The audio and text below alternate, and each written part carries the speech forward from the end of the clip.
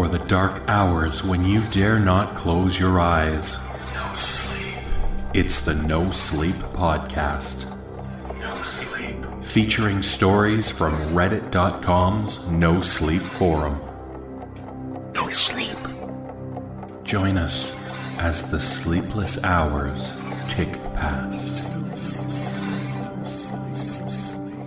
Our first tale is entitled The Stairs and the Doorway, written by Eric Dodd and read by David Cummings. I don't feel like I'm a nosy person. No more nosy than the next guy. I just have what my ma would call an unhealthy amount of curiosity. I was the kid who climbed to the top of the big oak in the backyard just to see what was in the crow's nest. I was the kid who dug a hole in the backyard so deep that I hit groundwater because I was convinced there was a cave under the house and I wanted to see it. To see. My folks aren't dirt poor, but they're pretty close. They're part of that missing middle of America, the people who work 40 hours a week until they die with no savings to speak of. I got my first job at a horse stable when I was 14. It didn't last very long. I knew I needed to get a job because I knew we needed the money, so I bounced around for the next few years, washing dishes, waiting tables, until I graduated high school. Pop was really tough on me about college. He never went. Nobody in his family had. So there were a few fights about where I would go after school. It was a huge shock to me when, just after graduation, he drove me down to the uni. He'd been classmates with the dean, and they'd come up with an arrangement where I'd get a full scholarship provided I made good grades and worked for the university. I never felt like a scholar. In high school, I kept my head down and did enough to get by, pulling off B's and a few C's. I wasn't interested in learning because learning wasn't interesting. Uni was different. I took mainly core classes, math, English, history, and science, but they were fascinating. For one thing, nobody cared if I showed up or not. It was entirely up to me to succeed, so I did. In exchange for my education, I worked security and did some light maintenance duties. Maintenance was a no-brainer. I've always been handy, and most of the fix-it jobs were the type that could be solved with a liberal application of WD-40 or elbow grease or both. Security was a different story. Security gave me superpowers. The job itself was pretty easy. I got a uniform, a badge, a flashlight, and Ma gave me some keychain mace for my birthday. No, I didn't get a gun. They weren't allowed on campus anyway. I worked mostly nights and weekends, and doubles during long holiday breaks. I was to walk around the full campus twice in a night, checking the labs, computer center, and library. The rest of my time was pretty much my own. There were two other guards, Jake and Al, but they worked different shifts from me. We had overlap nights on Wednesday nights, where we'd get together for about an hour to discuss any major events or changes. There might have been some beer at those meetings, but I'm underage, so you can't prove anything. Jake worked mostly day shift and Al worked swings and some overnights during the week. Jake was a younger guy, training to be on the local police force, so he took his job pretty seriously. On the other hand, I'm pretty sure Al mostly slept during his shifts. Al was 2 years older than dirt, so he deserved the rest.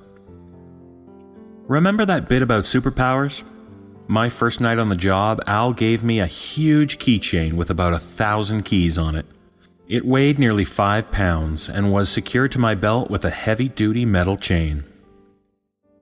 "Don't lose that keychain, kid," Al said. "You got the keys to the kingdom right there. Any door that don't open, you don't want to go in it." My work hobby, the thing that kept me awake on those long, cold winter break nights, was exploring. I made it a point every night to open some door that I'd never opened before. I started in the new section where the library and the computer center were, opening each room, each closet, making a map in my head of where everything was. Some nights I might explore 2 or 3 rooms. Some nights I might not have time for anything more than an odd, out-of-the-way broom closet.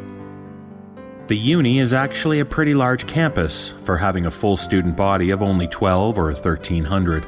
It was built as a Methodist college in 1896 and became state-owned in the 30s. There were 3 main sections. The old school housed the administration offices and a few unlucky classrooms, unlucky due to the lack of central heat and air, and the 3-story building had no elevators. The labs were a brutalist horror of poured concrete slabs and tiny windows, built back in the 70s when buildings that looked like Soviet radiators were in style. The new library was steadily losing its new, built in the late 90s boom and made in that unique red brick and glass style like everything else during those years. When I think back to those early days, those days before, I think how stupid I was. How naive. I should have thought about winter. I should have thought about the solstice. By December of my sophomore year of college, I had cleared every room in the new library. I had opened every door, checked every closet, and had a good mental map of the whole building. It was, ultimately, pretty unimpressive. I found no buried treasure, no secret stash of missing computer supplies cached in a forgotten closet. I did find a small, sweaty stack of bad porno mags in a supply closet in the basement level. Wicked, wicked cowgirls. Who was I to judge? December is a slow time for the uni. After the mad rush of finals, the campus was suddenly deserted. The remaining few staff seemed lost. The building stood silent and dark in the thin winter breezes. We had a steady series of snowstorms, but none bad enough to close the campus. I made sure the sidewalks were clear and the entryways salted, and otherwise tried to stay indoors. Besides, I had the old school to explore.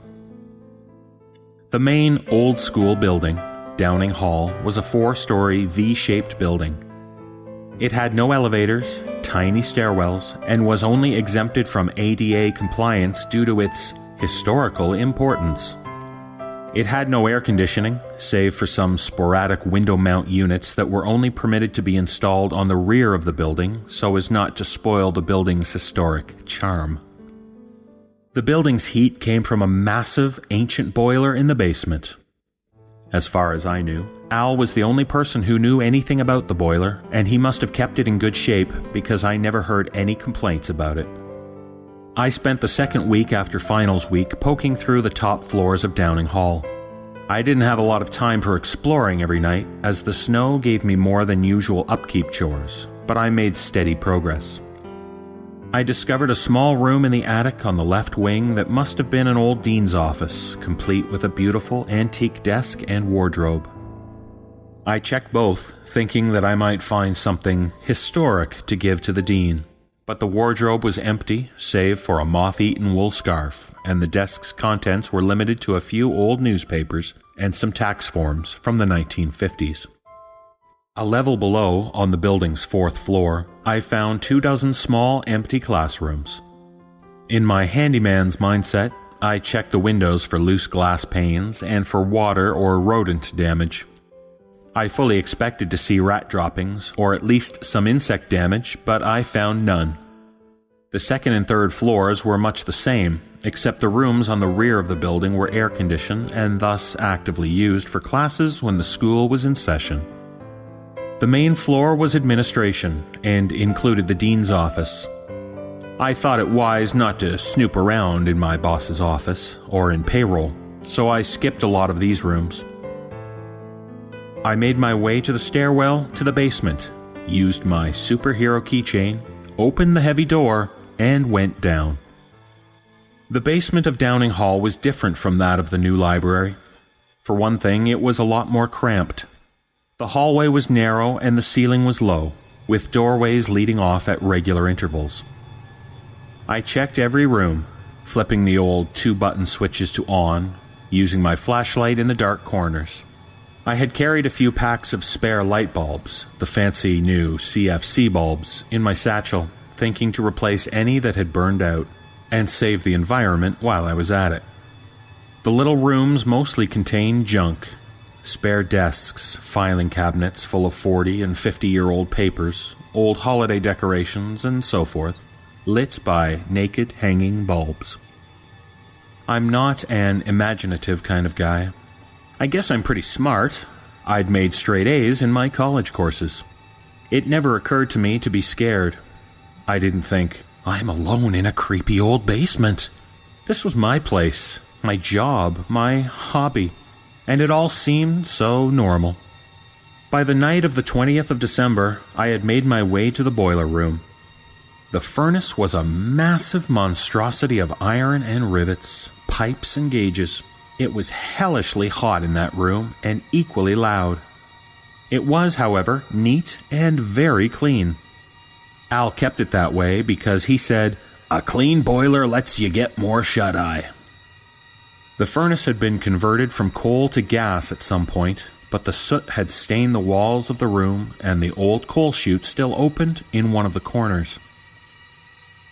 I had no intention of giving the boiler room more than a glance. I'd been there dozens of times, and there was nothing to see, just a workbench and the furnace itself, when I noticed a small door to the back and left behind the furnace. That's weird, I thought to myself. I had never seen that door before, but then again, I had never stood in that particular spot beside the workbench, and I had never really looked. The door was smaller than a normal door, maybe 5 feet tall, painted in the same non-color drab gray-brown of the walls, and was made of metal, just like the other doors in the basement. I went over to the door and touched the handle. I think the body knows sometimes when things are wrong. Have you ever had that feeling like you're being watched? When you know you're totally alone and nobody can see you, but you feel eyes on you? Have you ever gone left instead of right because you got a feeling that you just shouldn't go to the right today? It didn't work that way for me. When I touched that doorknob, nothing felt any different. My head didn't hurt, my neck hairs didn't stand up, and I didn't hear an inner voice saying, "Don't do it." The doorknob turned, but the door wouldn't open. I looked more closely and saw a small keyhole. I checked my magic keychain and found 3 possible matches. Struck out on the first 2, and the third worked, of course. The hinges squealed like they hadn't been used in a long time. Decades. My handyman instincts noted it. "WD-40, I mumbled. I hauled open the door and stepped through into another small, cramped hallway. The light switch worked, and the single bulb blew with a crack. Damn it. My hackles did raise then. I flicked on my flashlight and quickly swapped out the hallway bulb with a new one. I looked around and saw this hallway was narrow, straight, and ended a few yards away at another door. That door opened easily onto another stairway. "What the hell?" I said. Nobody had ever mentioned a sub-basement for this building. The hairs on the back of my neck were still standing out. I shook it off as nerves from the blown bulb and walked to the stairwell. It was a standard stairwell and looked pretty much the same as the others in the building. I walked to the bottom and met another door. I pushed through it to see another long, narrow hallway with doors leading off to either side at regular intervals. The first door to my left was unlocked and opened fairly easily onto a storage closet. There were stacks of late 60s era books, a few desks, and a decaying mop in its bucket. The door across from it was unlocked, but did not open so easily. I hauled the door open to find a larger room that looked to have been used as a classroom. There were desks, a blackboard, anatomical diagrams, and posters on the walls. Everything was covered in an inch of dust and appeared to have not been touched in a long time. Why would anyone put a classroom down here? I mumbled to myself. How would they even convince students to get down here in the first place? I remember thinking at that point that I must have somehow discovered a back way into the other wing of the V-shaped Downing Hall. Maybe this is where the old science classes were held, before the labs were built. I moved on to the next set of rooms. They were both classrooms, abandoned, dust-covered, and mostly empty. So were the next pair, and the next. I saw a total of 12 disused classrooms in that hallway, and a small break room complete with a lonely coffee pot. I also found 2 small restrooms. I didn't spend much time checking them out, as the lights didn't work and I didn't feel like replacing those bulbs. I found myself getting slightly nervous. I was in a strange section of the campus, and I was working alone that night. In the back of my mind, I just couldn't truly justify the existence, the waste, of a whole floor full of unused classrooms. When I got to the end of the hallway, I met another steel door. I opened it and saw another stairwell.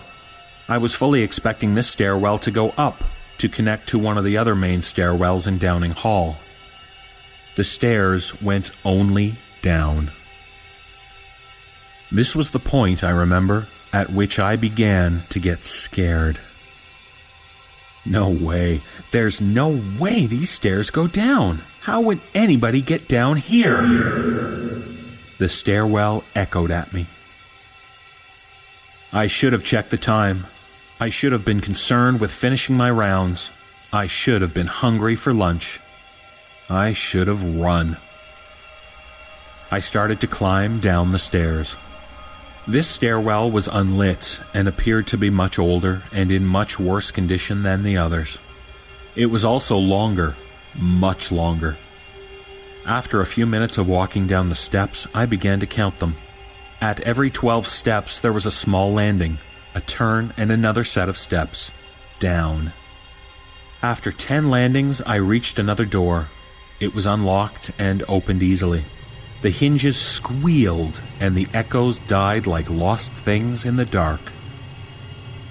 I groped against the left wall for a light switch, and there was none. I checked the right, and the wall was equally smooth. I cast the flashlight around, but saw nothing. Nothing forward, nothing to either side, and nothing above. I snapped my fingers, listening for the echo. I may or may not have heard one. I slowly came to realize that the room into which I had entered was enormous, cavernous, possibly the biggest room I had ever physically experienced. I shrank back to the doorway for a moment. This room can't be here, I said to myself. I started to think about going back, but I also started to think about wanting to know what was in there. I took a step forward, and another, until I was walking steadily into the room. I kept a steady pace, counting my steps. I looked over my shoulder every few yards, using the light from the open doorway to orient myself. I walked, slowly, for 100 yards, 200 yards, until I saw a dim glow ahead. The glow got faintly brighter and larger as I walked toward it. Another 100 yards, and another, and 3 more passed until I could make out a small, dim light bulb near a door. That door was of a different type entirely. It was huge, 14 feet tall at least, and half again as wide. The surface was a black metal, studded with rivets and bolts, mounted on huge hinges. Across the face of the door, graved into the metal, were words with some strange looping script that I could not recognize. Every surface was carved with that script, or with strange diagrams made of splayed circle-ended lines. In the center of the door was a large spoked wheel lock, and in the center of the lock was a tiny keyhole. Above the keyhole was a sigil, enclosed in 3 circles. I looked behind me, and could not see the light from the stairwell. I couldn't see anything at all. I held the superhero keychain to the dim light and flipped through the keys. Of course, there was only one small battered key that looked as if it might fit. I inserted it into the lock and turned it.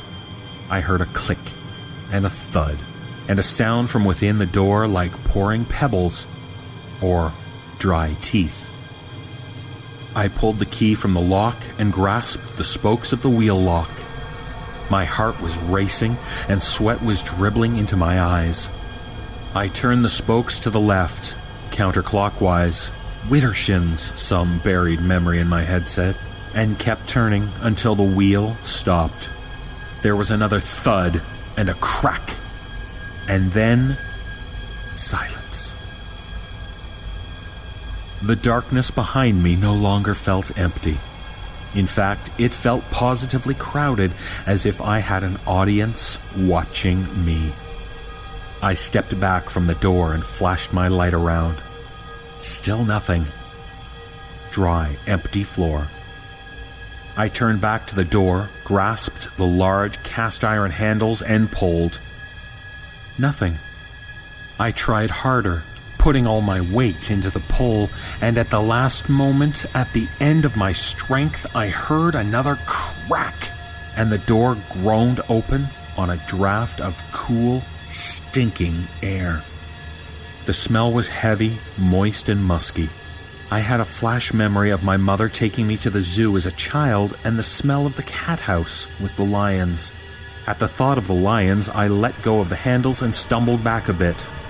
I carefully shone my light into the yawning black crevice of the open door. I saw a short hallway that opened into a small, cramped room. I saw a filthy, rusted metal chair. I saw bones, small bones.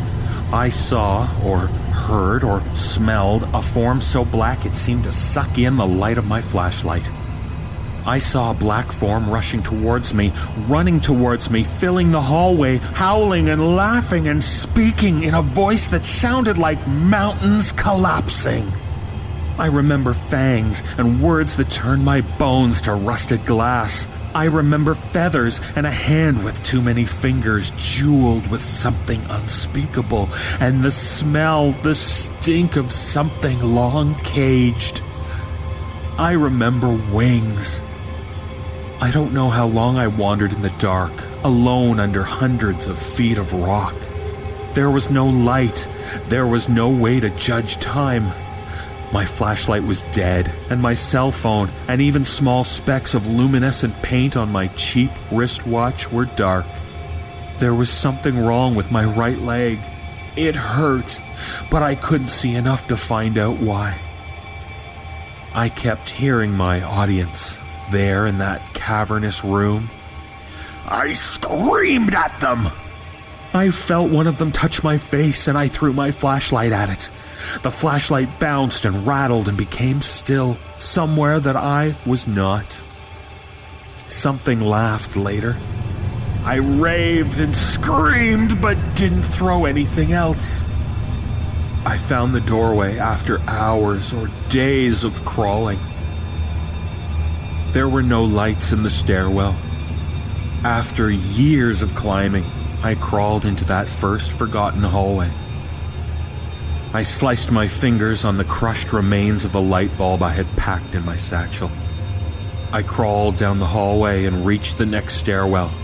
I hauled myself up them and finally out into the boiler room. When I staggered out of Downing Hall 2 full days after going in, it was into dim winter daylight and a full police presence. 5 people had been found dead on and around the campus. All had been brutally, savagely murdered, bodies splayed open, viscera missing. The teeth marks suggested a wild animal, but the murder scenes and body positioning also displayed a certain intelligence to them. There was also the writings carved into the flesh when it was not yet dead meat. The cops wouldn't talk about the writing. The cops wouldn't talk to me either, not afterwards. When they first saw me stumble out into the daylight covered in blood, they assumed I was the perpetrator. They quickly changed their assumptions when the medics pointed out the green stick fracture, the dehydration, the concussion, and the obvious shock. The cops asked a lot of questions, and I answered as best as I could. I told them about the door in the boiler room. They couldn't find it. They showed me the bare, smooth wall from where I had crawled, dazed and broken. My tracks stopped at that wall. 2 cops tried breaking through the wall into that spot, only to meet old brick and older earth past that. The cops wanted to know where the long black feathers came from, stuck to my clothes by dried blood. I didn't know. I didn't want to know. The cops, the medics, nobody would look at me anymore. The scars on my face, the deep, gouged out writing, was not a sight that most would want to see. I was marked. Whatever I had let out, whatever had killed and eaten 5 people, and a week later 6 more, had marked me as a friend.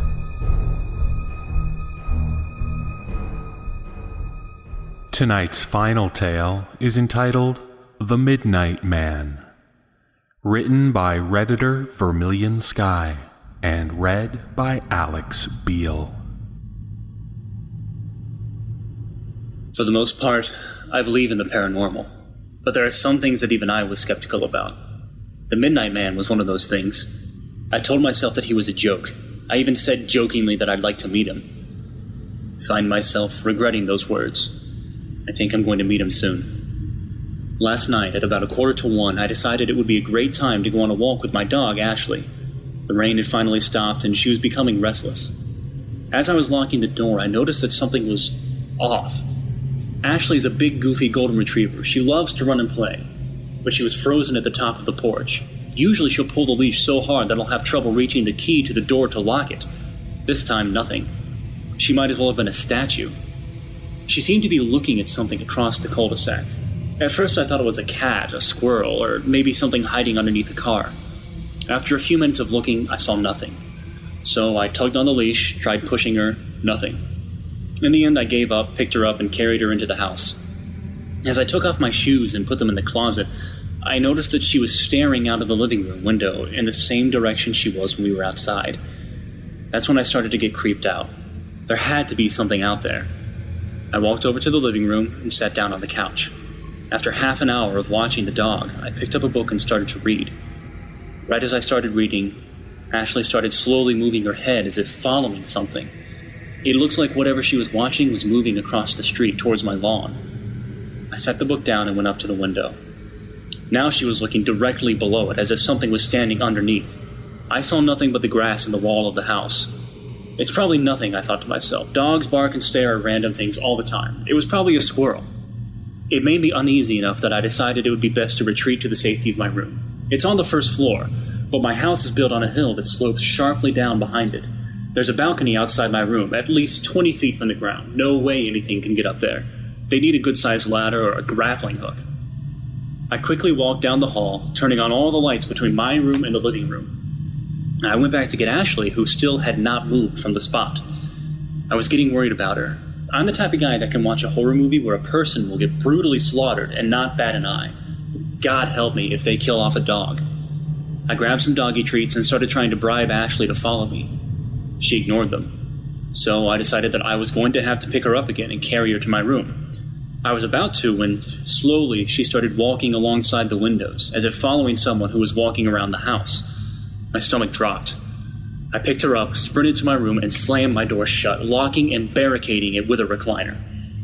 For a few minutes, she was acting normal again, parading around the room with a toy in her mouth, nudging for me to play with her. So I did, tossing the toy across the room and having her bring it back. After the 4th throw, as she ran by the balcony doors, she stopped and started staring through the glass again. My hands began to shake, and I felt the blood drain from my face. The only thing in that direction was my balcony. I stared at her in horror, and for the first time, she looked back too. I've never seen an animal look more frightened. For a minute, we just sat there and stared at each other, both of us paralyzed with fear. And then I snapped out of it. I threw my dog onto the bed and slid my small desk in front of the balcony door.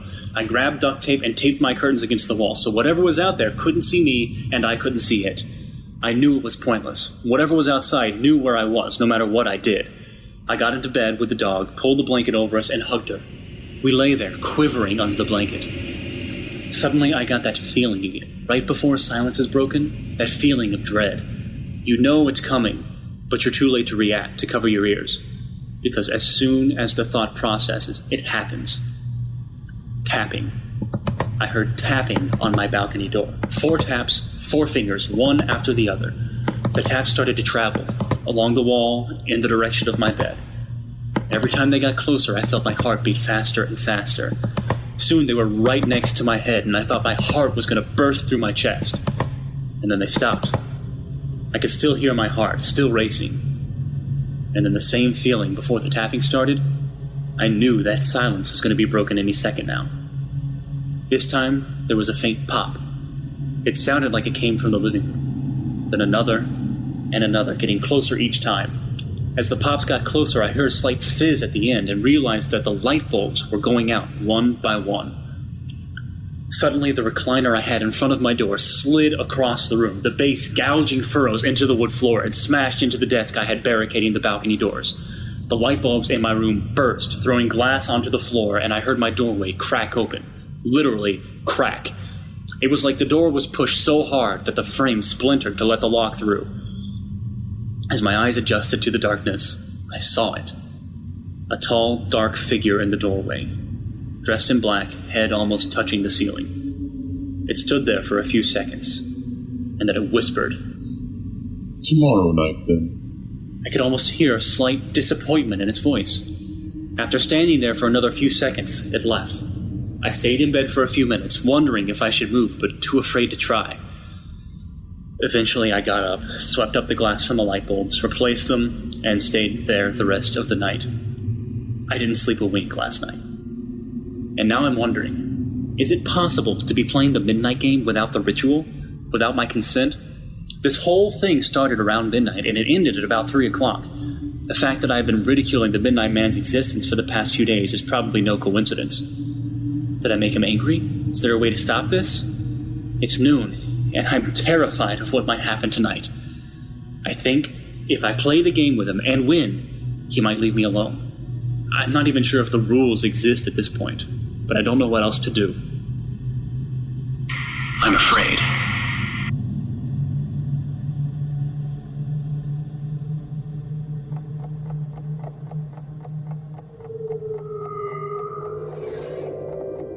Our sleepless tales have come to an end. Close your eyes, drift off, and don't look under the bed. The NoSleep Podcast is licensed under a Creative Commons license, 2011. Some rights reserved. No sleep.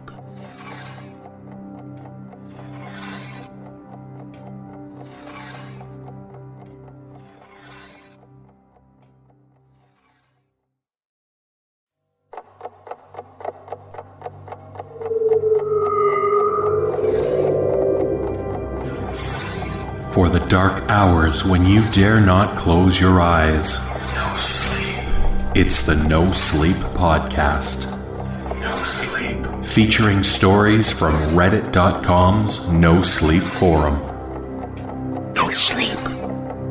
Join us as the sleepless hours tick past.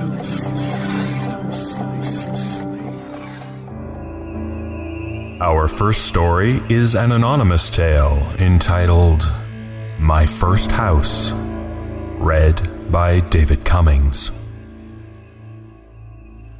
I recently moved into a new house and now live alone.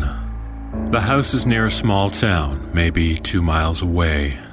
The house itself is in the middle of a nicely wooded area in a smaller town, which is perfect for me. I love the serenity of the woods, being untainted by urban life. The idea of having a barn thrilled me with all of the possibilities of what I could turn it into. My parents recently gave me this house as a graduation gift. The house was given to them by my grandparents, which is strange because we didn't live in this house growing up.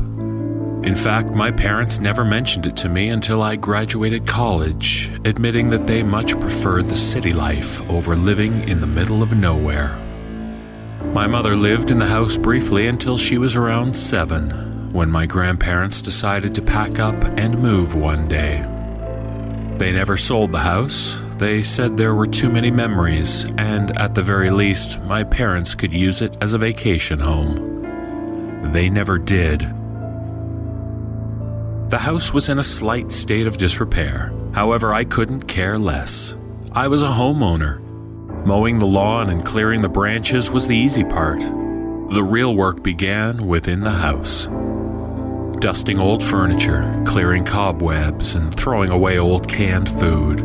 It took me about 2 weeks of cleaning until I decided it was sanitary enough to move into. I decided to take a few weeks to just relax. I was tired of partying and I didn't want to start searching for a job just yet. I spent my first day at the house hiking near the creek, fishing on a small pond, and meeting folks in town. That night, however, I was restless. There was no TV and I didn't have any books other than textbooks. I needed something to do after it got dark out, so I started exploring the house. The attic, to my surprise, was filled with random furniture, toys, and trinkets from my mother's childhood. I found baseball cards, jump ropes, a little football helmet, action figures, a dollhouse, board games, etc.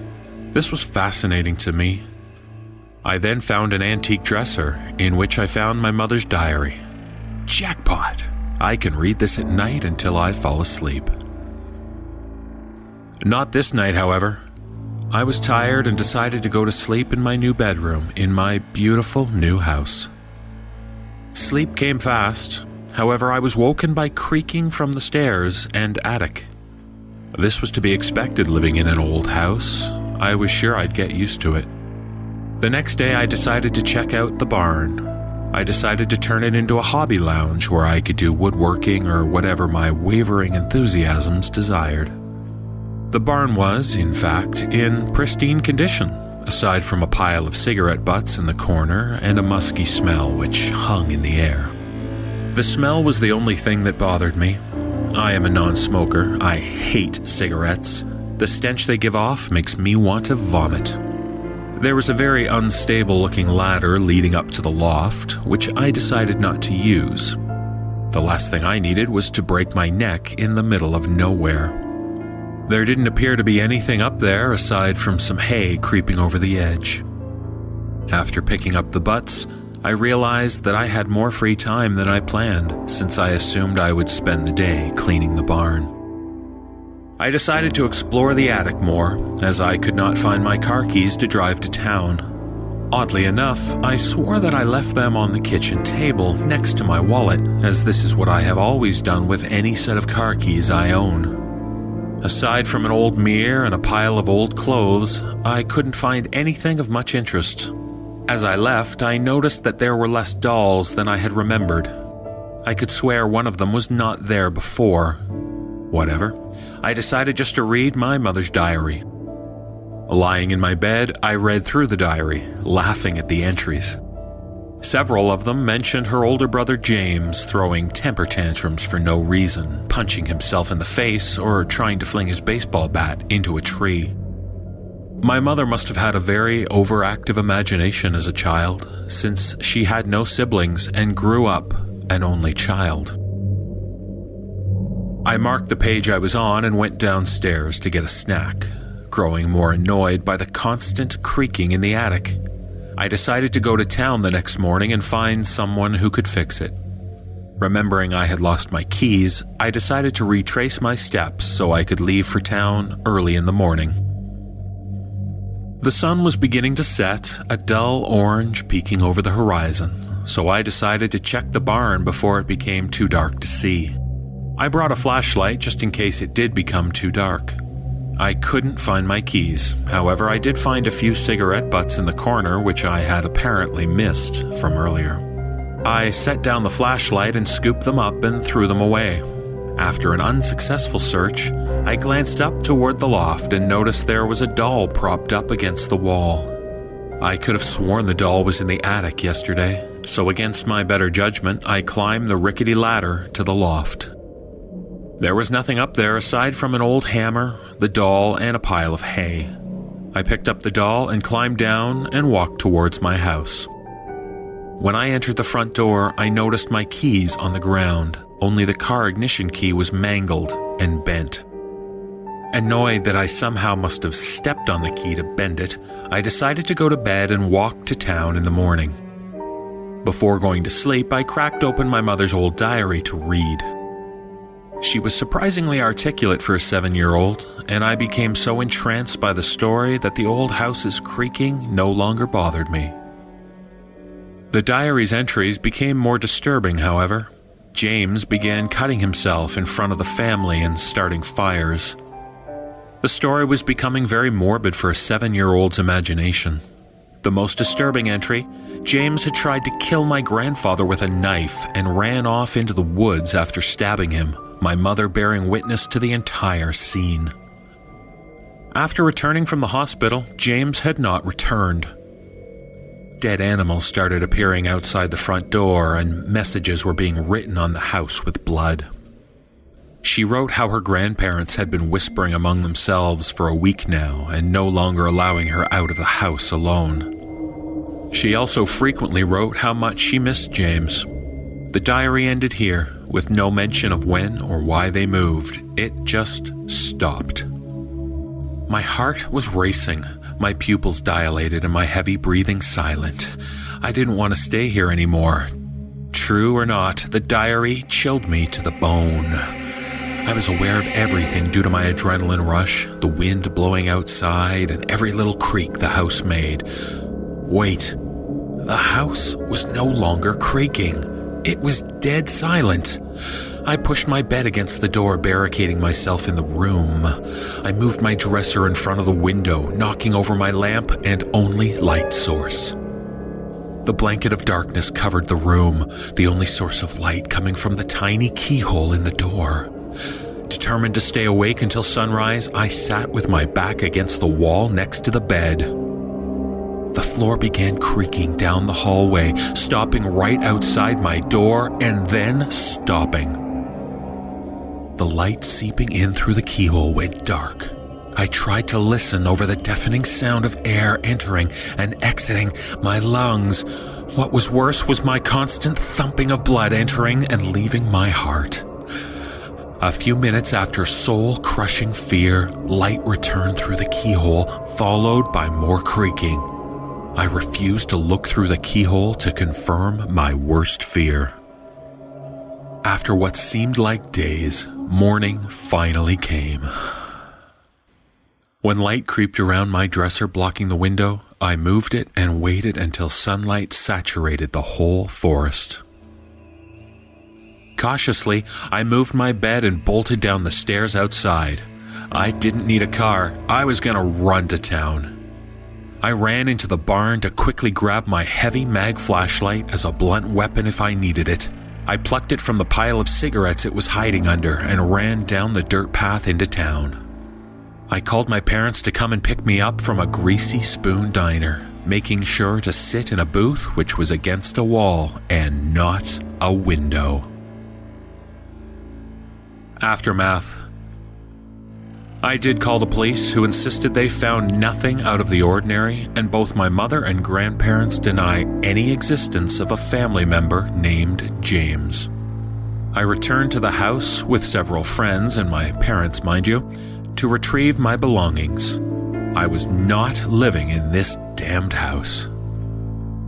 There were blank pages from the diary stacked nicely on the nightstand. However, we couldn't find the diary no matter how much we searched. My mother vehemently denied ever having one and scolded me for smoking in the barn and littering the ground with cigarette butts and having such an active imagination.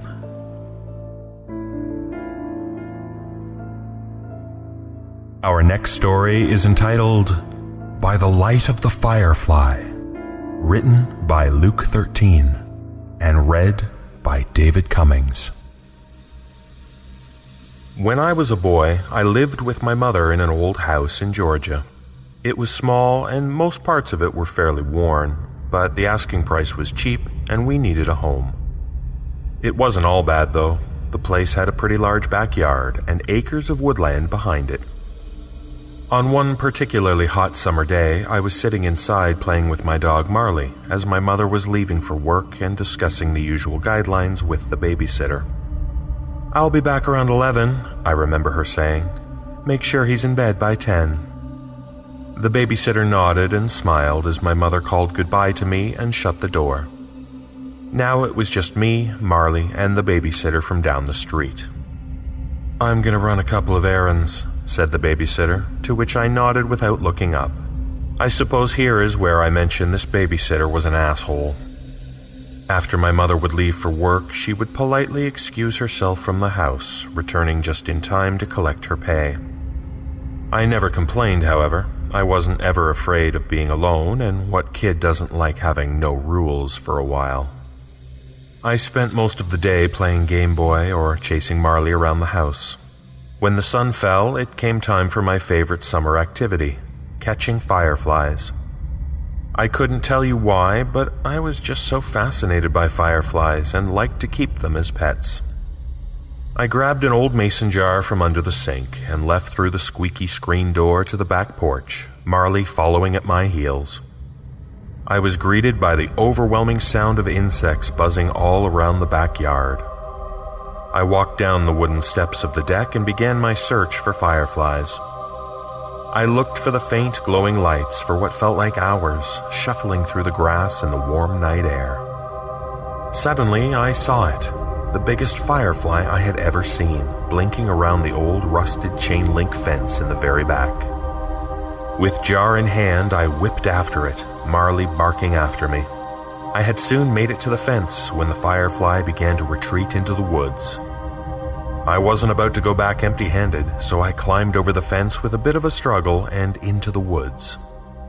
Marley whined on the other side as I walked past old, mossy trunks, leaves crunching under my feet as I went, following the glowing yellow light.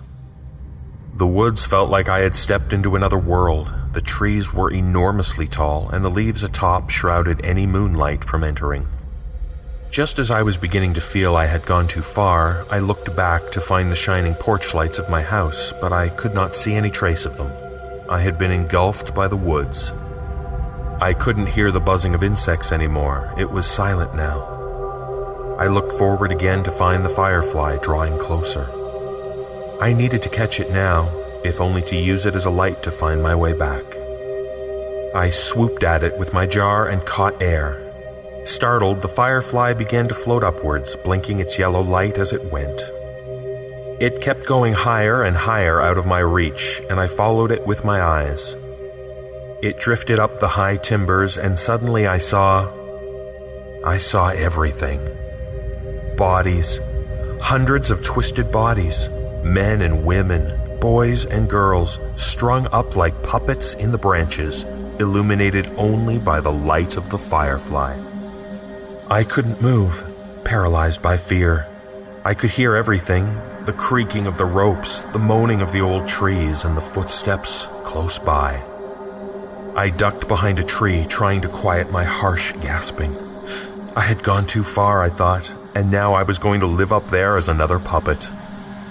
I didn't know what to do, whether to run or wait, but the footsteps were growing closer. It knows I'm here, I thought. There was no way it couldn't have heard me coming. Mustering all my courage, I shoved off from the tree and bolted towards the direction I came, whipping up leaves as I went. I could hear it giving chase behind me, its feet pounding the earth rhythmically as it went. I ran faster than I ever had in my life. I couldn't stop the tears from streaming as the wind slapped against my face. I hadn't even said goodbye to my mother when she left. As I had hoped, the lights of the back porch were shining through the dark ahead of me. I could hear Marley barking, and I knew I would soon meet the old rusty fence. I remember thinking that climbing the fence would slow me down, but it was the only way. The trembling earth was growing closer, and the tip of my shoe caught a root, and I slipped, landing on my stomach. I fumbled over onto my back and began kicking away from the faint outline getting closer. I gripped my mason jar and threw it as hard as I could into the black wood. I heard a thud and got to my feet. I met the fence and vaulted into my backyard. I screamed for my dog, and we both dashed up the deck and inside, locking the door as we rushed through. I sprinted upstairs to my room and took Marley with me, locking the door and pushing a chair against it. I collapsed onto my bed with the lights on, my mind racing. I checked the clock. 10:33. Relief washed over me. I was safe now, and soon Mom would be home. Perhaps it was the adrenaline leaving my body, because I suddenly grew very tired. I didn't want to sleep, but I couldn't fight it. I passed out on my bed with the lights on and Marley by my side. I awoke suddenly in the night to a pitch-black room. The covers were over me, so I had guessed Mom had gotten back and checked in on me. I was sweating under the warm comforter and turned on my other side. That was when I saw it. A face, inches away from my own, with bone-white skin stretched tightly over its skull. Its tall, thin figure was hunched and bent over my bed. Its lidless eyes watched me, studying me. I wanted to recoil at the sight of it, but I couldn't move. Suddenly, everything changed. I woke up gasping. The lights were on in my room and the chair was still pushed against the door. Marley lifted his head and looked at me. My eyes drifted to the clock, 10:46. I heard the doorbell ring and I ran downstairs to the front door, wrenching it open and falling into my mother's arms, crying. And so here I sit, 10 years later to the day, in a lobby crowded with people because I can't stand to be alone. I remember my mother traveling into the woods the next day against my wishes, only returning to say she hadn't seen anything. My brain had played tricks on me in the dead of night, she said. I didn't believe it at the time, and I don't now. There isn't a night that goes by that I don't think about it. That one night I'll wake up to see that horrible face again, and this time it won't be a dream. What scares me most is the thought that on that warm summer night, 10 years ago, I was the one that got away. The pet it didn't get to keep. Our next story is entitled, I Still Don't Know What to Think. Written by Jason Baird and read by Allison Stein. First, let me tell you about my grandfather. I literally just met him a few days ago. He's my dad's wife's dad, and as she's the new stepmom, this is the first time we're visiting her family. My new grandfather isn't too old, I think, somewhere around 50 or so, maybe? He's sort of grumpy, but he's alright. He's got a pretty kick-ass beard. He's got something wrong with him. Not entirely sure what, but due to poor circulation, he can barely walk. His feet are blue and he has to wear slippers all the time. He can barely walk 10 or 15 steps. He's got sores and lesions all over his legs and feet, plus one huge open sore on the back of his hand. He lives downstairs in the basement because, well, I don't know really. I think he might be embarrassed having to sit around all day and not move while we all pass him by. The doctors refuse to help him until he stops smoking. He doesn't think he can stop after smoking for his entire life. The following occurred around 3:30 or 4 a.m. this morning. I was sitting here on Reddit as I'm usually doing around that time, when out of the dead silence I begin to hear a faint buzzing noise. At first I ignore it, probably just my imagination. But it gets louder, so I went to investigate. I opened my door and crept toward the source of the noise. Down the hall, through the living room, peering around the corner, I see that the basement door is open, the light is on, and my grandfather is standing at the top of the stairs. He had his head thrown back, mouth open wide, and the buzzing noise was coming from inside his throat. It was intense. It sounded like a really, really large bee. I asked what was wrong, thoroughly creeped out at this point, but he didn't seem to hear me. I got a bit closer, trying to get his attention when the buzzing abruptly stopped.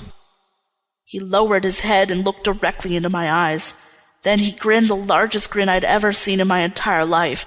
It seemed to extend past the boundaries of his face by a good 3 inches. He twitched once and took an enormous breath. When he spoke, it wasn't in his normal voice, but the buzzing sound just formed into words. Still staring me dead in the eyes, he growled, "We were never meant for this place, and neither were you." Then he threw himself backward down the stairs. I lunged forward to try and grab him by the shirt, but I missed. And even if I had caught him, he probably would have just taken me with him. He is large. I am not. The fall broke his neck, and he died. Our final tale is entitled, The Basement.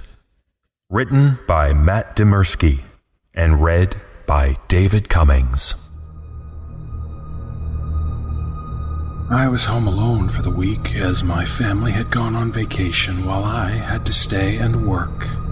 It was around 2 a.m. and I'd stayed up to watch a scary movie in the dark in my basement. I was intent on really scaring myself and seeing how far into terror I could really go, while still knowing I was safe in my own home. It was then that I heard pounding footsteps on the first floor. This was a common annoying occurrence when my family was home. Every time they passed through the front hallway, past the basement door, I heard their footsteps. This time, fear immediately shot through me at the sound. My reflex was to turn the television off immediately. The basement door was up a flight of steps and around a corner, so whomever it was would not have seen any light. I heard the basement door handle click and turn as I sat in absolute darkness. I moved slowly so as to be absolutely silent and crawled behind our large television. As I passed it, inch by inch, I noted with panic that its black screen still dimly glowed. I heard footsteps coming down the carpeted but creaky stairs. I froze in my hiding place, listening. For many long minutes, I heard nothing. Had the intruder seen the television's afterglow, or had it faded in time? Was he standing in the pitch dark listening for me? I seemed to lie there in total silence for an interminably long time. My panic began to fade, and I began to think more clearly. Had I really heard an intruder? Could someone possibly be standing there in silence for so long without making any noise? The basement was so exceedingly quiet that the silence itself began to hurt my ears. Could the unknown person really avoid any noise from shuffling or breathing or anything else? If there was an intruder, he was still in the basement because the creaky stairs were incredibly loud, the door handle clicked, and he wouldn't know to mask his footsteps on the first floor so that they couldn't be heard down here. I began counting in my head, trying to pass the time as drool fell from my mouth onto the carpet. I didn't dare risk the sound of swallowing. I reached 60 seconds once, twice, 30 times, 60 times. By now my fear had faded and I was more confused than anything. I estimated I'd been crouched in the absolute black for almost 2 hours and had still heard nothing. If there was an intruder, none of this made sense. Finally, I decided I'd have to make a move. If I did nothing, eventually the sun would come up and shine in through the small basement windows. And worse, I began to smell something horrible and cloying. Slowly, ever so slowly, I began inching my way towards the stairs by way of the walls. If someone was standing there in the dark, I should be able to go around them and then make a break up the stairs. Meanwhile, the horrible odor grew stronger. Had something died down here in the night? No living person would smell like that. Terrible images of some sort of corpse monster listening for me in the dark erupted in my thoughts, and I moved as fast as I could without making a sound. Just as I finally approached the stairs, there was an enormous clatter as of something falling or collapsing on the floor. It was at that moment I leapt forward and crashed up the stairs, running out through the open basement door and my wide open front door. Now certain that someone was in the house, I called the police from my cell phone and watched my house from afar. The police came, checked inside the house, and then grimly came back out to question me. They had found a body in the house. My elderly neighbor, who seemed to have died of a heart attack. Their belief was that I must have left the front door unlocked, and he must have wandered in my house while dying, looking for help. At first, I felt horrible, thinking that I had sat there in the dark while the old man literally died a few feet away. Then it occurred to me, what the hell was that loud noise of things falling, that last prompted me to bolt up the stairs and out of the house. I asked the police and they confirmed. The back door of my house had been left open as well, near a single bare footprint in the mud. Somehow, for some reason I'll never know, there was someone else in that basement with us. Silent, waiting, and listening in the dark over the fresh corpse of an old man.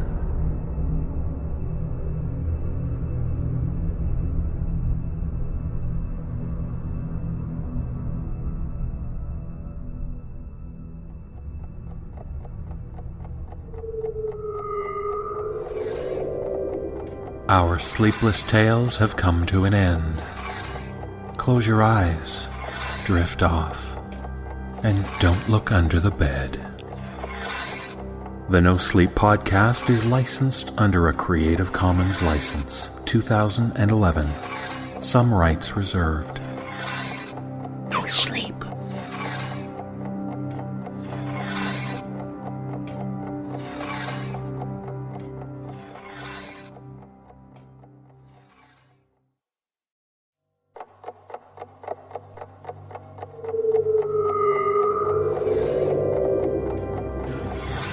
For the dark hours when you dare not close your eyes. No sleep. It's the No Sleep Podcast. No sleep. Featuring stories from Reddit.com's No Sleep Forum. No sleep. Join us as the sleepless hours tick past. Our first tale is entitled Don't Ever Turn It Off. Written by Jimmy C. Broadhead Jr. and read by Alex Beal. A while ago, my family and I moved up to Indianapolis, Indiana. I'm a software programmer, and I moved up there for work.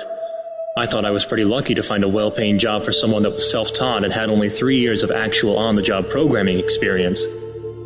My wife and I had only been married for 2 years and had just received our first child less than a year before the move. A beautiful baby girl. I decided that it would be best for me to move up and find a place to live by myself first and then send for them. I moved into a nice one-bedroom apartment in Riley Towers. I thought it was funny that I had moved from Alabama and was now living on Alabama Street in the middle of downtown Indianapolis.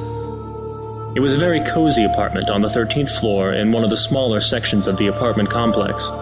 There were 2 large towers, and connected to one of them was a much wider complex that wasn't as tall. I lived in there. For the most part, things were very beautiful. But that's not what I remember the most. There were no washer or dryer connections in the apartment, but there was a very large laundromat in the basement of the towers. The basement also was used as extra storage for the residents. When you exited the elevators, you would get an instant chill up your spine, like something wasn't quite right there. I tried to get my laundry done as quickly as possible, but having never lived in a big city or even used public laundry machines, I was nervous to leave my clothes and go back upstairs, so I would sit and wait. The room where the laundry machines were was fairly large, and at the end of the long room was an opening to the storage. There was no door, just a large hole big enough for a set of double doors that just sat there, dark and menacing. I knew when my wife and daughter arrived in a few months that we would most likely just move into one of the larger apartments and we would need one of those storage rooms, so I decided to walk into the dark one day to check them out. It was a large space that had a warehouse feeling to it. The ground was a solid cement base and the storage areas were large metal cages. With the clanking of the machines in the other room, the dim lighting, and all the random possessions, it reminded me of a scene out of Hellraiser. As I was walking through the area, I felt something brush me from behind. I froze and felt the hairs on the back of my neck stand up. I turned around to see a water pipe running up through the middle of the floor. It wasn't uncommon and really wasn't out of place. However, it wasn't close enough for me to have brushed against it. I looked around and didn't see anything else near enough. I walked closer to the pipe and noticed that it was dripping water from a small spigot sticking out. It was a fast drip, the kind that happens when a child doesn't quite turn the water all the way off. I reached for the spigot to turn the water off, only to have a chill come up my spine again, and heard someone with a real deep voice say, Don't turn that off! Frightened, I turned around to see an older man clothed in rags. He looked homeless, which struck me as very odd because you had to go through a kind of security checkpoint to get into the building. "Don't ever turn it off. Ever," he said in a stern way. His face was wrinkled up, but I don't remember much else about him. The shock of turning around to the sound of someone that I hadn't seen had given me an adrenaline rush, and after the initial fear had subsided, I was almost laughing as I replied, "You almost gave me a heart attack." I bent over, grabbing my heart in a mocking sort of way, but when I looked up, the man wasn't there anymore. I heard him walking towards the elevator and ran to catch him to see what he had meant, but he was on the elevator and gone before I could catch him. 3 months later, I moved my wife and daughter up and we lived in a 2-bedroom apartment. I told her the story of the old man and how living on the 13th floor had creeped me out. We were now on the 4th floor. She laughed at how silly it all sounded coming from me, somebody not remotely superstitious, but still nervous about small, dark places. One evening she went to wash our clothes. I'd given our daughter a bath and put her to bed while my wife was busy doing the laundry. After watching some television, I began to get worried that my wife hadn't returned. I waited around a bit longer, and when I could no longer hold out, I decided to scoop the baby up and put her into the stroller so we could go down to the basement and check on her mother. I will never forget something that I originally passed off as a mistake on my part. When I went to my bedroom to get the stroller, I heard the water on in the bathroom. It wasn't a full stream, and it wasn't dripping. It was a very light stream, like the kind you'd use to fill up a water pistol. Before getting the stroller, I turned off the water, figuring that I hadn't turned the knobs all the way off after bathing the baby. I went down into the basement to see nobody in the laundry room. The machines were silent, but sure enough, a few of them contained our clothes. I gazed at the large, empty doorway leading to the storage area. I parked the stroller where I could see it and peeked inside the room. There was no one around, and no sound. Dead silence. Then I noticed the pipe that had scared me previously. I noticed the water was off, and near the puddle was a shoe print. I looked a bit closer and saw that it was a petite, familiar size. Before I could look any further, my daughter began to scream shrilly like somebody had just hit her. I looked to see nobody nearby and rushed over to see what was the matter. Still no one around, but my daughter was reaching into the air and screaming louder than I'd ever heard before. I rushed the stroller back to the elevator and hurried over to the concierge desk and tried to explain what had happened. No video from the security cameras showed anyone entering or leaving the building during the time I had been waiting, except for the usual tenants coming home late from work. The police were called. I had no family, and I hadn't made any friends yet, so I had nobody to watch my daughter while I went out to look for my wife. The police and the concierge promised that they were going to scour the apartment complex and find her. There were no other ways out that weren't visible on the security cameras, so they felt confident that she was still in the building. Somehow, I managed to return to my apartment with my daughter. My hands shook as I opened my door, not knowing how I would sleep that night without my wife. I closed the door and turned to take the baby back to bed when I heard it again. The sound of the bathwater running ever so gently. And this time, the low, wailing moans of a young woman being tortured. My wife was never found. My daughter had to go and live with my wife's sister. For years, I haven't been able to sleep in a bedroom near a bathroom, because every night around 11 p.m. the water turns on, and the moaning starts. You can try to ignore the sounds, but you can't ignore when the dark, almost unrecognizable figure of your once beautiful wife comes to stand dripping at the foot of your bed. Don't ever turn the water off. Ever. Our next tale is entitled The Cornfield, written by Karina Young and read by Ginny Sanders. Some people say revenge is a dish best served cold, while others insist revenge is only to be taken on those that truly deserve it. I say avoid it. Avoid it at all costs. I lived in the middle of nowhere and had a half-hour walk to school every day past loads of fields and down some long, windy lanes. In those days, I was bullied badly by a girl named Sarah, and one day when we were 12, we both got detention for fighting after she humiliated me in front of the whole class. By the time we'd left detention and started our walk home, the sun had already started setting, and the dark was closing in. We walked in silence except for the odd mumble of disapproval from Sarah, bitching at me for getting her detention. Already pissed off from the years of bullying, ready to crack from the fight earlier that day, it didn't take much of her moaning to send me over the edge. As I noticed that we were walking past an old cornfield, a plan formulated so quickly in my mind that I blurted out before I could stop myself. "Did you see that?" "Shut up, freak. Don't talk to me." "No, seriously, Sarah, look." She turned slowly to look where I was pointing, and the cornfield, of course, remained still, and she scoffed. "There's nothing there. Shut up and keep walking or I'm going without you." Just as she turned away, a small gust of wind moved the corn, so it looked as if someone was moving through the field. "Look, no, there's somebody there." "So what? It's probably just the farmer." "At this time of night? I doubt it. I think we should go and have a look." Sarah was getting exasperated. She wanted to leave and I was losing her. I could tell. I decided now was the time to reel her in. "Fine, you can leave, but I'm going in to check and see what's going on. I understand if you're too scared." I started to walk off. I felt her thinking it over, realizing it was better to come with me than be left alone in the dark. She followed. I strolled boldly up to the field. My plan was simple. Get her in, hide from her, and then jump out on her. Just freak her out a little. Nice and easy. I'd done the hard part already of getting her in there. The corn came to well above our heads, and within a few seconds we were completely immersed, cut off from the rest of the world. I felt Sarah tense up almost immediately, and I knew this would work. Maybe this wasn't a good idea. She was squirming now. "It'll be fine, unless it's ghosts or drug dealers or something." I smiled to myself in the dark, knowing I was just feeding her fears. I waited until we were a few more feet in, then I slowed my pace, letting her take the lead. Before long, I distanced myself enough to break away from her. I stopped walking, trying to stay as silent as possible.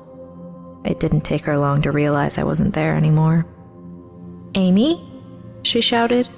"Where the fuck are you? Stop playing tricks. If you don't come back right now, I'm going to leave you in here." I heard the fear in her voice. She was definitely starting to crack. Just a few more minutes and she'd really be bricking it. I had to stifle a laugh to stop from giving the game away. I realized I could step this game up and so bent down and picked up a clod of dirt as quietly as I could. I launched it above the corn and it came down a few feet away, wrestling the branches as it did. The plan worked perfectly. I heard Sarah give a startled gasp. "Amy, I am leaving right now." I heard her make her way through the corn and thought I'd better make my move now before it was too late. I waited until she was close and readied myself. Moments later, I jumped out on her screaming as loud as I could, but something wasn't right. No one was there. Had I just been played by Sarah? I had to give her credit if she had. I just didn't think she was that smart. As I stood there wondering what the hell had just happened, I heard a blood-curdling scream. There was no denying it. It was Sarah, and she wasn't playing. I shouted for her, ran in the direction of the scream, but nothing. It was too dark to see anything anymore, but I couldn't hear anything either. I fumbled my way through the field, hearing my own blood pumping in my ears. "Sarah?" I whispered. Something was telling me that shouting wasn't a good idea anymore. I heard movement up ahead and stopped. I was just about to run forward, sure that I'd found her, when I heard a thud, then the laugh. Whatever I forget in life, that laugh will never be one of them.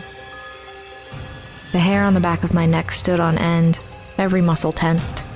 I knew that I needed to get away. I ran as fast and as quietly as I could away from that laugh. I didn't know where I was anymore, but it didn't matter, as long as I wasn't there. It felt like forever, but finally I broke through the corn and fell onto the concrete of the road. I'd come out exactly where we'd gone in, only now there was just me. I ran for home, not stopping even though I couldn't breathe. I went straight to bed, ignoring the questions of my parents, hoping that waking up in the morning I'd go into class, and there she'd be, surrounded by all of her friends. laughing at me like always. But it's 10 p.m. now, and there's a knock on the door, and the questions start. 11 p.m., the police arrive, more questions. And 11:30 p.m., the search starts. A search that wouldn't end until 2 months later in August, when the body of a young girl is found bound and mutilated in a cornfield. Some people say revenge is a dish best served cold, while others insist revenge is only to be taken on those that truly deserve it. I say avoid it, because living with the guilt is something you never really get used to.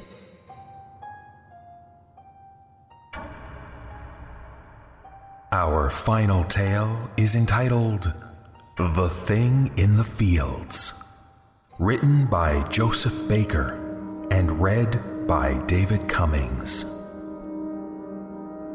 When I was young, I lived on a farm in rural Oregon with my parents.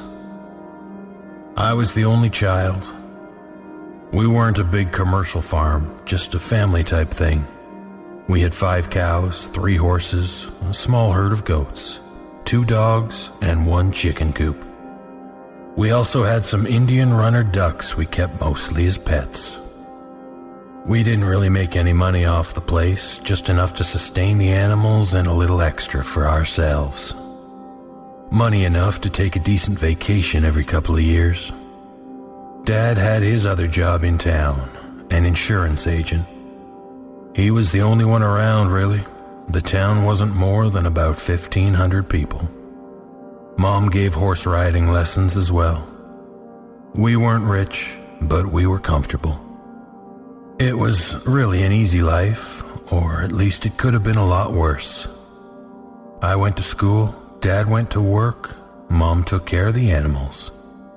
Then we all had dinner together every night, and I would go to bed while Mom and Dad had a beer or two and watched the news. Sometimes at night I would hear things outside, mostly just normal stuff. The cows or horses would get spooked by a coyote or something, or I would hear the dogs chasing a rabbit, barking their heads off. Every once in a great while we would find a chicken dead. Dad would always tell me about it, but never let me see the body, although I asked frequently. He would keep Mom and I inside until he had gone out, did whatever he did with the body, throw sawdust over any blood, and then life would go on as normal. I assumed it was foxes, as I had seen a couple of them out in the pasture over the years, slinking around back and forth through the grass. The summer when I was 10 years old, I remember helping Mom change the bedding in the horse stalls when we heard a huge racket going on outside. If you've never heard the sounds of a horse in pain, you don't want to, trust me. It sounds almost like a person screaming. Well, that's what we heard, and one of our horses, the Palomino, came running into the barn with a wound on its left thigh. 4 long marks, like claw marks, ran across its body for about a foot.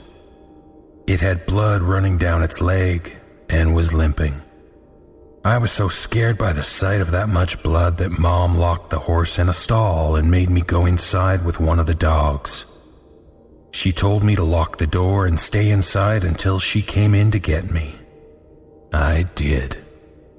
Eventually, Mom came inside and told me that the horse had hurt itself on the barbed wire that ran the perimeter of the pasture. We owned more land beyond that, but it was mostly forested. I guess I believed her at the time, but at dinner that night I noticed Dad was being particularly quiet, and Mom was talking a lot more than she normally did. She was being really animated, and I noticed that Dad had gotten his rifle out and set it by the back door. Usually he only did that when the coyotes had been acting up. That night I went to bed as normal, but I had trouble falling asleep. I turned on my desk lamp and decided to read comic books until I got tired. I have a very vivid memory of reading Uncanny X-Men and hearing the back door open. Looking out, I could see my dad by the porch light, lighting a cigarette and holding his rifle under his arm. He started walking over to the driveway and then turned to follow the fence line. I couldn't sleep until I knew Dad was back safe. I kept coming downstairs with the excuse of getting water to see if Dad was back in the house yet, and each time all I saw was Mom sitting on the couch in the living room, staring at a blank TV screen and looking worried, sighing occasionally. Eventually, around 4 a.m, I think, Dad did come back, and I was so tired and relieved that I fell asleep as soon as I knew he was home. He never told me what he did that night, and I never thought to ask. 2 months later, I was back in school. It rains a lot in Oregon in the fall, and this day was no different. All I could hear from my bedroom was rain hitting the ground and the aluminum roof of the chicken coop. There was a light thunder in the distance, but it was slowly getting closer. I thought I had heard a coyote yapping out around the garage, or it could have been one of the dogs. I looked out, straining my eyes to see whatever there may have been. In a brief and distant lightning flash, I saw something. It looked almost like a person, but hunched over and with a long torso. It was tall, taller than Dad, who was a good 6'4" at least. I just barely caught a glimpse of it on the near side of the garage, then the light faded and I didn't see it again that night. There was another dead chicken the next morning, the third in just as many weeks. I told Dad what I had seen the previous night. The color went out of his cheeks momentarily, until he told me that the storm must have been playing tricks on me. I accepted that. 4 months after that, we lost a cow. It was in the middle of the night and we all woke up at the same time. There was a lot of noise in the pasture, but only briefly.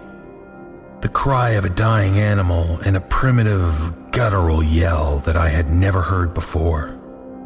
Dad rushed up to my room. I could hear him running up the stairs.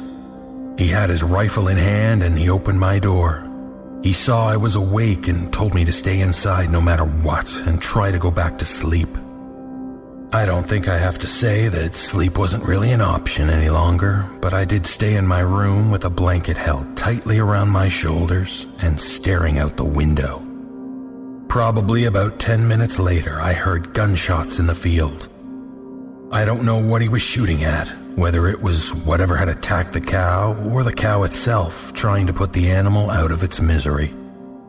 Dad rarely, if ever, talked about that night. I later found out that he had gotten to the cow only to find it ripped open on the ground, bleeding out from its torso. The shots I heard were him shooting the cow in the head. It kept going like that for years. A chicken or a duck here and there, something bigger only very rarely. It sounds absurd, but I almost came to think of it as commonplace. I only ever caught glimpses of the thing until what comes next. It terrified me. It happened in the middle of the day, over the course of a long weekend when my parents had gone to Seattle to see my uncle, who was ill. It was on a Saturday afternoon. I was 17 years old. I was out in the barn putting out food for the horses and the dogs. The horses were running around out in the pasture and the dogs were asleep in the corner of one of the horse stalls. I heard something rustling in the tall grass outside in the pasture. The dogs looked around a little bit but didn't seem to mind. I assumed it was just one of the horses waiting for me to leave so they could eat. I kept going about what I was doing, and in several minutes I thought I heard breathing. I turned to look and it was standing in the door, tall as hell, even hunched over. The sun was streaming in behind it, lighting up all the dust in the air around it like some kind of sickly halo. It was looking at me, considering me. Maybe it was trying to decide whether or not I was food. I remember swearing, turning and running as fast as I could for the house, not even thinking, panic causing my legs to move. It was behind me, not even breathing hard. I heard its feet hitting the ground in a constant rhythm. I got to the house, opened the door, slammed it behind me, and I locked it as fast as I could. I tore through the house, locking every door and drawing the blinds on every window. I could hear it snarling outside the back door. The dogs were barking at it, but they wouldn't try to attack the thing. It was too big, and they knew it. It roared at the dogs, and they ran off, probably to hide in the pasture. I went to my parents' bedroom and got Dad's rifle. I loaded it, set up a chair in the living room facing the back door, and waited. It started prowling around the house. I could hear its feet crunching on the gravel of the driveway and the wooden planks of the back deck. It kept walking back and forth. I thought about trying to look through a window to see it, but I was too scared. Eventually, after hours of hoping it would go away, the sun went down. I turned on all of the outside lights and went up to my room. I opened my window with the rifle in my hands, hoping to be able to pick the thing off from above. I saw it lurking just beyond the glow from the porch light.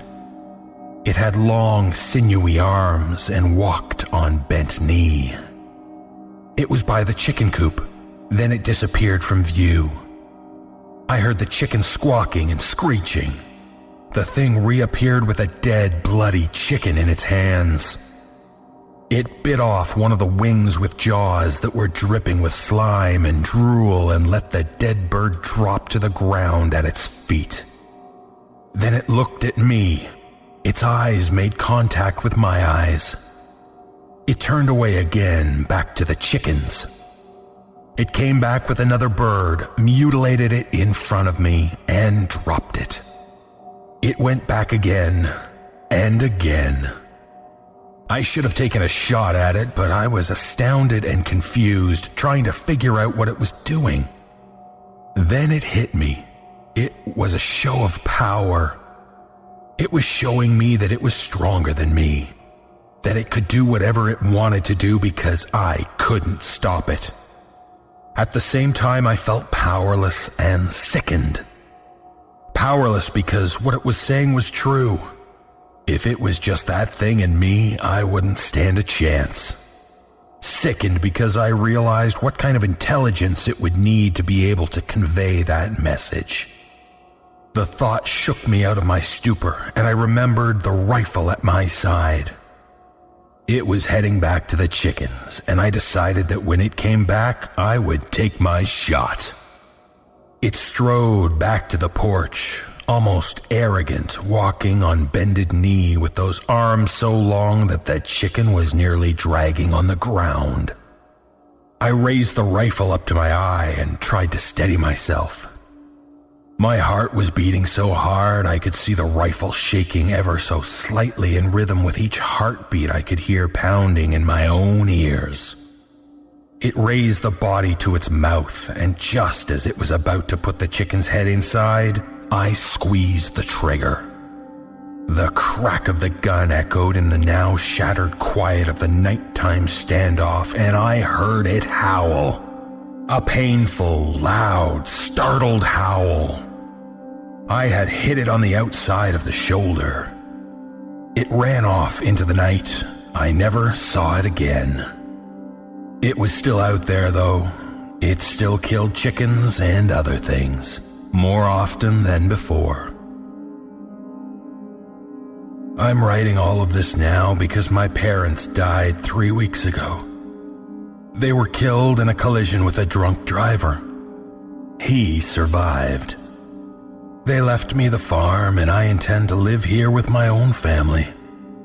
I'm 32 now, and I work for an Oregon Fish and Game office in Salem. I'm married to a wonderful woman named Stephanie. We have one son, Zachary, who is 4 years old. We are expecting a daughter in 4 months. I've come to the farmhouse alone today. I told Steph I just wanted some time alone in my parents' house to deal with some emotions.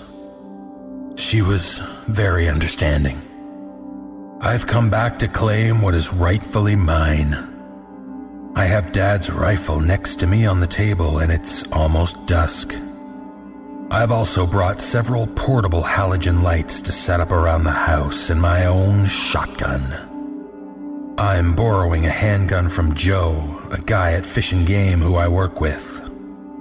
When I am done typing this account of my memories, I will print it out and leave it on the dining room table, along with my wedding ring and my key to the safe deposit box where my will is kept. Everything is loaded and ready. Hopefully I will return here to collect these things and nobody will ever know I wrote this. Steph, in the event that you are the unfortunate soul to find this, which I'm terrified to think seems a likely outcome, the thought of you having to go on alone hurts me more than anything in this world ever can. Know that I love you more than anything, and I hope you understand that I am doing this to keep you safe. Zachary, I love you and can only hope you grow up to be a good, kind-hearted, and strong man like your grandfather was. To my unborn daughter, if I don't live long enough to meet you, it will be the single greatest regret of my life. Tell the police, tell Fish and Game, call Joe. He's one of the few people who knows about this.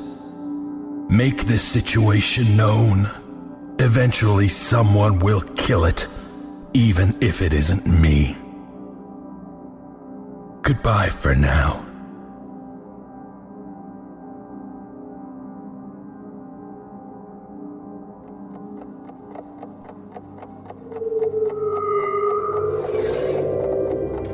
Our sleepless tales have come to an end. Close your eyes, drift off, and don't look under the bed.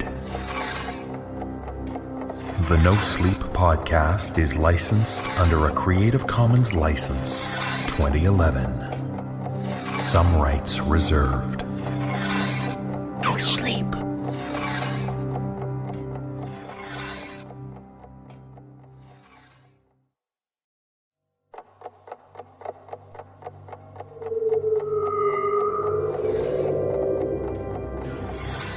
For the dark hours when you dare not close your eyes. No sleep. It's the No Sleep Podcast. No sleep. Featuring stories from Reddit.com's No Sleep Forum. No sleep. Join us as the sleepless hours tick past.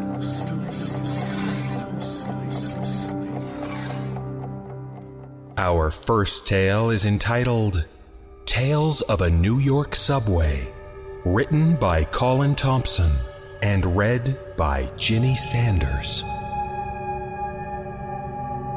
A girl named Laura was traveling back to her apartment from work late at night in New York City.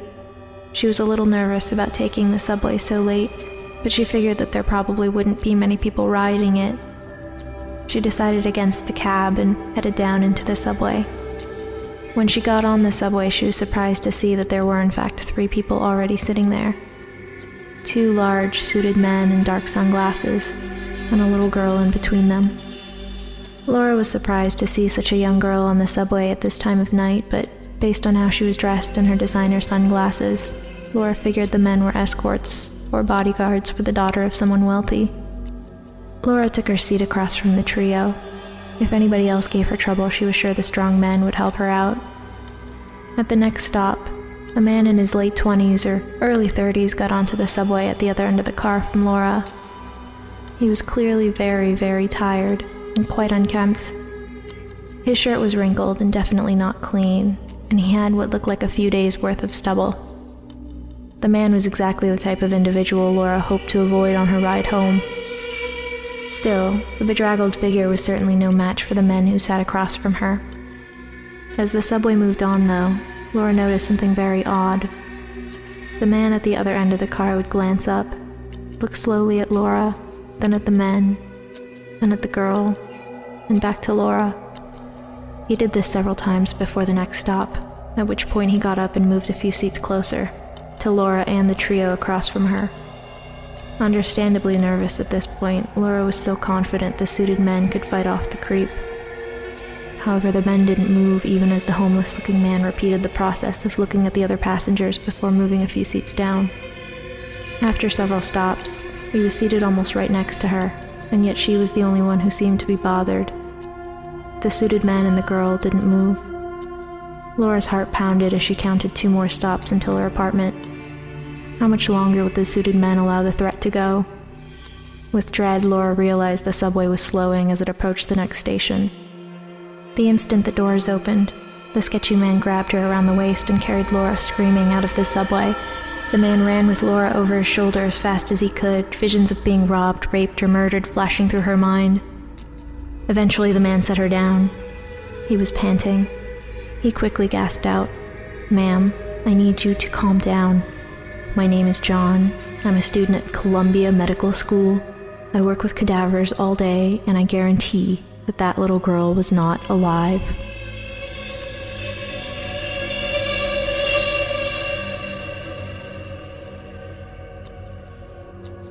Our next tale is entitled A Game of Flashlight Tag, written by William Delphin and read by Drew Cummings. When I was 10, I played a late-night game of flashlight tag with a bunch of neighborhood kids. If you don't know what flashlight tag is, it's the same as tag, but you play it in the dark. The person who's it gets a flashlight, and they have to yell the name of the person they see with it in order to tag them. It was really cloudy that night, and most people had their curtains drawn, so it was the perfect level of darkness for hiding in. The side of the street my house was on was skirted by a broad length of woods. That was basically the boundary for our side of the game. You could run through any yard, even go across the street and run through their yards, but you weren't allowed to hide in the woods because it was too difficult to find anyone in there, and it was very easy to trip over tree limbs or end up with poison oak. Of course, this rule was frequently and flagrantly ignored when people got too close to being caught. They'd duck off into the bushes for a few seconds or run behind a group of trees to evade capture. I don't remember who was it at the time, but I was hiding in the backyard 2 houses down from my house. The family that lived there had a little playhouse for their daughter, a swing set, and a doghouse, but no dog. I would periodically duck into the doghouse whenever I saw the flashlight's searching beam approaching. Those of us trying to hide from the it person like to spook each other in the dark by jumping out of nowhere and making each other scream, giving away our positions. I thought I knew where the it guy was, but I got comfortable hanging out on the swing set. Suddenly, a person with a flashlight came around the corner of the house and angled it almost directly at me. I jumped and ran for the edge of the woods. When I got there, I hovered in case they saw me and were going to yell at me for cheating. The beam of light seemed to explore the swing set where I was, then came in my direction. There was no sense of hurry at all to it, and I wondered for a second if maybe I'd attracted the attention of the homeowner. Most people on the block knew we were out playing flashlight tag, but you can never be sure that someone won't get nervous if you stay in their yard for too long. So I crouched down in the grass and waited to see who it was. They shined the light right in my face, and I tried to cover it with my hand to avoid identification. The creepy thing was they never said anything, just shined that light on me. "You got me," I exclaimed, hoping that if it was a homeowner, they'd realize I thought they were the flashlight tagger. Then I realized that 2 houses down, people were yelling and that there was the it guy's flashlight beam chasing them around. I stood up and tried to see who was shining the light on me. They just stood there, not moving, not saying anything. I felt a little freaked out. "If you don't want us playing in your yard, I'll go tell them it's off limits, okay?" The person started walking toward me. I didn't feel right, so I started walking toward the edge of the yard. The person just kept shining the light on me and coming toward me. So I ran. When I looked back, the person with the flashlight was running too, and they were an adult, much bigger and much faster than me. I felt scared now, not sure why this person was chasing me. I was running towards where the other kids had been, but they were gone now. It just seemed to be me and the person with the flashlight, so I turned right and ducked into the woods. I dropped to the ground, shaking bushes and stuff to try to confuse the person, then shimmied under a ring of thick bushes and curled up. I could see the flashlight in the woods with me, looking around. I could hear the person's footsteps breaking sticks and crunching on pine needles. I didn't know what the fuck was going on, and I just wanted to get back to all the other kids. Eventually, the flashlight wandered deeper into the woods, and I crawled quiet as a mouse back to the edge of the trees, and then got up and ran toward the street. I was immediately caught by the person who was it, but I didn't care. He yelled loud that I was now it, and I tried to tell him that there was someone else with a flashlight wandering around in the woods, but he took off into the dark, yelling about, "No tagbacks!" "Don't go into the woods," I yelled, but nobody responded. Of course, anyone who heard me would just assume I was talking about not cheating at the game, but I was sincerely worried about that person wandering around in them. Of course, now I had the flashlight of my own, so I thought I should go and see if I can find out who that was, just to make myself feel better. I went back behind the house I'd come from, and a bunch of laughing shadows scampered out of sight into neighboring yards. I ignored them and headed straight for the trees. I couldn't see any other light in there, so I thought maybe he went home. I didn't know if it was a man or a woman, but I didn't imagine any women trudging through the woods at night. So I went about playing the game again, albeit anxious because of the lingering thought that there might be someone wandering in the woods who didn't seem to be playing the game with us. I ran across the street and chased people through the backyards there, but after a while I found the lots empty and realized they must have gone back across the street. I ran back over and was exploring the Beach's backyard. Mrs. Beach had a clothesline with a bunch of drying sheets on it, and her daughter Charlotte liked to hide among the linens and stay close to home, in case she got too scared of the dark. She was only a year younger than me. I thought I heard something at the tree line, so I went over and was waving the flashlight around into the woods. "Stay out of the woods!" I remembered yelling. I waved the flashlight back and forth a couple more passes, then saw someone off in the distance. I held the light on whoever it was. They were about half a jog into the woods, hard to make out, but it looked to me like Charlotte. Charlotte had brown hair that her mother insisted on keeping shoulder length. We always dressed dark for flashlight tag, and Charlotte liked to wear this deep purple sweatshirt, so it was usually easy to tell when you found her. "Charlotte, I see you!" I yelled. She just stood there. I continued to hold the light on her and call her name, but she didn't seem to move. She just stood there, partially obscured by a tree and looking at me. The distance between us was enough that I couldn't see if she was blinking or not, but she had her head propped at an angle like she was looking around the trunk at me with her mouth hanging slightly open. Every now and then she sort of twitched or squirmed. It was a real freaky kind of movement. "Charlotte, come out of there!" I yelled. "Everybody, Charlotte's it, but she won't come out of the woods." Some kids, including my friend Dustin, appeared behind me and started joining in my yell for Charlotte to come out. "Do you see her?" I asked. "Yeah, she's over behind that tree." "Charlotte, get over here," Dustin said, but she wouldn't come. "Charlotte, are you okay? Get over here, dummy!" Charlotte seemed to stand up straighter and then disappeared behind the tree. We could hear movement, but it seemed to be going away rather than toward us. Dustin started shouting Charlotte's name again and trudging into the woods after her, but I grabbed him and gave him a flashlight to take with him. I was scared again because this all seemed surreal.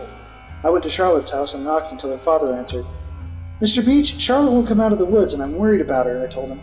I wasn't sure if he'd take me seriously, but he rolled up his newspaper and disappeared into the closet behind the door for a moment, before returning with a huge flashlight strapped to a car battery. "Show me where she is," he told me, so I led him to the woods and pointed to where I'd seen her. "She was right there," I said, "by a tree, but she wouldn't come out and she was acting like she was sick or something." A bunch of the other kids kept calling, "Charlotte, Charlotte," and I could see Dustin's flashlight beam moving around through the trees. Mr. Beach went after him. They explored the woods for a good 15 to 20 minutes, and Mr. Beach started getting real angry. We could hear him yelling very loudly for Charlotte, threatening her with all sorts of punishments if she didn't get her ass back in the backyard that instant. The game was over by now, and we kids just stood there in the Beach's backyard among the linens and watched. Dustin came running back out of the woods with a dead flashlight. Eventually, Mr. Beach came back out of the woods. "Game over, kids," he said. "Get inside. Ask your folks if they can help me and to bring flashlights." We all ran back home. My dad went out with 3 different flashlights. My mother went and turned on all the lights in the back rooms and opened the curtains and shades to help illuminate the backyard. I sat on the couch all upset, and she eventually came back and hugged me and sat with me while I told her about the person with the flashlight chasing me. Now I thought maybe Charlotte had run into him. Mr. Beach had gone inside and called the police to report his missing child. They brought huge lights and did a march through the woods, checking very thoroughly, but didn't find her. My mother told my dad what I'd told her. He told an officer, and I ended up giving a statement. They went to the house 3 doors down and knocked, but the folks who lived there had been asleep and didn't know who would have been in their backyard. The police asked all up and down the neighborhood, and nobody claimed to know anything. The other end of the woods came to a back road mainly used by logging trucks. They found Charlotte 2 days later on the other side of the logging road, down an embankment that ended at a stream, stuffed into a drain pipe. Her neck had been broken, and she was apparently stabbed multiple times afterward. My parents wouldn't tell me about it. They thought it would upset me, but Dustin told me all the details at school the next day. It was the most awful thing our town ever had happen. The police blocked off the logging road and spent months tracking down loggers and truckers who frequently used it. There was a curfew for months, and we were told not to play flashlight tag anymore, but he didn't argue. What leaves me shaking to this day is the memory of Charlotte's face, hanging out from behind the tree, looking at me. Sometimes I wonder if, at that moment, I'd been witnessing her death. And I wonder if that had almost been me.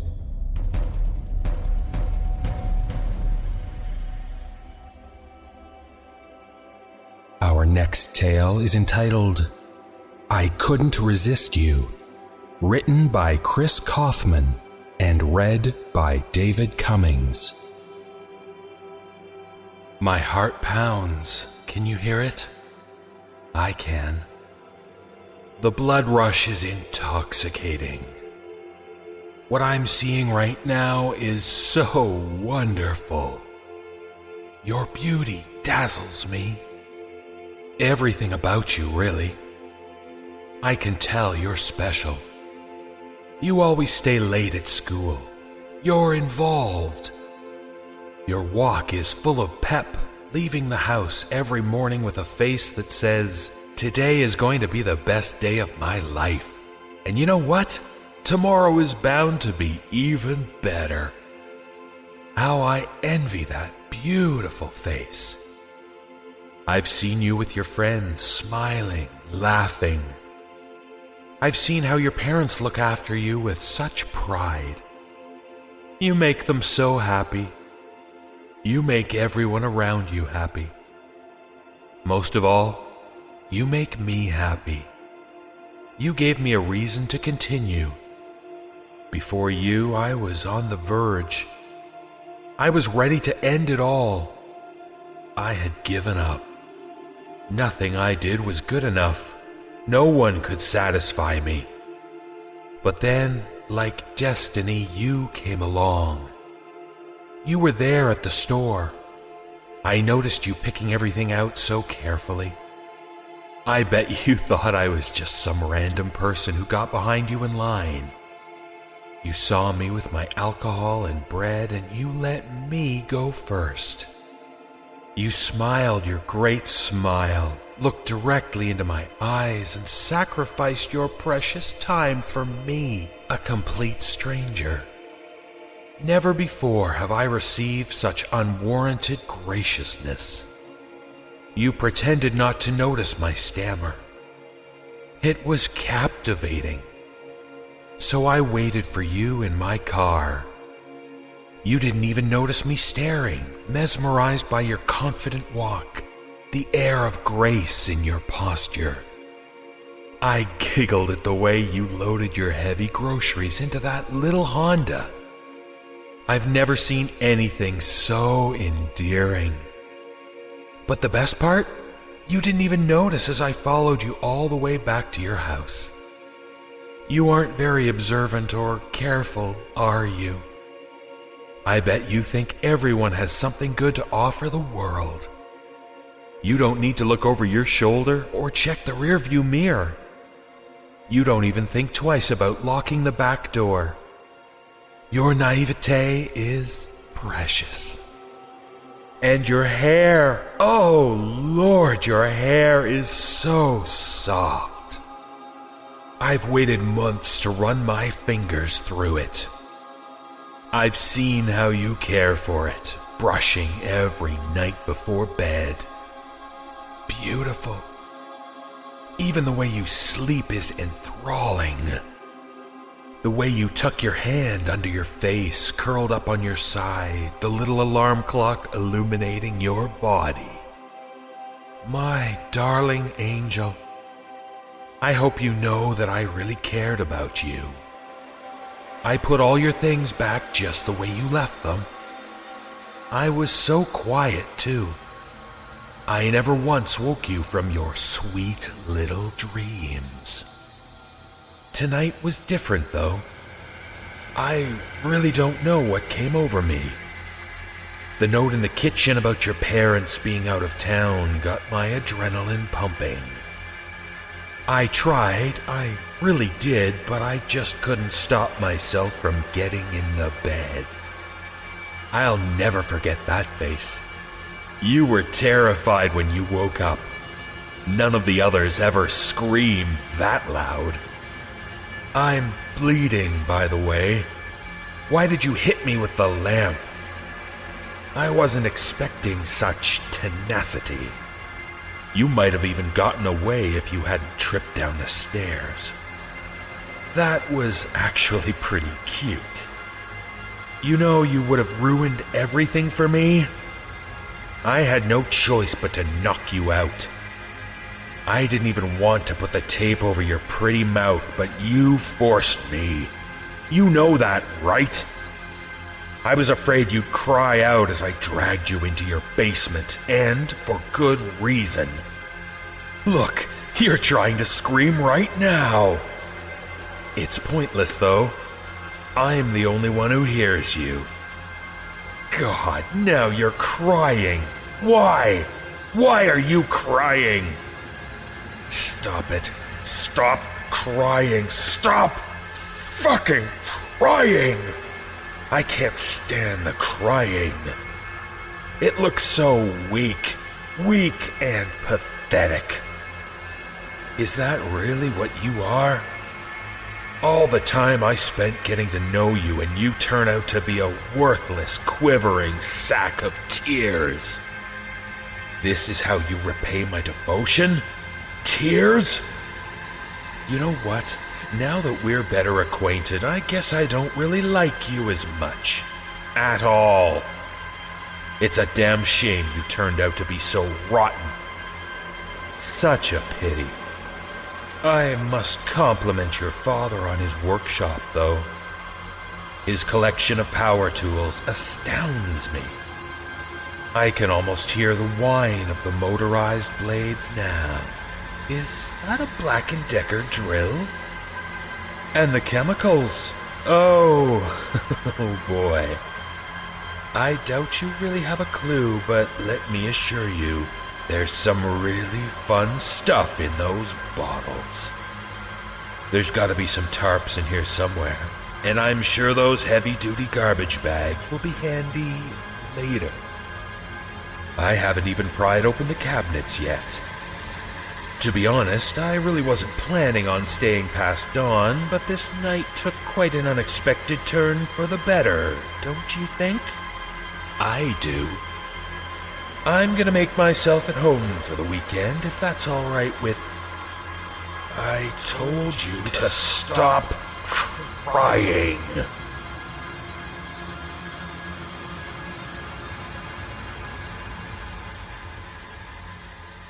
Our next tale is entitled Safe, written by McConna McDonald and read by Matt Hansen. Many people have irrational phobias. I have the opposite. My apartment always makes me feel safe, to the point where some might call me crazy. No matter what problems I might have, I don't have to worry as long as I have a locked door and a few tightly shut windows up on the 3rd floor of my complex. Nothing can get in. Nothing can get me here. I'm safe. This is why I didn't particularly care when I first saw her outside my bedroom window. Besides, her appearance wasn't something you typically associate with a horror movie. Her skin was a light, healthy, yellow-white, and she had long, dark amber hair that flowed elegantly behind her, despite not being the least bit affected by the windstorm that was testing the strength of the oak trees. Yes, she was transparent. And yes, she was hovering outside my 3rd-story window. And yes, she was lovingly caressing a long, rusted razor blade. But I was home, and the window was shut, so I was safe. I began to study her, looking up at her face from my seat, and she appeared to do the same. For some reason, her transparency didn't strike me as being odd as much as it should have. In fact, it almost seemed normal. There was definitely something about it that made it seem as if it wasn't supernatural. She certainly didn't appear to be a ghost or a phantom, at least not in the way one normally pictures them. And she wasn't exactly levitating either. She was just standing there, as if on a flat surface which couldn't really be there. She finished studying my own face, nodded to herself, and moved towards the window. She brandished her razor, and then I smelled her. A nauseatingly pungent aroma of flowers being used to mask the odor of decaying corpses. I began to feel uneasy. Was the scent really so intense that I was noticing it through the closed window? No. I felt absolute, sickening fear. All the pieces fell into place.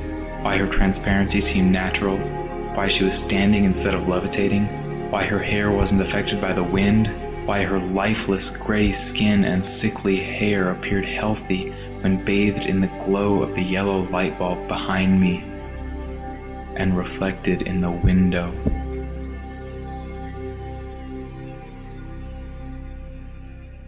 Our final tale is entitled The Smell of Gasoline, written and read by Chris Holland.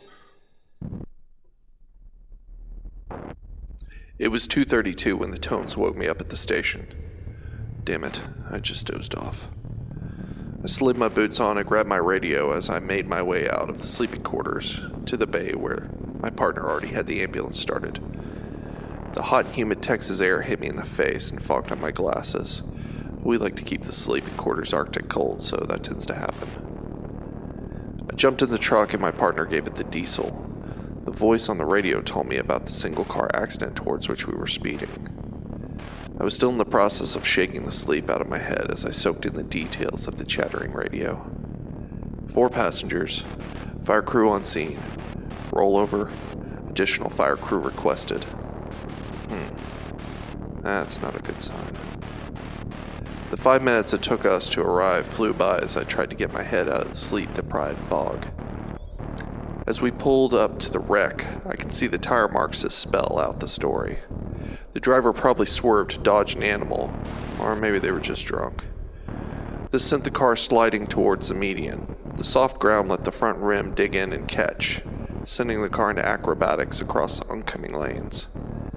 The car lost momentum and came to a rest wheels down on the shoulder of the opposite side of the road. The fire crew was scrambling to put out the flames that were licking up from the engine. To facilitate the process of getting the fuck out of there with our patient ASAP, we came to a stop as close to the wreck as we safely could. I jumped out and ran over to the back corner of the ambulance to grab our fire jackets, and I see that one of the fire crew already made it to the compartment. He had our fire extinguisher and yelled out to me. Our extinguisher spent, and we're not close enough to a hydrant to pump water, as he turned and raced back towards the growing inferno. The fire crew had already pulled 2 kids out of the back, and my partner ran over to assess their injuries while I went over to the wreck to see about the 2 still trapped in the car. The smell of gasoline soaked the air. That's not a good sign. By the time I got over to the driver's side, the guy that had taken the extinguisher from the truck had seemed to put out the flames in the engine compartment. I heard him call out, "All clear." The driver's side roof had considerable damage. It was caved in a good 12 inches and I had a bit of a hard time seeing the patient as I walked up. Now, as I was kneeling down to get a better view inside, I could see that the kid had a massive skull depression that matched the roof of the car. His head kind of looked like a pumpkin the day after Halloween when the neighborhood kids had gone around smashing them all for kicks while they were all hopped up on the night's sugar cash. This was the kind of injury that we write up in our reports as injury not compatible with life. Just in case, I reach in and feel his neck for a pulse. Yep, the guy's DRT. Dead right there. I glance over when I hear the girl on the passenger side start to moan. I jumped up and grabbed the airway and trauma bags that I'd thrown down beside me in one swift motion as I hustle over to attend to the a lot less dead girl. As I stepped up to the passenger door, she looked up at me. She had curly brown hair and bright blue eyes that I could clearly make out even in the poorly lit roadside conditions. I remember this because it struck me as rather odd how pretty she was in spite of the blood running down the side of her face and the broken glass in her hair. I called out loud and clear to her. "My name is Chris and I'm a paramedic. I'm here to take good care of you. Don't move your head. I promise everything will be okay." She cried out back to me, "My legs hurt, please, my legs." She was talking, so at least I knew she was breathing. I reached down into my trauma bag and grabbed a collar for her neck. As I stretched my arms around her neck with the collar, I asked her to tell me what happened. There was a deer and my boyfriend almost hit it and... my legs. Can you move your legs? No, I think they're stuck. I turned to one of the fire crew and yelled out to him, "How long before we can extricate this girl?" He yelled back that they had just pulled the jaws of life out of the truck and it would be 5 to 10 minutes. Just then I heard someone else shout, "The engine's burning again, get back!" I stepped back a bit as the white powder shot out at the engine once again. A steady blast was held on the flames until the extinguisher started to sputter out and gave up. Still, there were flames. They kept growing and spreading, faster now without the white blast to beat them back. The flames crept towards the dashboard while the fire crew scrambled to find another red canister. "Where the fuck is the other truck?" I heard one of the fire crew curse out as they were forced to stand by, watching the time run out. The girl began screaming even before the flames made their way through the dashboard. She flailed against her restraints in a futile attempt to free herself from the death trap. She let out another blood-curdling scream as she locked eyes with me. "Save me!" she screamed. I tore off my bunker jacket and tried to cover her with it in a last-ditch attempt. I stepped towards the car and thrust my arms in, just as the flames broke through the dash and began licking at her legs and belly. My time was cut short by the sting of the flames on my forearm, and I instinctively snapped my arms back out of the heat. I had managed to get my fire-retardant jacket over her chest, but her face remained exposed to the flames as they crawled up the fabric of her arms. Her screaming became hoarse and guttural as the fire engulfed her. 6 men stood around the car, helpless to do a thing, as her screams became muffled and faded away below the growling of the fire.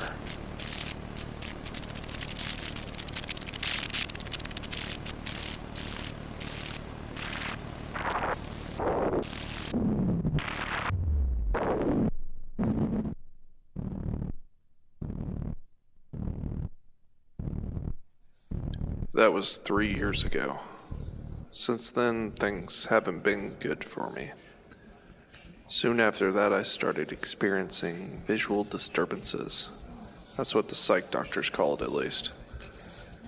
It is a standard procedure after a particularly extreme incident that everyone involved must attend a debriefing. The higher-ups do this to keep an eye on the medics that might crack after seeing something particularly grisly. Most medics handle their shit just fine, but some are more sensitive than others. I usually just go grab a bottle of whiskey and that's all I need. But that incident was different. I didn't mention it during the debriefing, but I had been seeing things since the wreck. It started out subtle. Once I was watching TV and I saw my wife walk across the room into the kitchen out of the corner of my eye. I got up to follow her and pour myself another drink, but when I turned around the corner into the kitchen, I was alone. Another time, I had just arrived home from work when I heard a girl crying upstairs. I ran up thinking my daughter might be hurt, but once again, I was all alone. My wife had taken our daughter shopping with her. Similar things kept happening. I heard voices and saw figures, but nothing was ever there. As these occurrences became more and more frequent, disturbing, I began to question myself. I have never been a superstitious or religious guy, and I like to think of myself as fairly objective. I have been an atheist since I was old enough to reason, and I outright reject the existence of the soul or spirits for that matter. But how could these things be happening? I saw only 2 explanations. I was either losing my mind, or I was being haunted. But being haunted seemed ridiculous. In my profession, I get to deal with schizos on a fairly regular basis. We are trained how to spot and handle these people. We also have drugs that help with their symptoms. And honestly, I was starting to see some of these schizo symptoms in myself. That probably means they're much worse than I realize. My wife had been begging me to drink less and spend more time with her and our daughter. And I've been holding myself up in my study pretty much any time that I'm at home, attempting to drown out the constant whispers in my ear and hallucinations. In my desperation, I decided to borrow a vial of haloperidol from work. I rarely give the excited and highly agitated paranoid schizos this drug to help bring them back to reality and tell the difference between their ideas and the real world. And if I am going schizo, then this drug will make an immediate difference in my mental state. Maybe I can get some rest. Hell, if it works, I'll have a good reason to swallow my pride and go see the doctor. A few nights after I took the vial from work, I was sitting in my study. It was getting late and my wife knocked on the door. I didn't realize it was her at first, so I was kind of startled when I look up and she didn't disappear like all the other figures I see. She had a sad look on her face, and she asked if I was going upstairs to bed with her tonight. I told her I just wanted to be alone. At this point, she had gotten used to this response, and so she just turned and silently walked away. I looked at the vial of haloperidol on the desk and thought to myself, no, not tonight. I called out to my wife. She stepped back into the doorway with a confused look on her face. I forced a smile on my face and I said, "Hey babe, I'll be up in about 15 minutes, okay? I love you." She's so beautiful when she smiles. "Okay, I love you too," she responded, then turned and headed upstairs, and I could hear her footsteps all the way up the stairs as she went. Turning back to my desk, I once again trained my focus on the vial. Tonight will be a good night. I dosed myself and chased it with what was left in my glass of whiskey. I leaned back in my chair and waited for the liquid to hit my bloodstream. The minutes ticked by and the whispers melted off into the night and my mind felt clear. It was as if a plastic bag had been pulled off my face and I hadn't even known I was suffocating. For the first time in the last year, all I could hear in the background was the gentle blowing of the air conditioning. Well, that settles it. Tomorrow I'm making a doctor's appointment. I smiled to myself, and this time I didn't even have to force it. I took a deep breath through my nostrils and let out a heavy sigh. I picked up a subtle whiff of gasoline in the air. That's not a good sign. I stood up and turned to investigate when I saw it. Standing right there where my wife had been in the doorway of the study was a figure. Its face was charred and disfigured. I was frozen in fear.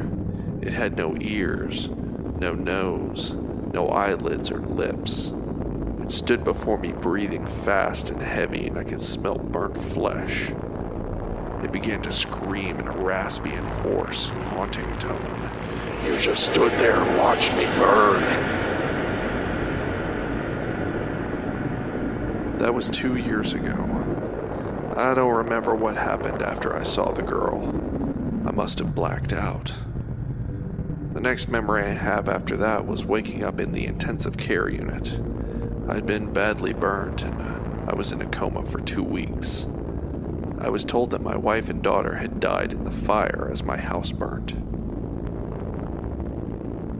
When I was well enough, there was a trial, and I was prosecuted for arson and the murder of my wife and daughter. They found me to be mentally incompetent, and since then I've been moved from one facility to another. Eventually, a fire gets started and they move me to another facility. No matter what therapy or drugs I am subjected to, I keep hearing the voice of that girl whispering in my ear. "You just stood there and watched." Every time I hear that voice, I wish to myself that I had died in my house that night 2 years ago.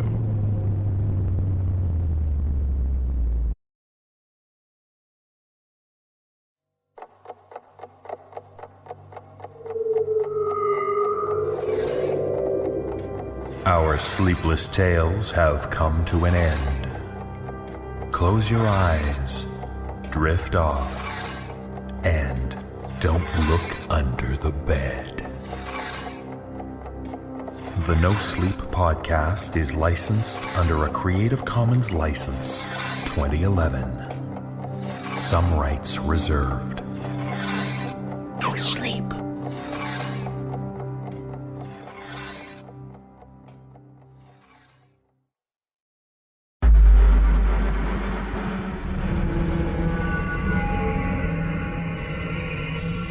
Through the murky darkness of the night, when fear banishes sleep, it's the NoSleep Podcast.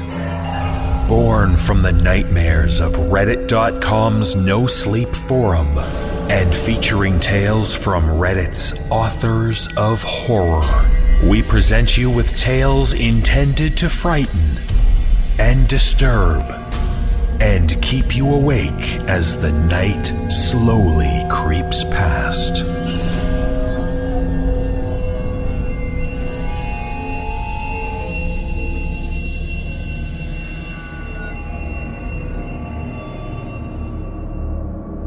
Our first tale is entitled Prank Call. A late night delivery could fetch a nice gratuity, unless the recipients decide to deliver a nightmare of their own. This story was written by Aaron Murray and is read by Brett C.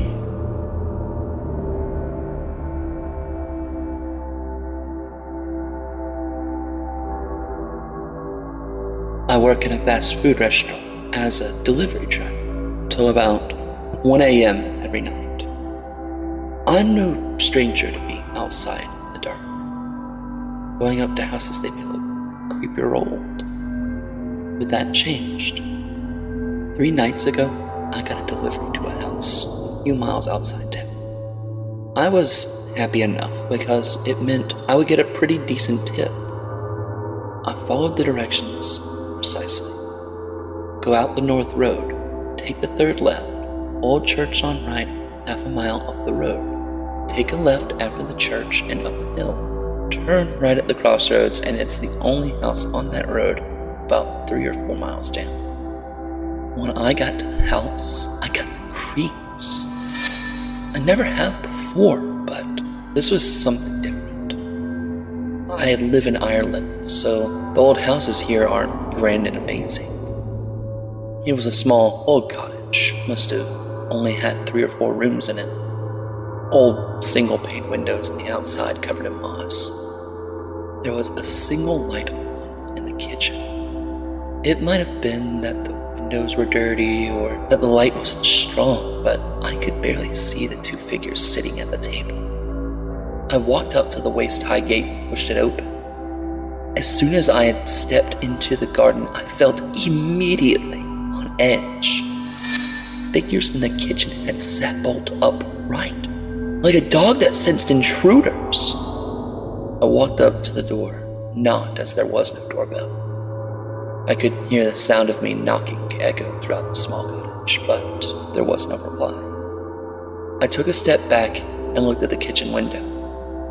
The light was gone out, and the only source of vision now was my car's headlamps. I began to feel nervous.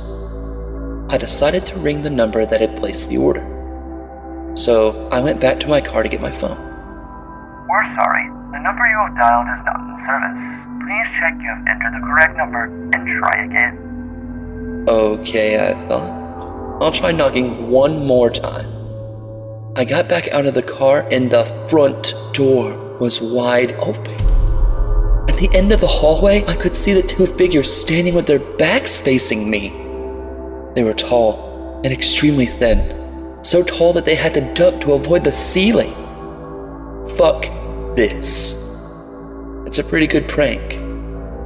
I was out of there, but all the way back into town, I couldn't help feeling like I was being followed.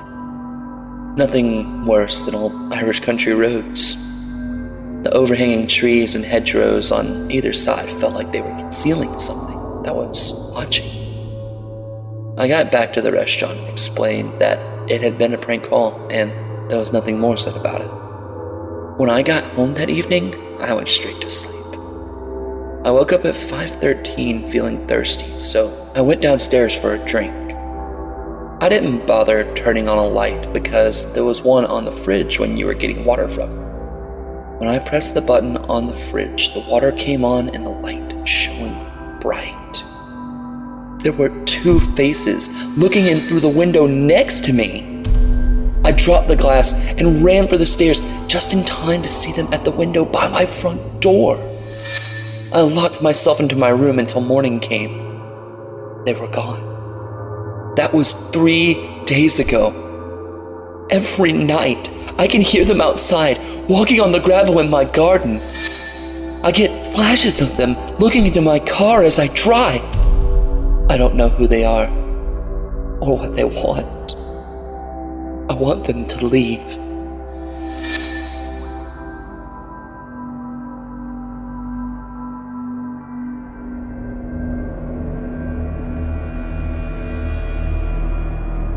Our second tale is entitled Itaewin. A crisis hotline can provide much-needed support to those with troubled minds, but it can also make connections to darker forces. This story was written by Trevor LePay and is read by David Cummings.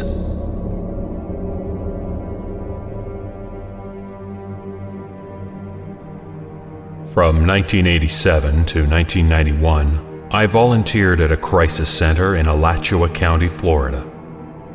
This was in Gainesville, home of the University of Florida. In 5-hour shifts, the ACCC team would answer calls from anyone who needed a non-judgmental person to talk to, and if they needed immediate help, we'd provide it if we could. As someone who struggled with depression, the death of my dad a few years prior, and various other family problems, working the phones at the ACCC was just as cathartic for me as it was for the callers. It didn't look too bad on my grad school applications either. Many of the callers suffered from real clinical disorders, but most of them were sad and lonely castaways with nobody to talk to. Each caller was treated with dignity, because there are obvious suicide risks that come along with this type of work. Unfortunately, this meant that perverts and pranksters that frequented the hotline during the graveyard shift were also handled with kid gloves. I can honestly say that I've heard every type of obscene call, including breathers, moaners, wheezers, smooth talkers, and even the occasional knock-knock joke. I remember listening to this one guy spend 5 minutes on the line munching on what sounded like potato chips. No talking, just crunch, crunch, crunch. The crisis center wasn't well funded. It was the only full-time inhabitant of an otherwise vacant strip mall on the edge of town, and at night it was the only lit storefront for miles. Across the street was a notoriously seedy trailer park, and behind it was an expanse of swamps and cheap ranch land populated by misguided gator farmers and the intensely rural. The graveyard shift wasn't too bad when there were 2 or 3 volunteers, but working solo was unnerving, even for us guys. It was during one of these solo nights that I first met Itaewin Sherdlu. Now, this was in August of 1990. I'd been putting in extra hours at night because we'd always lose volunteers at the start of the university semester. At around 3 a.m., I got my first call, which went something like this. Alachua County Crisis Center, how can I help you?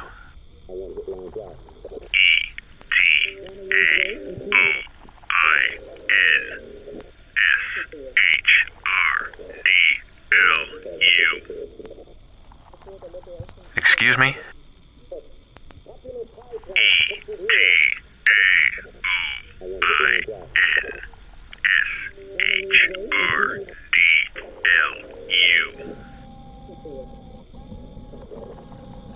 We're here to listen. This is a safe place. Everything's going to be fine. Are you afraid to die? No. Are you? It doesn't hurt. Eteowin would call during every graveyard shift, but only when I was working, and only when I was alone. The letters sounded vaguely familiar to me, but I couldn't remember where I'd heard them before. He would always ask these morbid interview questions, like what my biggest fears were, or if I thought hell was a real place, and would always disconnect shortly thereafter. I didn't think much of it at first, as Eteowin was just as harmless as the other prank callers, and definitely more interesting. As the weeks went by, there was an epidemic of weirdness at the crisis center. Office supplies went missing from the storage room, the power would routinely go out at night, and people kept finding the door to the mini-fridge wide open. The worst thing, though, was finding what looked like crowbar scuffs around the back door leading to the parking lot. On top of all this, Eteowin kept calling, and his calls were getting more disturbing and personal. Alachua County Crisis Center, how can I help?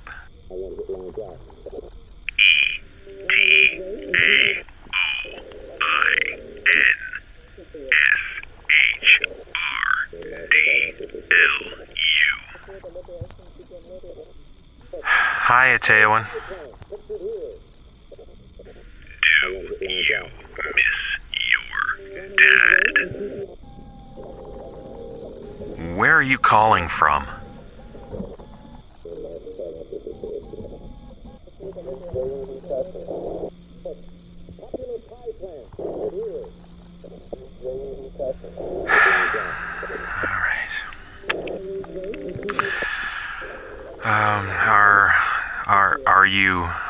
Are you animal, vegetable, or mineral?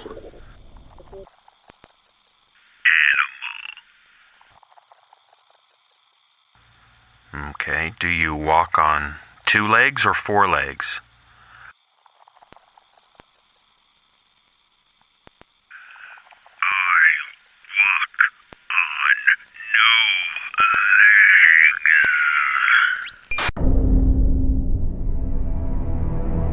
I remember the power cutting out right after the disconnect, and nearly pissing my pants as a result.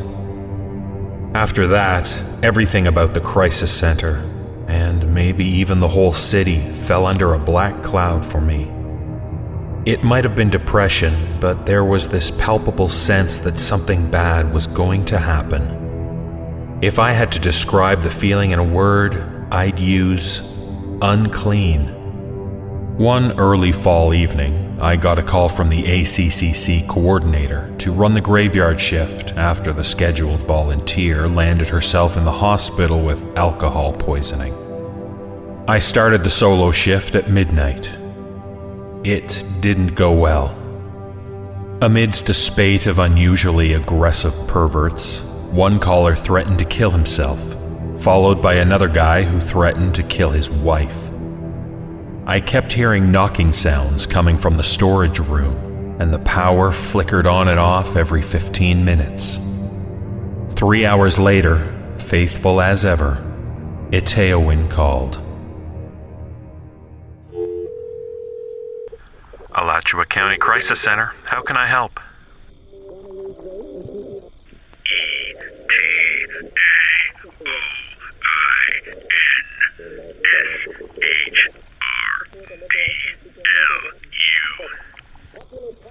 Hi. Get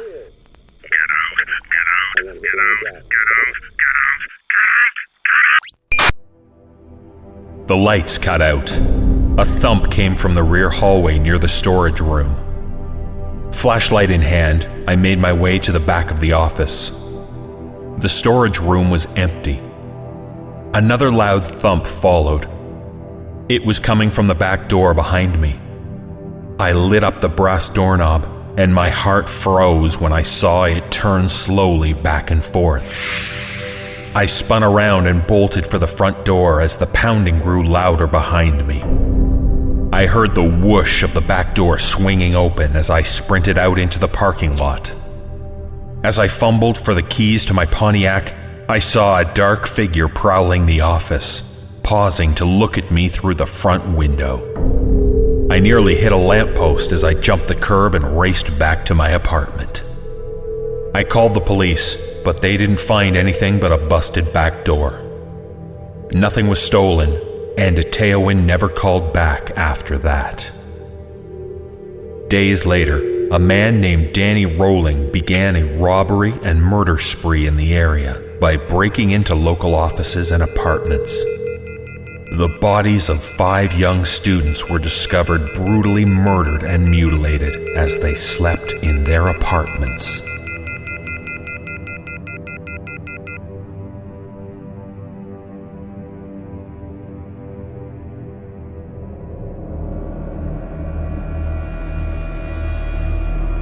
Our final tale is entitled Boxes.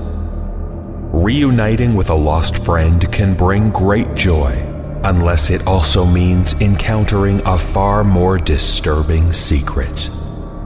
This story was written by D.K. Auerbach and is read by Sammy Raynor.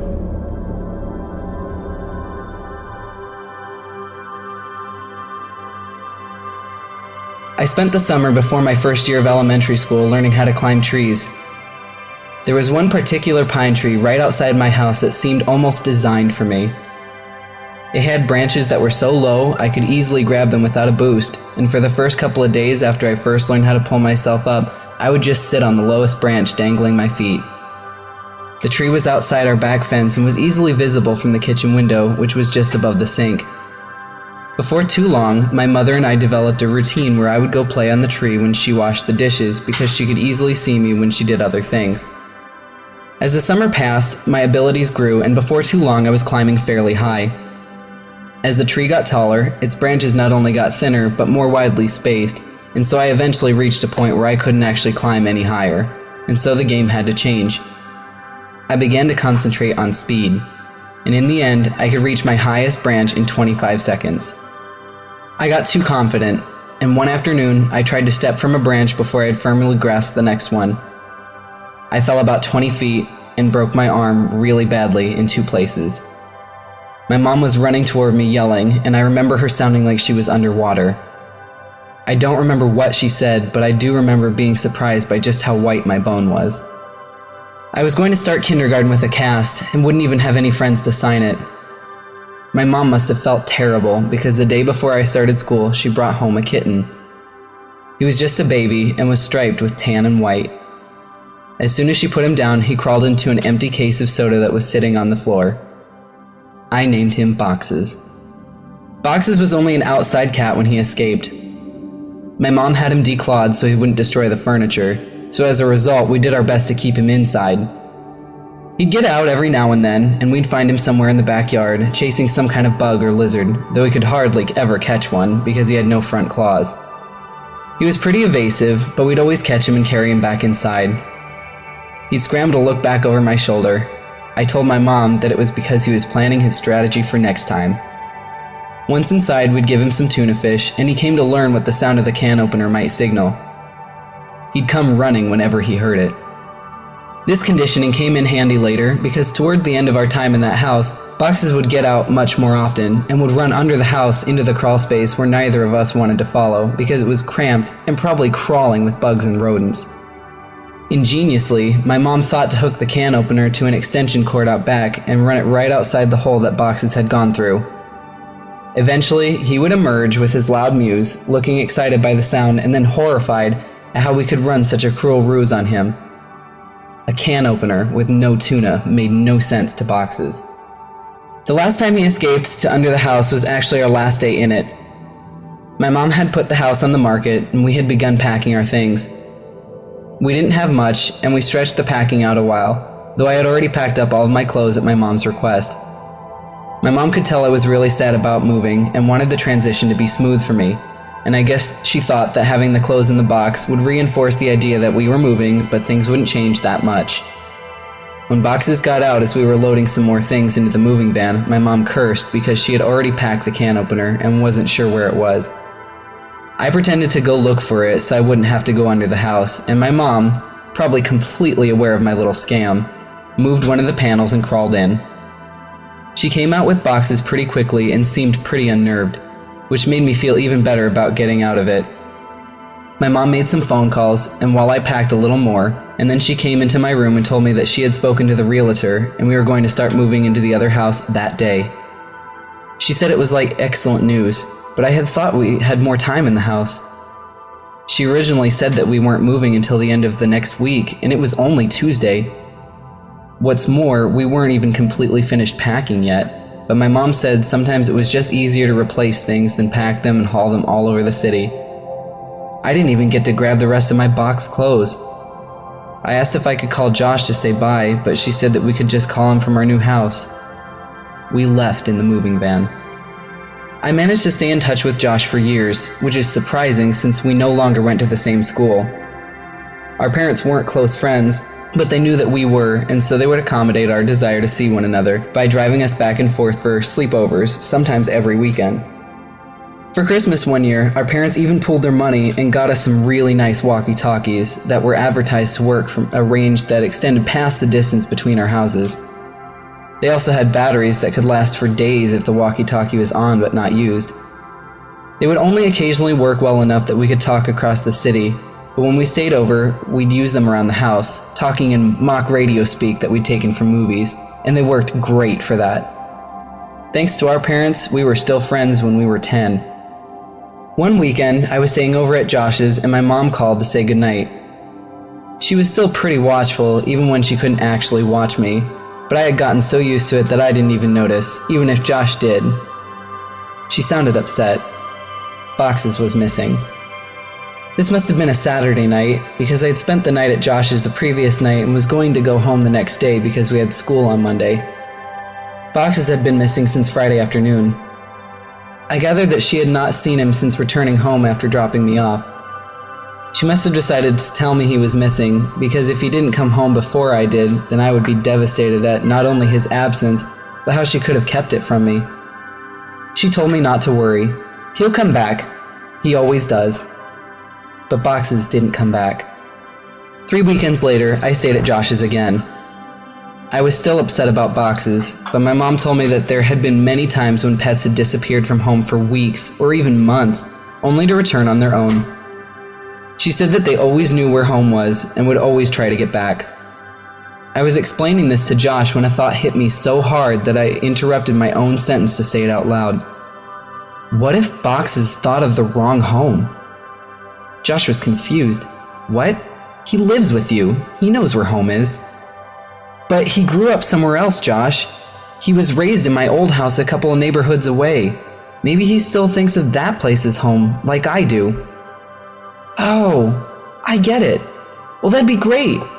We'll tell my dad tomorrow and he'll take us over there so we can look. No, he won't, man.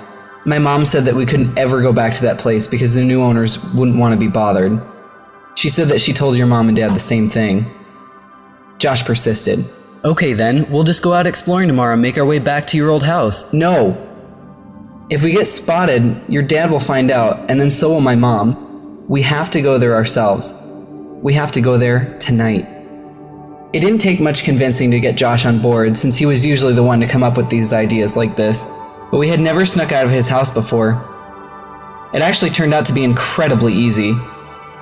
The window in his room opened to the backyard, and he had a latched wooden fence that wasn't locked. After those 2 minor hurdles, we slipped off into the night, flashlight and walkie-talkies in hand.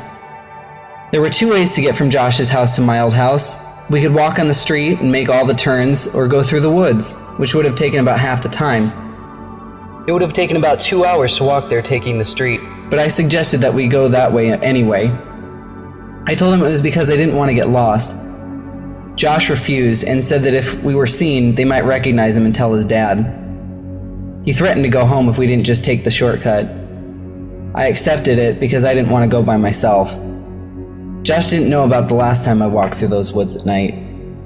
The woods were much less creepy with a friend and a flashlight, and we were making pretty good time. I wasn't entirely sure where we were, but Josh seemed confident enough, and that bolstered my morale. We passed through a particularly thick patch of tangled trees when the strap on my walkie-talkie got caught on a branch. Josh had the flashlight, and so I was struggling to get the walkie free when I heard Josh say, "Hey man, wanna go for a swim?" I looked over to where he was shining the flashlight, though I closed my eyes as I did, because I now knew where we were. He was pointing at the pool float. This was where I had woken up in these woods all those years ago. I felt a lump in my throat and the sting of fresh tears in my eyes as I continued to struggle with the walkie. Frustrated, I yanked on it hard enough to break it free and turned and walked to Josh, who had partially laid down on the pool float in a mock sunbathing pose. As I walked toward him, I stumbled and nearly fell into a fairly large hole that was sitting in the middle of the small clearing, but I regained my balance and stopped right at its edge. It was deep. I was surprised by the size of the hole, but more surprised by the fact that I didn't remember it. I realized it must not have been there that night because it was the same spot where I had awoken. I put it out of my mind and turned to Josh. "Quit messing around, man. You saw I was stuck over there, and you were just laying here joking around on this float." I punctuated the sentence with a kick to an exposed part of the float. A screeching rose from it. Josh's smile inverted. He suddenly looked terrified and was struggling to get off the float, but he couldn't in a quick manner due to the awkward way he'd been laying on it. Each time he would fall back on the float, the screeching would intensify. I wanted to help Josh, but I couldn't move myself any closer. My legs would not cooperate. I hated these woods. I picked up the flashlight that he'd thrown in his thrashing and shined it on the float, not knowing what to expect. Finally, Josh got off the float and rushed next to me, looking at where I was shining the light. Suddenly, there it was. It was a rat. I started laughing nervously, and we both watched the rat run into the woods, taking the screeches with it. Josh lightly punched me in the arm, the smile slowly returning to his face, and we continued walking. We quickened our pace and made it out of the woods faster than we thought we would, and found ourselves back in my old neighborhood. The last time I had rounded the bend ahead, I had seen my house fully illuminated, and all the memories of what transpired came flooding back. I felt a skipping in my heart as we were finally turning the corner and about to face the full view of my house, remembering last time how incandescent it was, but this time all the lights were off. From a distance, I could see my old climbing tree, and as my mind traced the steps of casualty backward, I realized that I wouldn't go back here this night if that tree hadn't grown, and I was briefly in awe of how all events were like that. As we got closer, I could see that the lawn looked terrible. I couldn't even guess when it had last been mowed. One of the shutters had partially broken loose and was rocking back and forth in the breeze, and overall, the house just looked dirty. I was sad to see my old home in such a state of disrepair. Why would my mom care if we bothered the new owners if they cared so little about where they lived? And then I realized there were no new owners. The house was abandoned, though it looked simply forsaken. Why would my mom lie to me about our house having new people in it? But I thought that this was actually a good thing. It would be easier to look around for boxes if we didn't have to worry about being spotted by the new family. This would make it much quicker. Josh interrupted my thoughts as we walked through the gate and up to the house itself. "Your old house sucks, dude," Josh yelled as quietly as he could. "Shut up, Josh. Even like this, it's still nicer than your house." "Hey, man. Okay. I think boxes is probably under the house. One of us has to go under and look, but the other should stay next to the opening in case he comes running out." "Are you serious? There's no way I'm going under there. It's your cat, man. You do it." "Look, I'll game you for it, unless you're too scared," I said, holding my fist over my upturned palm. "Fine, but we go on shoot, not on 3. It's rock, paper, scissors, shoot, not 1, 2, 3. I know how to play the game, Josh. You're the one who always messes up, and it's 2 out of 3. I lost. I wiggled loose the panel that my mom would always move when she had to crawl under here for boxes. She only had to do it a couple times since the can opener trick usually worked, but when she had to do it, she hated it, especially that last time. And as I looked into the darkness of the crawl space, I had a greater appreciation for why. Before we moved, she said that it was actually better that boxes ran under here, despite how hard it could be to get him out. It was less dangerous than him jumping over the fence and running around the neighborhood. All that was true, but I was still dreading doing this. I grabbed the flashlight and the walkie and began to crawl in. A powerful smell overtook me. It smelled like death. I turned on my walkie. Josh, are you there? This is Macho Man, come back. Josh, cut it out. There's something wrong down here. What do you mean? It stinks. It smells like something died. Is it boxes? I really hope not. I set down the walkie and moved the flashlight around as I crawled forward. Looking through the hole from the outside, you could see all the way back with the right lighting, but you had to be inside to see around the support blocks that held up the house. I'd say that there was about 40% of the area that you couldn't see unless you were actually in the crawl space, but even inside I discovered that I could only see directly where the flashlight was pointing. I realized that this would make scouting around the place much more difficult. As I moved the flashlight forward, the smell intensified. The fear was growing inside me that boxes had come here and something had happened to him. I shined the flashlight around but couldn't see much of anything. I wrapped my fingers around a support block to support myself, and as I did, I felt something that made my hand recoil. Fur. My heart sank, and I prepared myself emotionally for what I was about to see. I crawled slowly so I could prolong what I knew was coming, and I inched my eyes and the flashlight past the block to see what was on the other side. I staggered back in horror. "Jesus Christ!" escaped my trembling mouth. It was a hideous and twisted creature, badly decomposed. Its skin had rotted away on its face, so the teeth appeared to be enormous, and the smell was unbearable.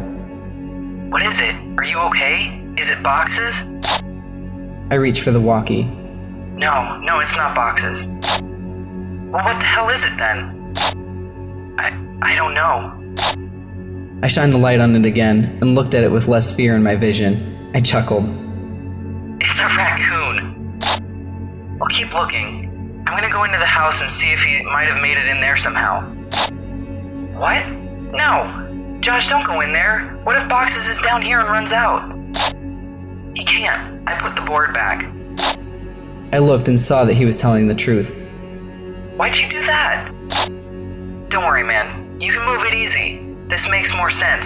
If Boxes ran out and I missed him, then he'd be gone. If he's down there, then grab him tight and I'll come move the board. And if he's not, then you can move it yourself while I look in the house.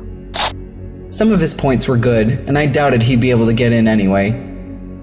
Okay, but be careful and don't touch anything. There's a bunch of my old clothes still in the boxes in my room. You can look in there to see if he crawled in one, and make sure to bring your walkie. Roger that, good buddy. I realized that it would be pitch black in there. The power would have been turned off since no one was paying the bill. With any luck, he'd be able to see from the streetlights that might cast some light inside. Otherwise, I'm not sure what he'd do. Before too long, I heard footsteps right over my head and felt old dirt raining down on me. Josh, is that you? Breaker, this is Macho Man coming back for the big Tango Foxtrot. The Eagle has landed. What's your 20, Princess Jasmine? Over. Asshole. Macho Man, my 20 is in your bathroom looking at your stash of magazines. Looks like you got a thing for dudes' butts. What's the report on that? Over. I could hear him laughing without the walkie and started laughing too. I heard the footsteps fade away a little. He was on his way to my room. Man, it's dark in here. Hey, are you sure you had boxes of clothes in here? I don't see any. Yeah, there should be a couple of boxes in front of the closet. There aren't any boxes in here. Let me check to see if you maybe put the boxes in the closet before you left. I started thinking that maybe my mom had come back and gotten the clothes and just given them away because I'd outgrown a lot of them, but I remembered leaving the boxes there. I didn't even have time to close the last one up before we left. While I was waiting for Josh to tell me what he found, I kicked out my leg, which had started falling asleep because of the position I was in, and it hit something. I looked back and saw something really strange. It was a blanket, and all around it there were bowls. I crawled a little closer to it. The blanket smelled moldy, and most of the balls were empty, but one had something that I recognized still in it. Cat food. It was a different kind than we gave to boxes, but I suddenly understood. My mom had set up a little place for boxes to encourage him to come here instead of running around the neighborhood. That made a lot of sense, and it seemed even more likely that boxes would have come back to this place. That's so cool, Mom, I thought. I found your clothes. Oh, cool. Where were the boxes? Like I said, there are no boxes. Your clothes are in your closet. They're hanging up. I felt a chill. This was impossible. I had packed all my clothes. Even though we weren't supposed to move for another 2 weeks when we left, I remember packing them and thinking that it was stupid for me to have to get clothes out of the box and put them back in. I had packed them, but someone had hung them back up. Why, though? Josh needed to get out of there. That can't be right, Josh. They're supposed to be in boxes. Stop messing around and just come back outside. No joke, man. I'm looking at them. Maybe you just thought that you left them. Hey, wow! You sure like to look at yourself, don't you? What? What do you mean? Your walls, man. Your walls are covered in Polaroids of yourself. There's gotta be hundreds of them. Would you hire someone to... Silence. I checked my walkie to see if I had switched it off somehow. It was fine. I could hear footsteps, but couldn't tell exactly where Josh was going. I waited for Josh to finish his sentence, thinking that his finger had just slipped off the button. He didn't continue. He seemed to be stomping around the house now. I was just about to radio him when he came back. There's something in the house. His voice was hushed and broken. I could hear he was on the verge of tears. I wanted to respond, but how loud was his walkie turned up? What if the other person heard it? I said nothing and just waited and listened. What I heard were footsteps. Heavy, dragging footsteps. And then a loud thud. Oh God. Josh. He'd been found. I was sure of it. This person had found him and was hurting him. I broke out into tears. He was my only friend next to boxes. And then I realized, what if Josh told him I was under here? What could I possibly do? As I struggled to compose myself, I thankfully heard Josh's voice through the walkie. He's got something, man. It's a big bag. He just threw it on the floor, and... oh, God, man. The bag. I think it just moved. I was paralyzed. I wanted to run home. I wanted to save Josh. I wanted to go for help. I wanted so many things, but I just lay there, frozen. As I lay unable to move, my eyes focused on the corner of the house that was right under my room. I moved my flashlight. My breath hitched at what I saw. Animals. Dozens of them. All of them dead. They lay in piles all around the perimeter of the crawl space. Could boxes be among these corpses? Was this what the cat food was for? Seeing this broke my shock as I knew I had to get out of there, and I scrambled to the board. I pushed on it, but it wouldn't budge. I couldn't move it because it was wedged in there, and I couldn't get my fingers around it since the edges were outside. I was trapped.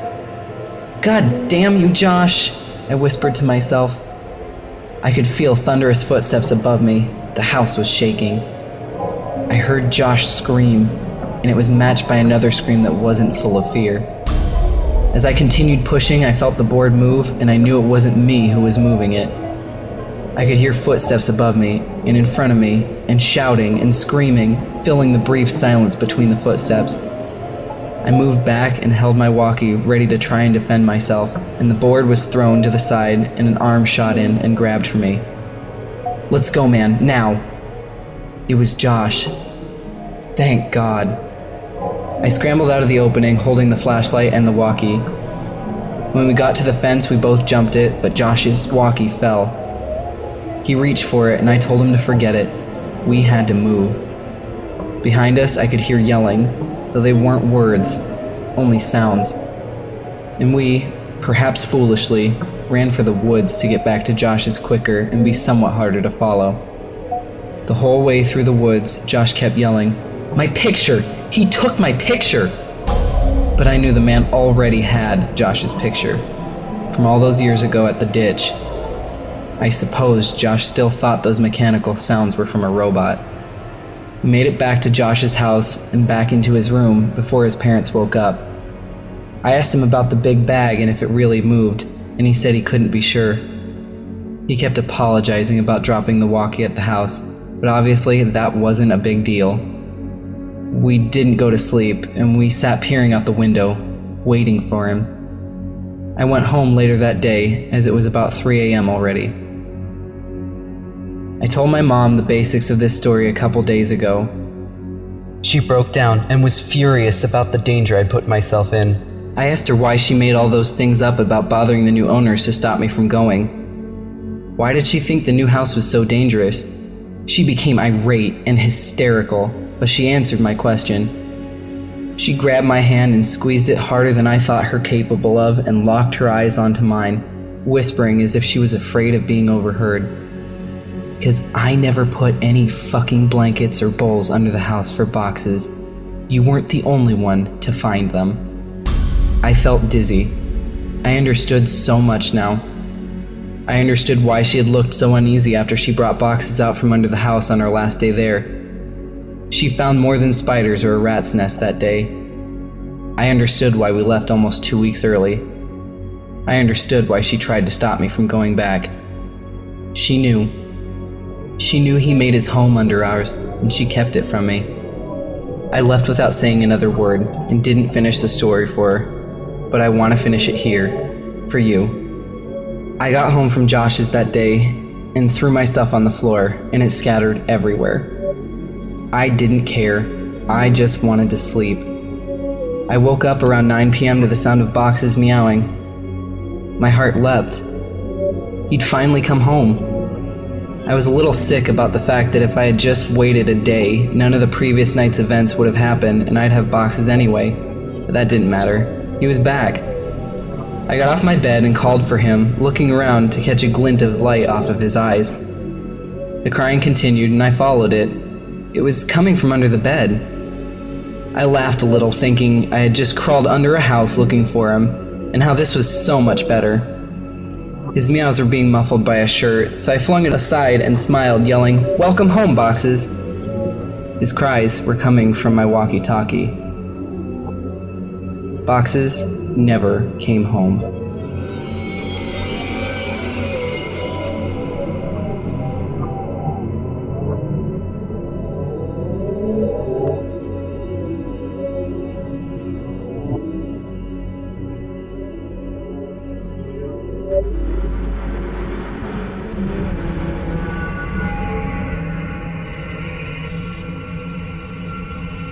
This concludes this episode of the NoSleep Podcast.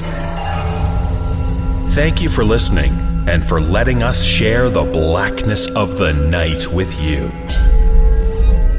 To learn more about the podcast and the ways you can help us make more episodes, please visit nosleepaudio.reddit.com.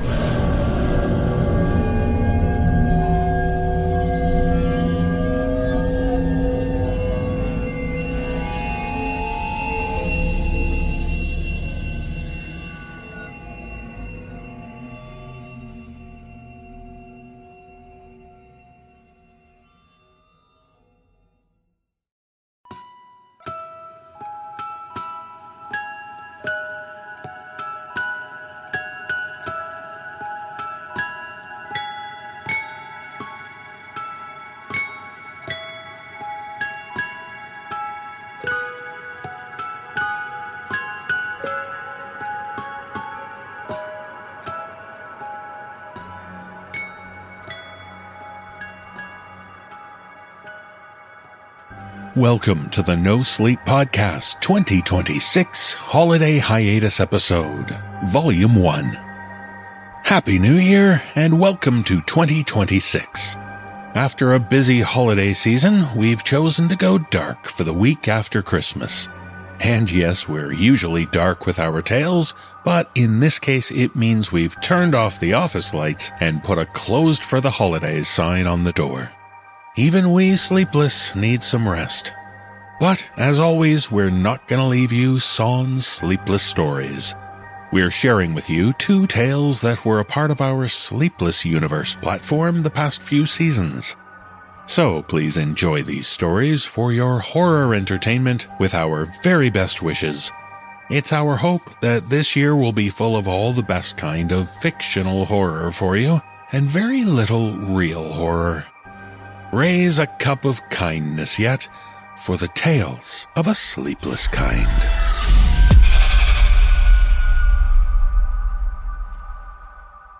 In our first tale, we meet a couple dealing with a devastating loss. It's understandable that they'd want to make a new start in a new home, anything to leave their past trauma behind them. But a new home doesn't always mean a brand new home. And in this tale, shared with us by author Jamie Francis Janazian, the couple soon realize that their fixer-upper needs fixing in more ways than a new coat of paint. Most of the work is needed downstairs. Performing this tale are Nicole Doolin, Nicole Goodnight, Atticus Jackson, Mike Delgadio, and Dan Zapula.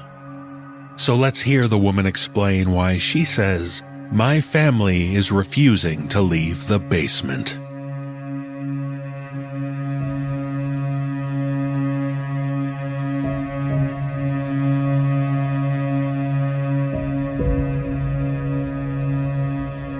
They've been down there too long.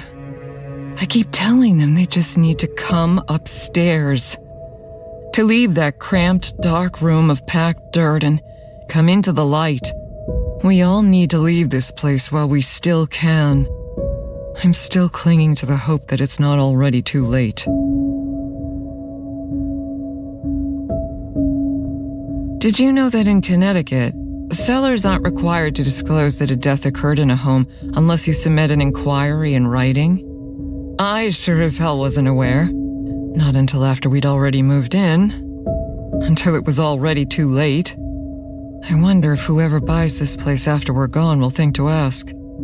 I did later learn that the realtor regretted selling to us.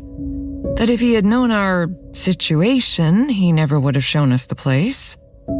I can't help but imagine what our lives would have been like if we'd never bought the small fixer-upper off of Lakeshore Drive. That's all moot now, of course. If it weren't for the price, we'd never have looked at it in the first place, especially since it had been a foreclosure. I hated the feeling of building our lives on the shattered remains of someone else's, but Gideon and I needed to move. We had to. We couldn't stay in our old house. Its recently vacated bedroom dangerously close to becoming a shrine.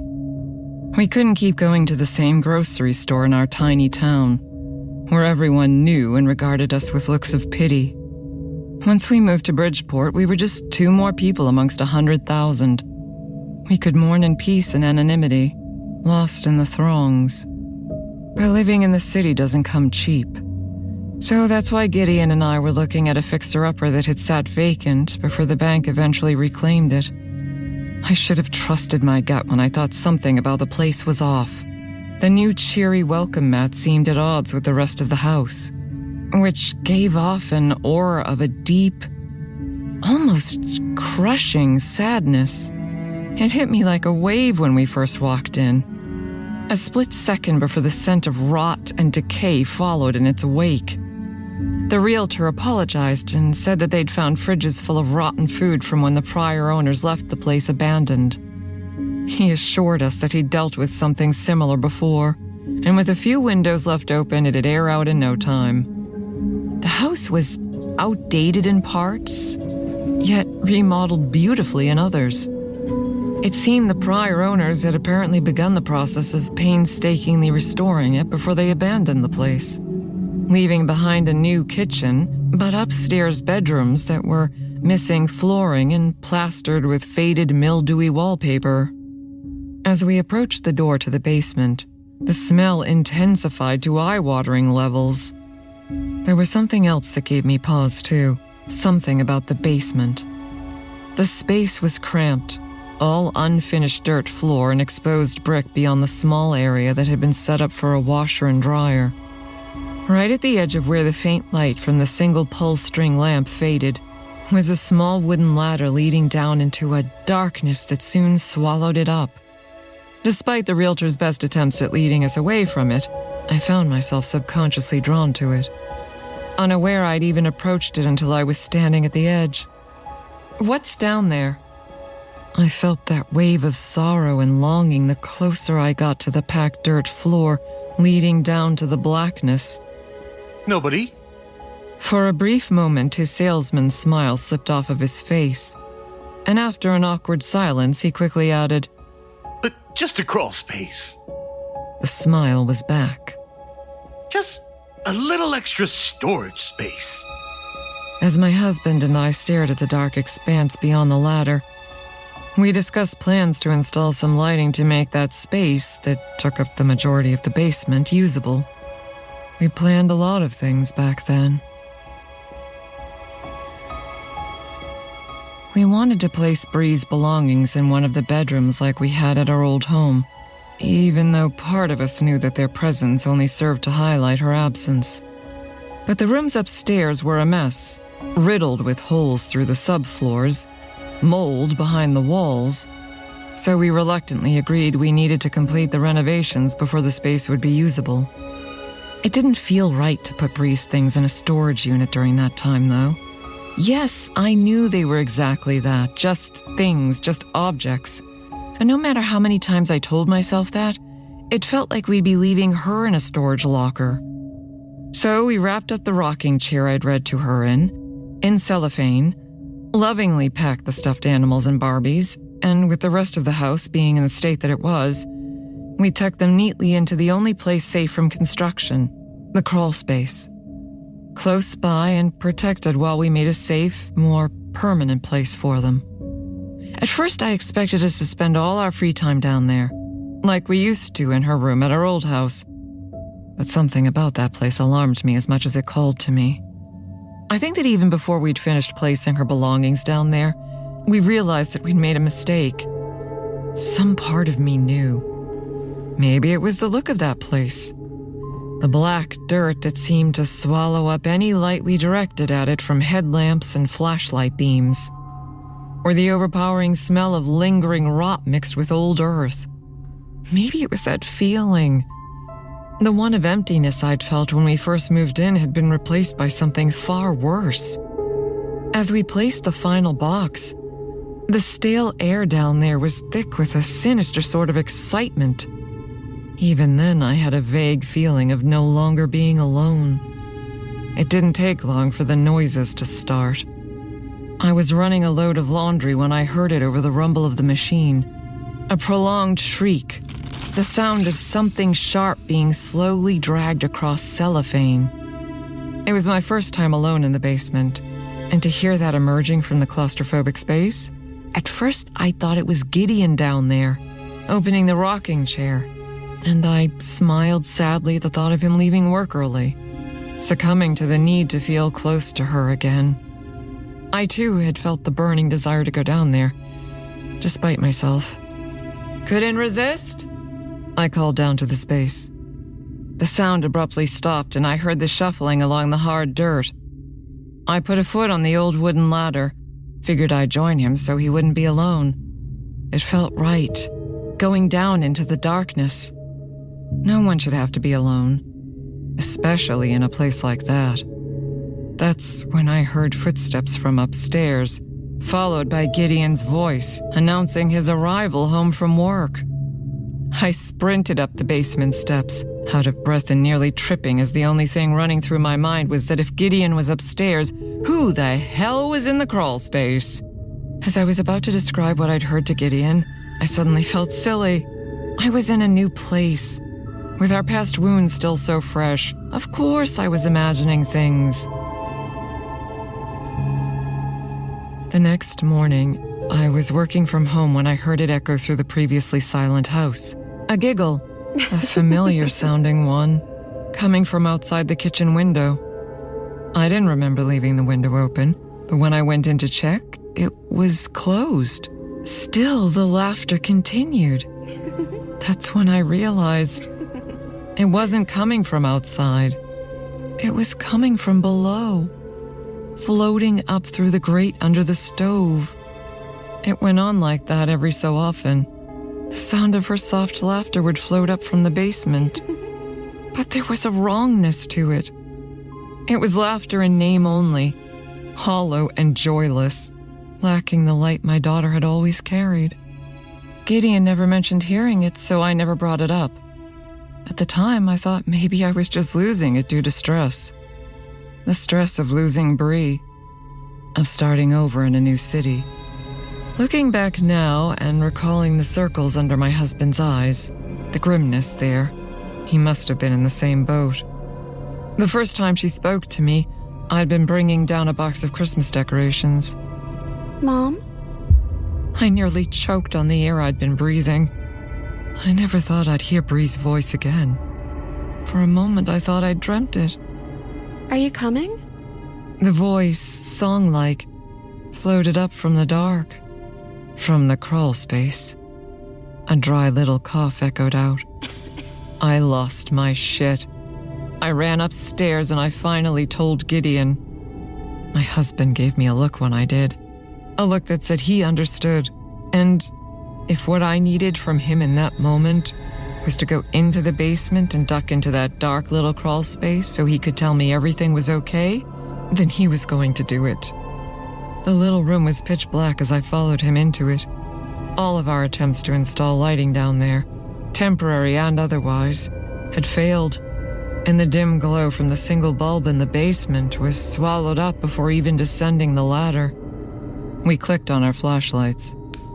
I wondered if he too had heard the sound of something moving across the packed dirt that echoed out seconds before we directed our beam towards the darkness. The sound of scurrying? Gideon gasped, and a moment later turned to reveal what he'd seen. A blanket had been placed across the hard dirt, one of Bree's, adorned with smiling characters from her favorite animated movie. Stuffed toys were strewn along it. A single book lay open off to the side. I didn't even need to see the impression left on the blanket to know that someone had been sleeping down there. Gideon shot me a questioning look. I didn't open the boxes. He stared into the empty space for a long time before he nodded absent-mindedly, insisted we leave the house, call the police to seek out whoever had been living in our home.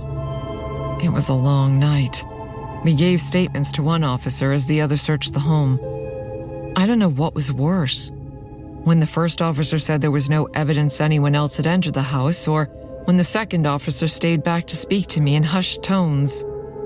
You've lost someone. I nodded in surprise, even though it was a statement and not a question. He leaned in. Look, whatever you think you hear down there, it isn't real.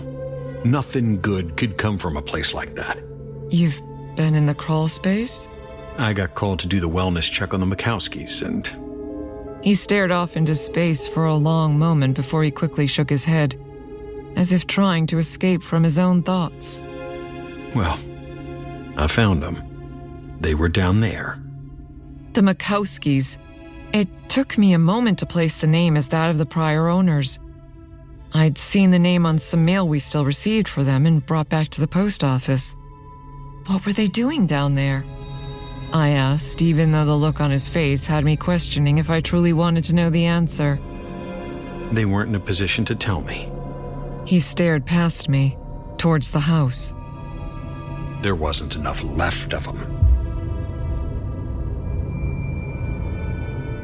That night I couldn't sleep. I dreamt of the prior owners who never left this place. I dreamt of Bree. I dreamt of the crawl space. I awoke to the feeling of eyes on me. Gideon was sitting up in bed, giving me a concern-laden stare. We need to talk about last night. I don't think you should go into the basement by yourself. My response was silence, confusion. You don't remember what you said to me? He whispered it, as if he thought someone else could be listening. I shook my head. that you wanted to go down there to be with her. That you didn't want her to be alone in the dark. My horrified expression seemed to mirror his own. You know she's not down there, Nettie. She never was. I knew that. I mean, rationally I did. And what is down there? I'd never seen my husband look more afraid than in that moment. I don't know. The longer I stayed away from the basement, the louder her laughter got. The more persistent the pleading whispers. When the hushed pleas turned to crying, God, I couldn't take it anymore. I had to go see her. Are you coming? I found myself drawn to the sound. Parental instinct still there, a mental phantom limb. I knew I made the right decision as I descended. Well, until I looked at her. Eyes glinted up at me from the well of blackness beyond, and the sobbing ceased instantly, like someone had flipped a switch. No, baby. My mouth was dry as the rational part of me desperately screamed at the rest of me, reminding me I was not talking to my daughter. I can't. I fumbled with my phone for the light, half expecting to see her staring up at me, big brown eyes wide, half afraid of what I'd see. As light flooded the room, I heard a soft movement, something wet sliding across the packed dirt of the ceiling. But I saw nothing. The little storage room was empty. As soon as the light went off, though, those eyes were back, regarding me from higher up along the wall, moving steadily downwards, never once blinking or darting away from my own. Please?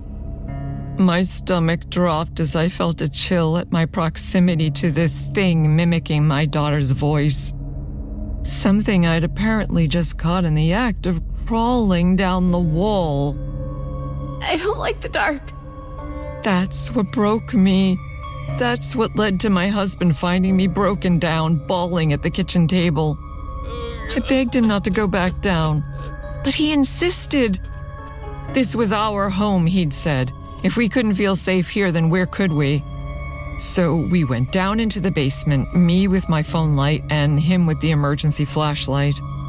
It was bold of me to assume that the situation couldn't possibly get worse. By the time I descended the little ladder, he'd already walked into the room. He had his back to me, standing in the shadows. Gideon, where's your flashlight? I turned it off. She doesn't look like I remember. He never turned to look at me, his broad frame blocking whatever he was seeing from my flashlight beam.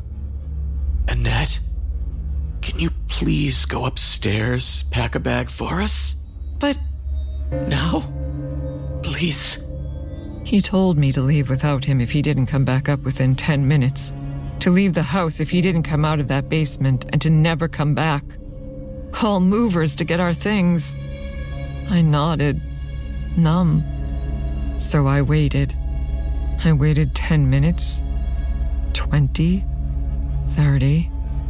After an hour had passed, I went down to the basement, and the ladder was gone. He must have pulled it down to keep me from coming after him. I felt a wave of unease, but infinitely worse, a sick pang of jealousy. Jealousy that he was down there and I wasn't. I whispered Gideon's name into the dark. Why haven't you left yet? Babe, it's time to go. We need to leave. All of us. No, Nettie. It's too late for me. A day has passed since then. I'm still here. I can't force myself to leave. I just want us to be a family again. This morning when I went down to check on them, the only response that emerged from the crawl space sounded like a low, wet gurgle. They've been silent ever since. I called the police, but they didn't seem to think that my husband and daughter refusing to leave the basement constituted an emergency. I know Gideon told me to leave, but I can't just leave my family, him and Bree, down there in the dark. I'm out of ideas. We need to be together, the three of us. If I can't figure something out soon, if I still can't get them to come to me, well, there's only one option left.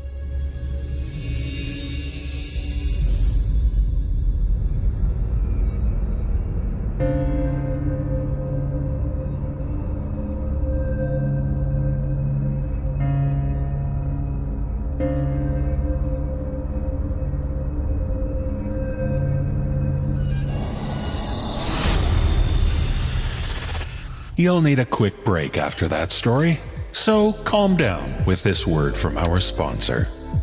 It's the new year, so why not kick it off by helping yourself feel better? I'm really going to focus on my health this year, and staying hydrated is going to be foundational for me. That's why I love Drip Drop. When I stay on top of my hydration with Drip Drop, my energy, focus, and mood all level up.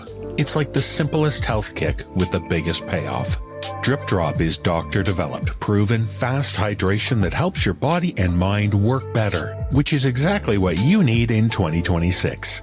It uses a precise ratio of electrolytes and glucose for rapid absorption, delivering 3 times the electrolytes and half the sugar of leading sports drinks, so you feel results fast and without the sugar crash.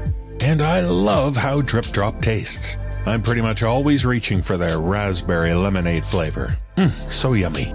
That's probably a big reason why over 90% of top college and pro teams turn to Drip Drop for its ability to rehydrate you faster and more effectively than water alone. And to make it easy, Drip Drop has flexible subscription options, so you're never stuck without proven fast hydration. Right now, Drip Drop is offering Sleepless listeners 20% off your first order.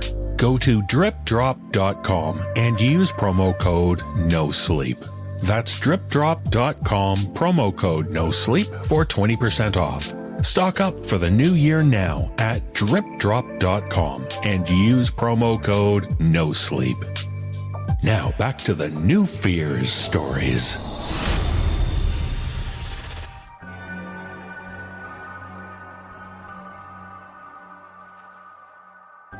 In our final tale, we visit the museum known as Enigma. It's a place which celebrates the strange oddities of the art world. Cass has worked there for a while now, but her job and the museum aren't doing very well. And in this tale, shared with us by author Kristen Samido, Cass tries to save what's left of her job with a new exhibit based on some gruesome art that could be cursed. That'll sure draw the crowds, right? Performing this tale with me are Sarah Thomas, Graham Rowett, Wafia White, Mike Delgadio, Nicole Goodnight, Kyle Akers, and Tanya Milosevic. So remember, all art has value. Some more, some less, and some art can be priceless.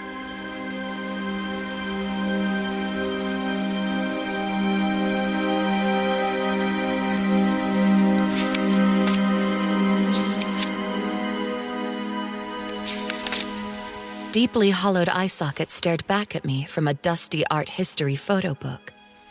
The image became the reason for my weeks-long fugue state in college shortly after I declared myself a fine arts major. I was one of those college students without lofty ambitions. I expected to study the Renaissance and Impressionism, stare at large canvases in museums, and try to find meaning in places I had never seen any meaning at all. Regular activities found in the study of art, I thought, and all so subjective that any answer I gave in class or on a test could pass. I felt confident that the fine arts track offered the leniency I sought and excluded strenuous intellectual labor. I didn't expect much of myself or my major. I also didn't expect Alara Clare. Clare, a figurative painter from the late 80s, was a disquieting woman, personally and in her craft. It may be easier to write her off as insane, manic, or brutally deranged, but the truth of her is more prosaic than that. She was scorned, indignant, calculated, spiteful, but most undoubtedly self-possessed, sane, and arguably one of the most gifted figurative painters of her time. But she exercised merciless wrath upon her subjects with such inventive depravity, she could have scared Francis Bacon out of his grave. Convinced her husband entertained multiple affairs during their marriage, she depicted his mistresses, real or imagined, in various states of brutal injury. Some were alive, but appendages and eyeballs were missing, violently torn from their bodies, their jaws opened so wide they appeared dislocated. The detail was so lifelike that the blood appeared to droop off the canvas. Claire's paintings weren't simply for therapeutic expression. By 1995, Claire was wanted in connection to the murders of several women involved in her husband's trysts. The injuries on their bodies mirrored those painted on her subjects, supposedly. An unrepentant confession within a suicide note was found next to her body, confirming police's suspicions. As usual, I delayed my thesis project up to the 11th hour and found myself frantically pulling books off the warped wood of an ancient library shelf. The only parameter of the assignment was to choose an artist we found personally compelling, whether in form or subject. And in the weeks following the discovery of that book, I became overcome with fervent obsession. Long after the assignment was turned in, I was uninspired to do anything that didn't involve thinking or talking about Claire's work. Once, I woke out of a deep sleep to find myself holding a kitchen knife parallel to my eye, poised for a lateral slice. I withdrew from life, friends, hobbies, everything. It wasn't until my mother broke down my apartment door and discovered me in my filthy twin bed that I snapped out of it. My room was littered with torn pages and prints of Claire's frightful visages that my mother spent hours throwing away. The fog began to lift after that. The name Alara Claire vanished from my memory for a couple of years. In my senior year, an unpaid internship catalyzed my 10-year career at Enigma, an oddities museum in the oh-so-bustling town of Wallace, Idaho. Technically, it's a city by size, but the population equaled the maximum capacity of a strip mall in Middle America. This strip mall features an abandoned JCPenney and a mining museum, and Enigma. One 15-minute interview later, and I was Jerry Thorne's curation intern. Jerry was a just over 5'9" balding man in his 50s who wore graphic t-shirts and one pair of ancient red Converse that were a little too big for him. Enigma was his over-midlife crisis purchase, and he couldn't afford to hire help in the early days. He walked the line between jolly mentor and ruthless dictator as a boss, constantly rearranging items in his display cases down to the millimeter. He sourced most of the inventory from sketchy sellers on Facebook Marketplace. A few years ago, he'd nearly bought bleached bones from that company up in Boston that hired morticians to steal body parts from the morgue. Honestly, I think had I not told him about it first, he would have conveniently overlooked the scandal. At first, the novelty of a new attraction in town drove business long enough that I could take credit for the success. It was a real modern-day freak show in there, and I was the carnival barker. It didn't take much to elicit the interest of passing tourists. A glass case with a thrifted vintage doll, a plaque detailing its entirely fabricated curse, and a listing on Atlas Obscura go a long way. For most of my time there, business went well enough that I made it into Jerry's ancient payroll system at $16 an hour. Enough in Idaho money for a comfortable shack and not too much demand on my stunted work ethic. Or lack thereof. May was International Taxidermy Month. Not an actual federally recognized holiday, but a random month I chose to slap together a bunch of stinking dead mammals in various Frankenstein states. It was nothing more than a marketing ploy. 10 years in, and the gimmicks were starting to run dry. In one corner, a taxidermy rat is dressed as a priest. Interpret that however you wish. A monkey with 8 legs, labeled Spider Monkey, and yes, I think myself quite clever for this one, is suspended from the ceiling.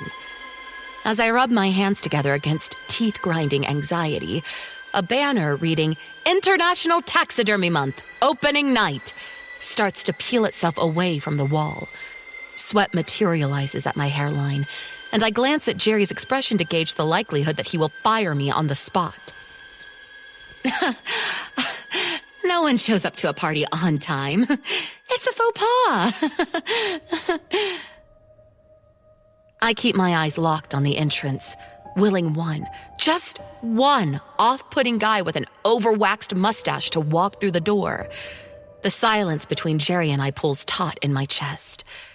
Jerry huffs and checks his watch. Okay, I'm calling it. He turns, tearing the banner down and nearly clocking me with his elbow. He crumples up the cheap vinyl and throws it in the trash. I follow him towards the basement office, taking the banner out of the trash bin and smoothing the wrinkles while I catch up behind him. Leave it to the residents of Wallace to be above taxidermy art. I figured they'd be bored with the usual Bigfoot stuff. Cryptids and taxidermy should get their own month, so I don't have to take this kind of risk. Jerry walks with purpose, a step or two ahead of the pace his gait normally allows for, which worries me. More silence. My chest stretches tighter. Descending the stairs, we pass by pictures of Jerry and, eventually, myself, at Enigma over the years, hung on the exposed brick wall, interspersed by dusty shelves full of shrunken heads. Me when I graduated college, me on my 1- and 5-year anniversaries, birthdays, and other milestones over the years. Jerry took every one of them like a bizarre but proud father figure. Now, he's more like a customer who wants a refund. Notorious for being unable to read a room, I open my big mouth. Hey, maybe this isn't an opportune time, but since no one's here... Jerry stops walking and tosses a look mixed with irritation and disbelief over his shoulder. I realize what I just said and struggle to recoup. Yet? Here? Yet? I thought we could talk about tenure or something. Do art curators get tenure? Anyway, coming up on a decade here now, and...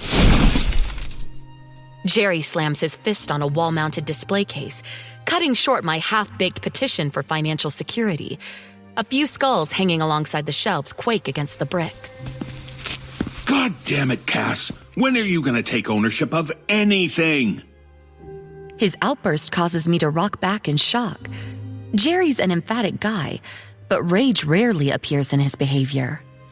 Where did that come from? I ask, pathetically feigning indignance. Redness floods the back of Jerry's neck. I'm in trouble now. Where did... Oh, are you kidding me?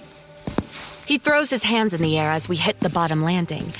Jerry shoulder checks the corner of his office door on the way in. You know, I don't expect much from my interns. I knew I was the last choice for all you fine artsy-fartsy kids. He jabs an accusatory finger in my direction. And that's what you were at the time. A fucking kid. I thought you'd grow out of it. Out of what? Lack of ambition. I thought you wanted this place to thrive. I mentally prepare a slew of excuses. I do want it to thrive, but the economy. We live in East Bumfuck, Idaho. Tourists have no taste. But Jerry isn't done. I know you're not stupid, Cass, but my God, are you lazy? The words cut to the bone. I go numb momentarily until Jerry's voice brings me back into the room. Did you even look into that smelly bunch of corpses before you decided to slap them up in my gallery? Or did you leave everything to the last minute again? It's an oddities gallery, Jer. And you have to admit, it can't be everyone's cup of tea. I watch Jerry turn resolute. The tide of red recedes from his collar just a bit. Today's officially your last day. Clock out at 5.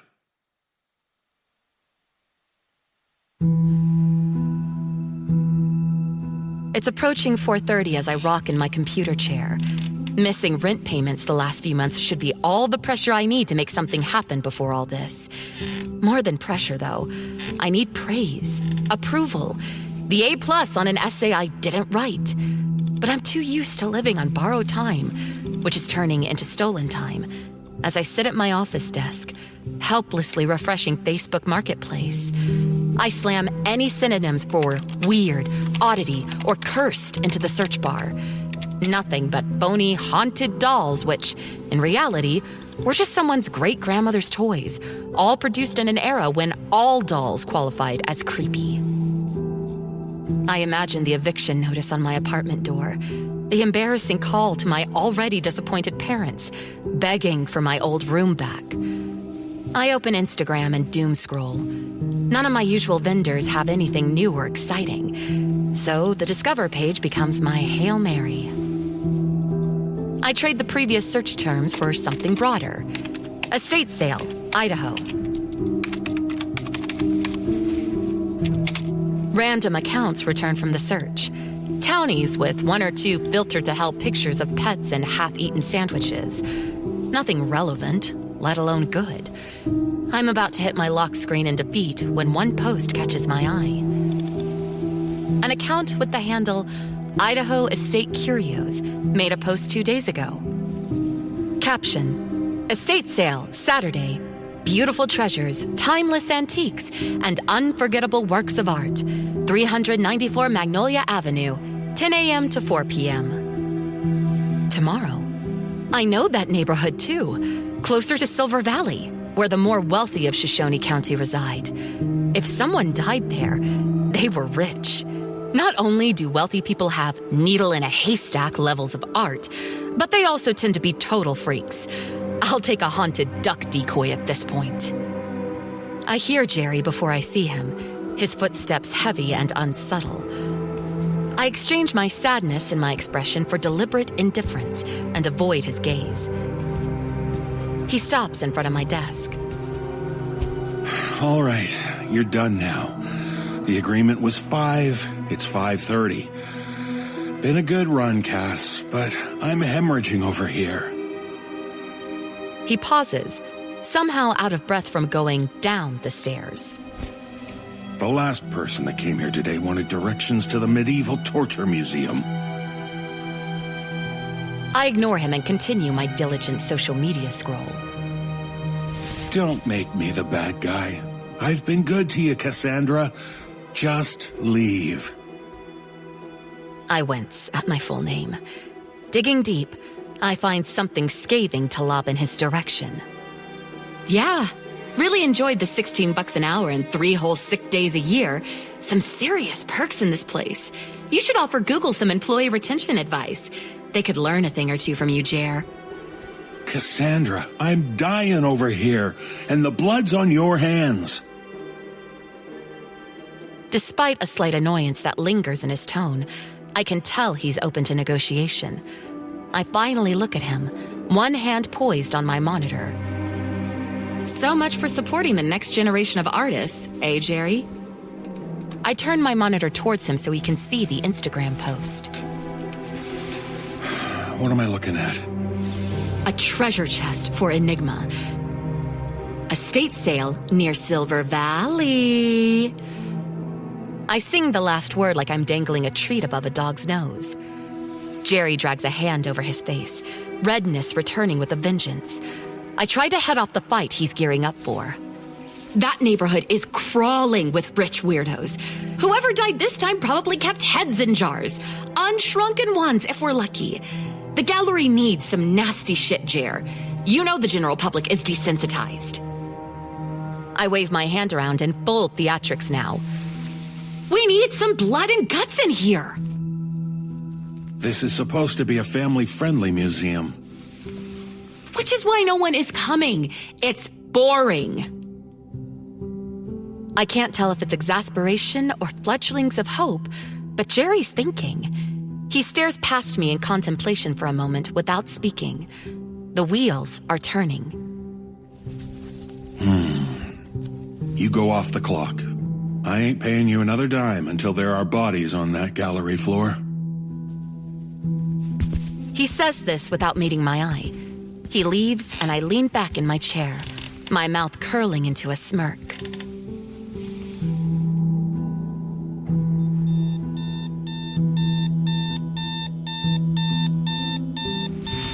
Saturday arrives, and I snooze my alarm 5 times, guaranteeing I won't have time for a shower or breakfast.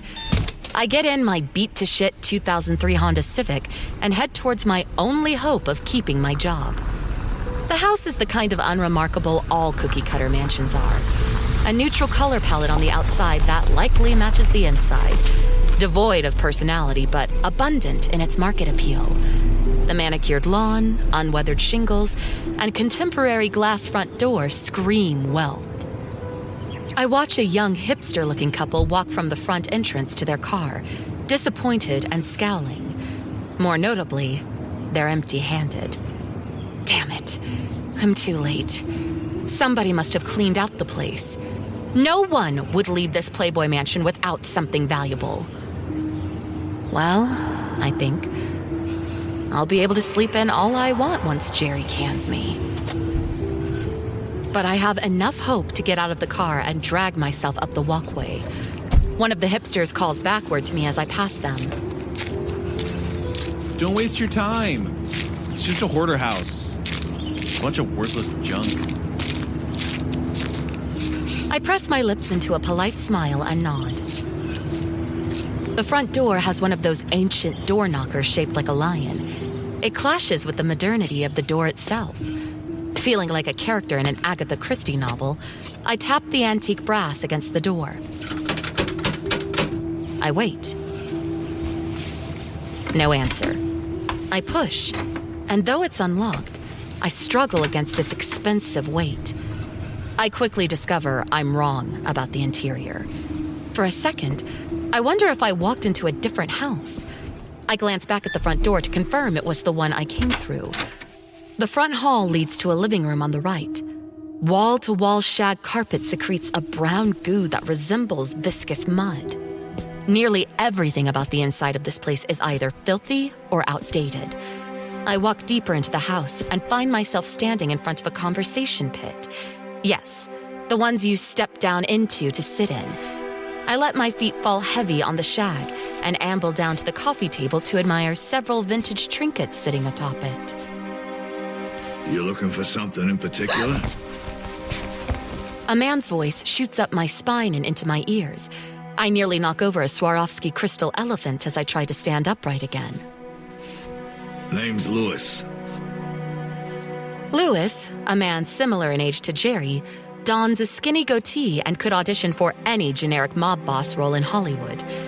Gruff and utterly disinterested, slightly peeved with a hint of a New York accent.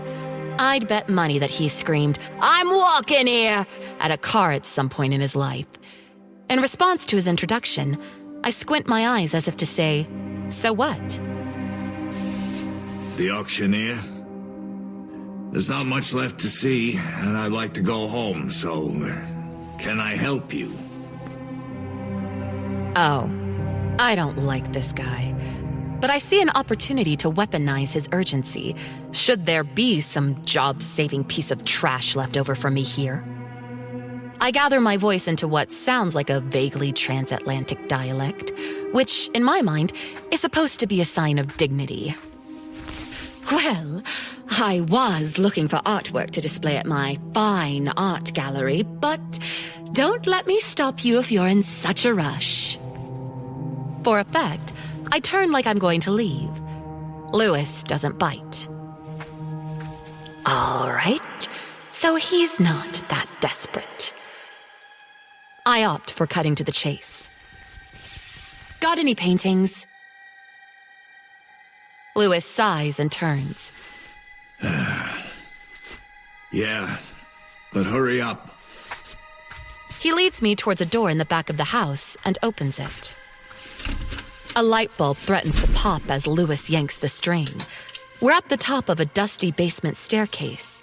A disembodied drip, drip, drip floats up from a leaky pipe somewhere. It occurs to me that I am alone with a strange man in a strange house, about to step away from the only nearby exit into a concrete basement where, technically, an indeterminate amount of bodies could be buried.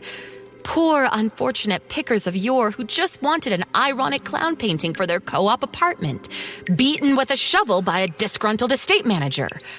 Probably. And I could be next. I let my mind run with this exaggeration for a second, but much like ambition, fear is a feeling I don't care enough to be compelled by. I'm not afraid of losing my job, but I am ashamed. Ashamed of failure. Ashamed of asking for charity or second or third chances. In this case, I'm closer to my 5th or 6th. Shame tends to dribble down into acts of desperation, and desperation is much more motivating and deafening. That singular light bulb is our only light source, and at the bottom of the stairs, it dissipates, creating minimal light over the dust and mildew-laden walls. Even in darkness, it would be difficult to miss the piles of torn furniture and misshapen utility shelves, all warped from water damage or humidity. What appear to be hundreds of paintings lay face down and unrecognizable in the wreckage. Knock yourself out, but make it quick. I ignore his urgency. I lift a couple of frames with the toe of my shoe and recoil as bugs scuttle out from underneath. Lewis watches me from the corner and chuckles at my mild distress. I roll my sleeves up and get to work rummaging through junk. Inexpensive reprints make up most of it, and I'm about to call it quits when I see them. My white whale. Whales. Spilling out of a utility closet in the darkest corner of the basement. I quickly flip my phone's flashlight on to investigate. Dozens of ornate gold frames with nary a scratch balance themselves on top of one another. I take one from the top of the stack for examination. Bile rushes up my windpipe, and I choke when I realize she's back.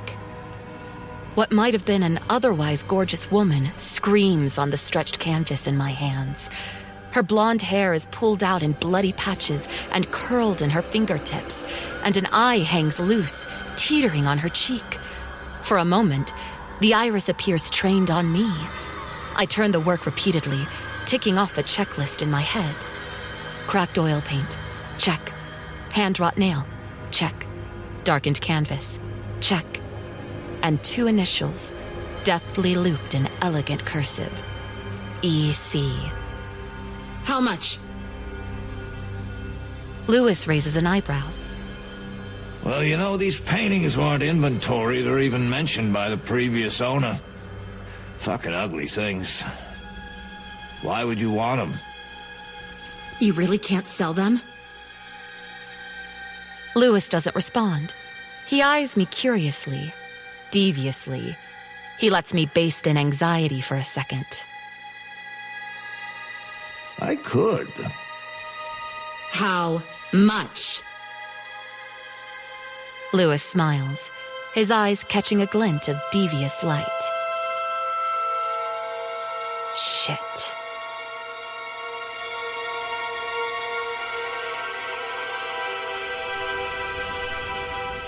I'm in the second act of my desperation as I sit on a squeaky leather couch in the bank's lobby. I usually avoid Wesley Credit Union if I can help it. Our relationship is as stable as a bear on a tightrope. But these are desperate times. I look at the banking app on my phone to take inventory of how bad things are between the bank and me.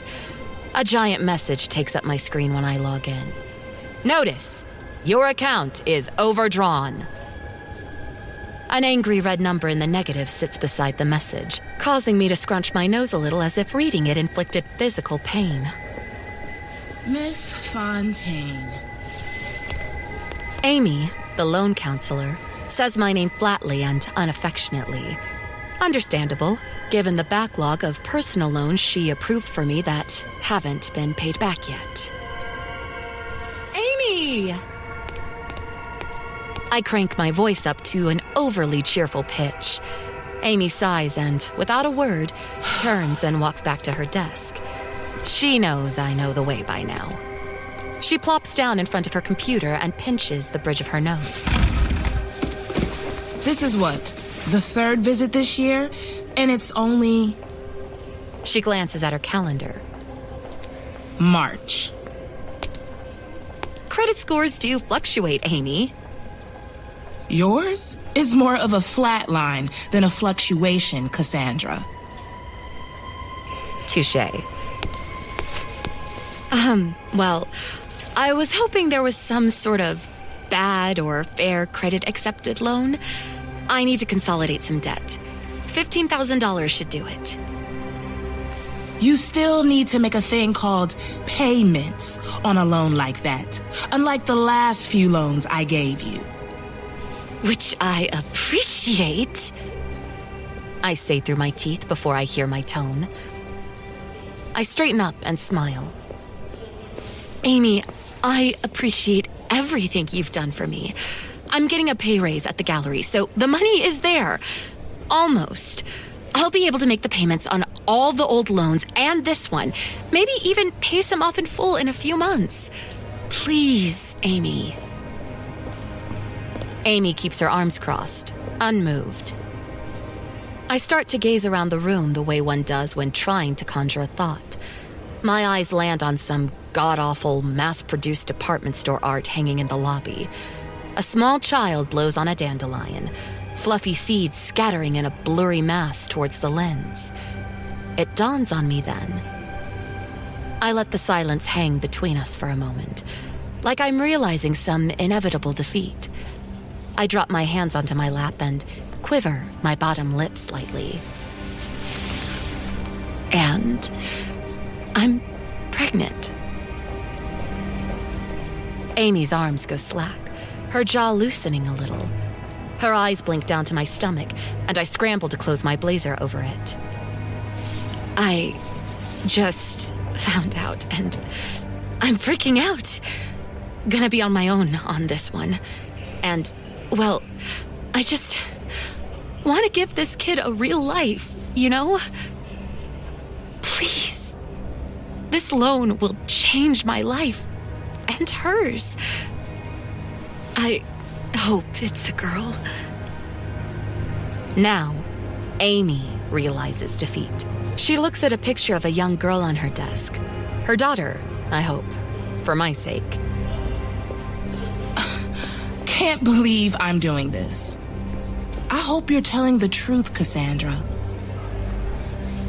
I pinch my eyebrows upwards in feigned hurt, my hands still folded on my belly. Amy, I couldn't lie about this. Amy shakes her head slightly as she turns on her computer. Within a few minutes, I'm walking out of the credit union, shit-eating grin plastered on my face, digging for a cigarette in my purse. I need to pick up my paintings from Lewis.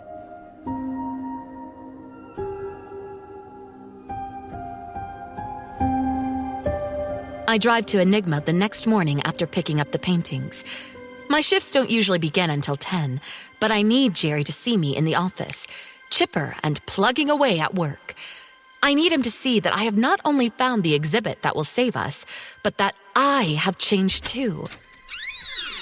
I fling the door to my office open at 9 and set to work straightening out the old utility racks and loading the Alara Claire collection into them. Lunchtime comes, and Jerry hasn't popped in yet. I know he's ignoring me. Waiting to be noticed isn't working anymore. Jerry! I hear him shout back from his office. What? Requesting the honor of your presence in my jail cell. Office, please. I hear him sigh and mumble something that sounds like an apology. Yeah, all right, sorry, I gotta... But it's not directed at me. After an indiscernible click, the office phone, I think, his few footsteps start towards me. He takes his time lumbering over to stand at my desk, His eyelids are slid halfway down, preemptively unimpressed with whatever I say to him. I shake off a strange feeling when he looks at me and clasp my hands together. All right, we gotta talk about the exhibit. I stare at him, waiting for curious inquiry, or hell, even a passive-aggressive retort, but the glaze in his eyes remains. I ignore this too. For one night only, an exclusive peek into the lost arts of the posthumous painter of the macabre, Elara Clare. Don't get too close. You might catch the curse. I cup my hands around my mouth, full stadium megaphone mode. Jerry remains unexcitable. Just business today, I see.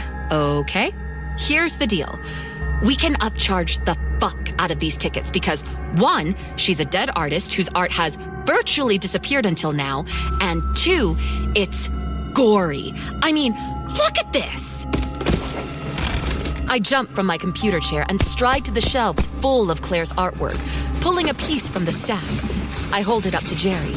In the painting, a brunette woman's eyes are intact, but her throat is splayed open, pulled at either side by fishing hooks, her tendons stretched and bleeding. I can sell this kind of attraction, Jerry. I know this work better than anything I've ever curated for Enigma. I set the painting down on an easel so we can both admire it, but almost immediately, I feel a fog float into my mind. The past advances quickly on me, and for a moment, I'm in that apartment room again. Bags so deep under my eyes they look like craters in my face, like one of Claire's painted victims. Cass? Jerry's question jolts me out of a waking dream. I realize then that my hands are on either side of my throat, my nails digging in and pulling. I fake a scratching motion like it's normal to tear at your own throat to satisfy an itch. I'm fine. Jerry raises an eyebrow. Jerry, listen to me. These aren't just copies. They're the originals. Do you know the kind of bullshit I had to go through just to take the loan out to afford these things? Do you think I would do that if I didn't love this place? He flinches at my question. I see a tear well up in his eye. Did I finally crack him open? I clear my throat. Yeah, Cass. Whatever you say. Jerry has never been agreeable to anything. Ever. I can't suggest a lunch spot without some kind of argument from him. My nerves keep me talking for talking's sake. We could even embellish a little. Say she used real blood in her paints or something. People will go nuts. Uh-huh. It's not skeptical. Just quiet, mindless compliance. I deflate, but try to summon cheeriness in my final push for enthusiasm, hoping it's contagious. Okay, well, I'm announcing tickets today, so get ready. Jerry nods and turns to leave, a strange urgency at his heel. I remember the apology that I thought I heard Jerry mumble when I called him in. Is there someone else here, by the way? No. His telltale redness shatters across the flesh of his neck again, but he doesn't sound angry when he speaks. For some reason, he sounds caught. Caught in what? I'm not sure. I just thought I heard you talking to someone in your office before you came in. Must be hearing things, Cass. He nods his head towards the paintings. Maybe one of your ladies in white. I hear his footsteps lead away from me and back into his office. His door clicks shut, and the lock tumbles noisily into place. Tiny resentments bleed into the most acute feeling of invisibility. Am I so insignificant? So unworthy of praise or consideration? Is my replacement inevitable? I turn back to my work, I refuse to let Jerry take the wind out of my sails. This exhibition will be unforgettable.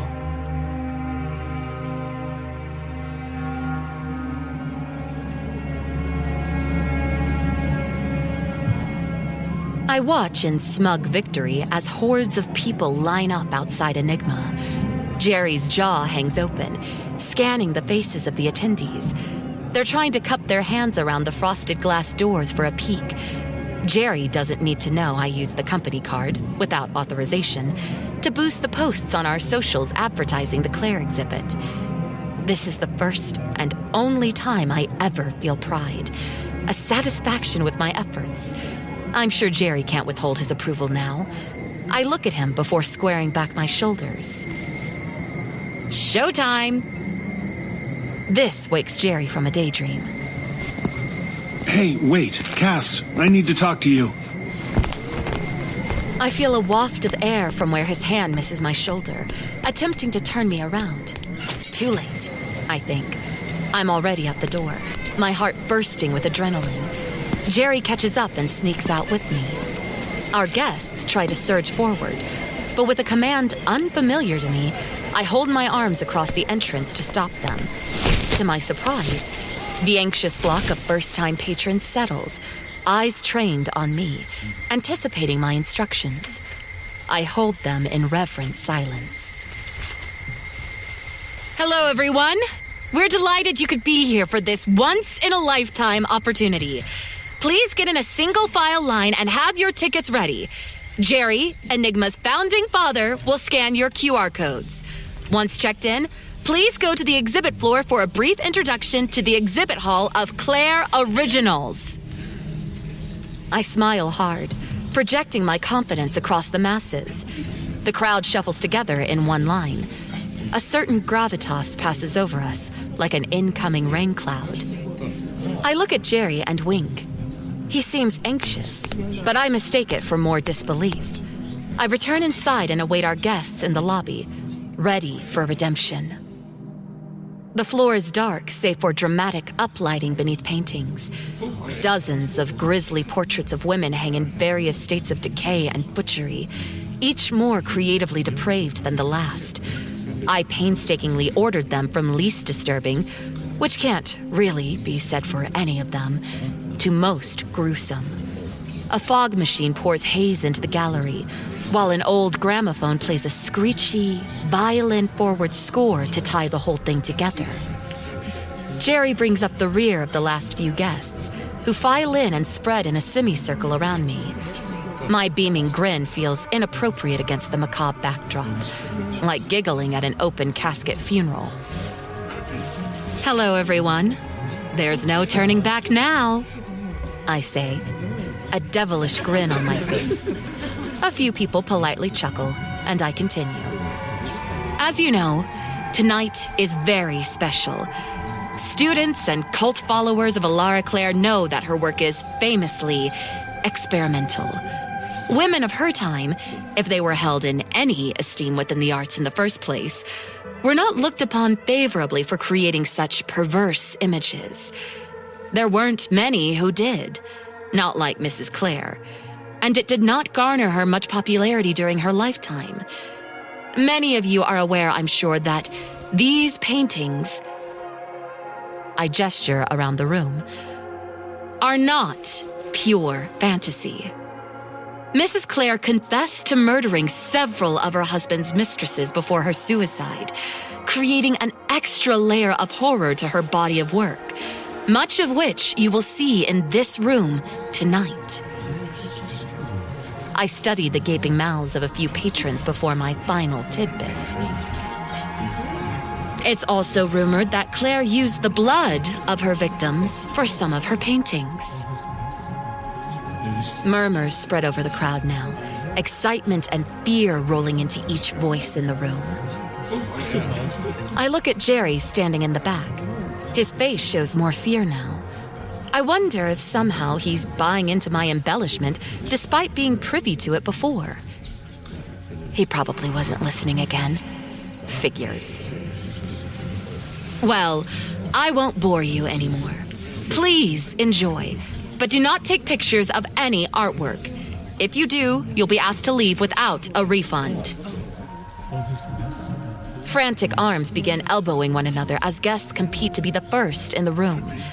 Opening night alone pays for the overhead this month. Prematurely, relief washes over me. I find Jerry leaning against a pillar to the side, staring at his shoes. Now seems like a good time for gloating. I stride up to him, but he speaks before I can. I'm not going to give you an opportunity to say, I told you so. I told you so. Jerry laughs in a display of long-withheld fondness. I hate to admit it, but I could cry at the minor affection. I did have to turn some people away at the door. We hit capacity. I lose my smug composure and gawk. Has that ever happened before? Not since you've been here, no. He doesn't say it spitefully. He looks at me like he's about to apologize for something. Hey, Cass, I need to let you know. Since I didn't think tonight was going to go very well, I made some calls, and, Ye of little faith. Maybe Lewis has some more Claire paintings or something even worse. I should go back and check. Jerry starts to speak again, but I become distracted by a patron at the gallery's far end. A tiny, elderly woman with a hand-knit shawl staring up at one of the paintings. Not just staring, though. She's reaching out to touch it. Holy shit, I'm gonna kill her. I cover a distance of 10 steps in just 5 long strides. Hey! If photos aren't allowed, why the hell would you assume you can touch the artwork? She doesn't respond to me. I look now, really look at this painting. The mistress in this one is holding her own decapitated head. Natalia is the title of the work emblazoned on the gold-plated plaque beneath it. Such a pretty name for someone who met such an ugly fate. Unfazed by the subject, I return to the old woman, who produces an oversized box cutter from her purse. I think she's going to damage the painting in some kind of fit of confusion, but before I can ask her what the fuck she's doing, she moves the box cutter to her throat with a speed and strength that defies her age. Without hesitation, she rams the box cutter in deep, dragging it across with force. The blood spray springs like a geyser, spewing on me, on the art, fucking everywhere. She lifts the box cutter and starts again, retracing the first gash, and goes on like this over and over, faster and faster, until her head is on fleshy hinges. A scream rips out of me and bounces alone off the walls of the gallery floor. When I hear it in its singularity, I freeze. Why is no one else screaming? I hear the pitch of the gramophone falter downwards, like the auditory equivalent of a Salvador Dali painting. The sound droops, warped through every note. The old woman's head flops to the floor. As I look around, her face's dull, wet slap, secondary to the sight before me. Every patron stands still. A few are frozen in fear, but many are so close to the paintings that their faces touch the canvases. No one moves or speaks for a long time. I hear the sound of someone gagging and liquid splashing on the floor. Jerry is throwing up somewhere in the background. Then, like synchronized swimmers in a bloodbath, the crowd begins tearing, gouging, chewing, and mutilating their own bodies. One woman who appears to be in her mid-30s mimics a painting titled Gabriella, the subject of which is ripping her tongue out like bloody taffy. Another woman, much younger, probably 20, emerges from the restroom to stand in front of a piece called Rose. A gallon of bleach hovers over her mouth, pouring endlessly in, before she throws it aside and convulses, froth bubbling up to her lips, a morbid twin to the painting in front of her. On and on, as if paying tribute. Patrons end their lives like the subject before them, in such a show of violence that should be impossible for a person to inflict on themselves. For a moment, I think I see some of Claire's subjects smiling at the hysteria. The ones who still have lips, anyway. The more lucid guests began screaming and scattering towards the exit, some breaking windows to expedite their escape. Someone bowls me over, and I finally tear my eyes away from the paintings to look for Jerry. He's leaning against a wall as far as possible from the gallery floor. Pinkish bile stains his shirt, and his face is drained of all color. All shaking hands, he pulls his phone out of his pocket and pounds 911. I race over to him, shoving myself across a stream of panicking patrons, and when I reach him, I smack the phone out of his hand. He looks up at me, a different brand of disbelief now. Not one twinged with pride, but fear. What the fuck are you doing, Cassandra? He picks the phone off the floor, the screen cracked but operable, and the operator's voice speaks faintly through. Sir, are you there? Yes, please. I need help. Enigma Gallery, off of Highway 90 East. I lunge for the phone again, but Jerry quickly blocks me. Police or fire? Both. And an ambulance. Several ambulances. I start banging my fists on his back, desperate to get him to listen. I'm shrill, shrieking, panicked. It wasn't the violence that scared me.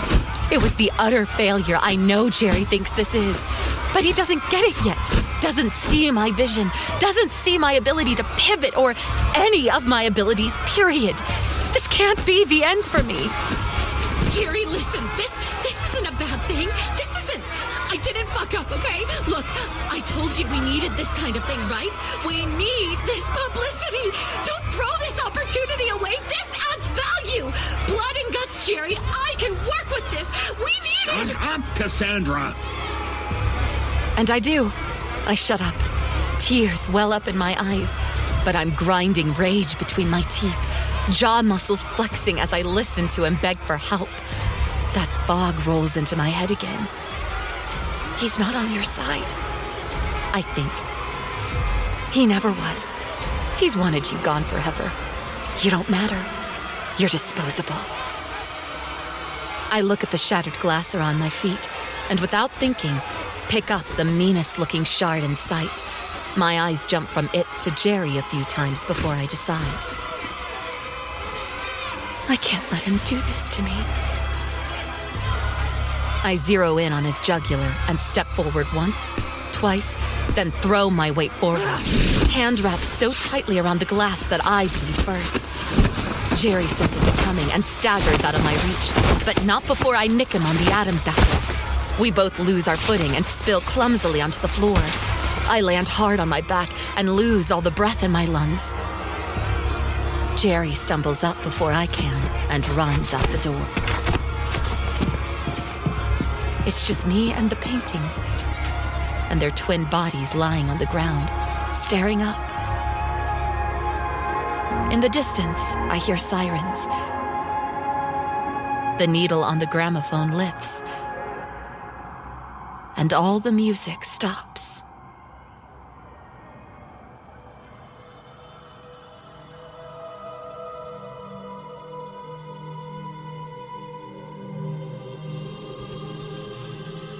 Cassandra was a very sick individual. I tell my new hire, Veronica. I didn't know. She wasn't sick when I hired her. I always wanted her to be invested in Enigma. I wanted an employee who cared as much as I did about keeping this place running. Eager to impress me, she nods in understanding. I don't know whether it was the obsession with Alara Claire or that she caught wind of her impending replacement, but something got to her that night, and I thought it would be the end of my business. I have to admit that what she said that night did stick with me. Gotta thank her for that. Anyway, ready for your first day as curator? Ready when you are, Mr. Thorne.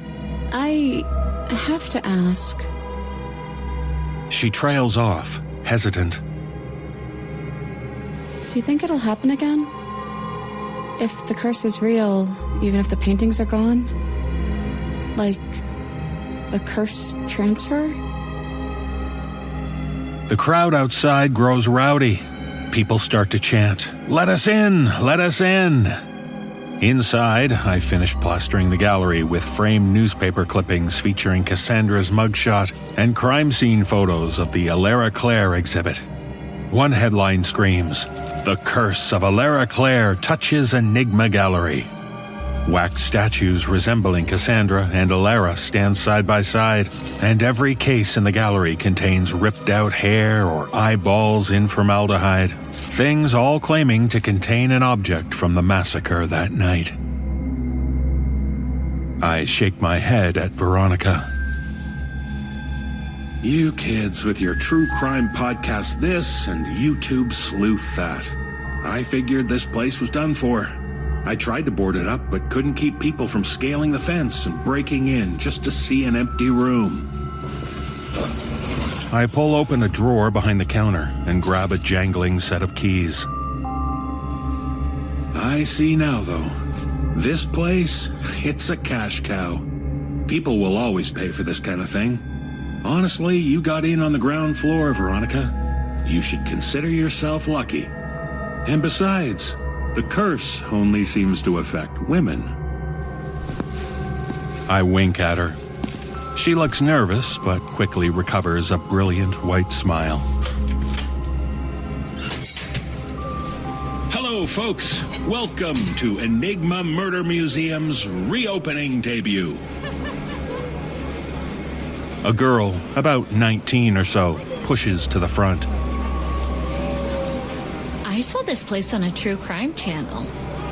This is where the Fontaine murderer worked, right? Hope it's worth the price. I think about correcting her.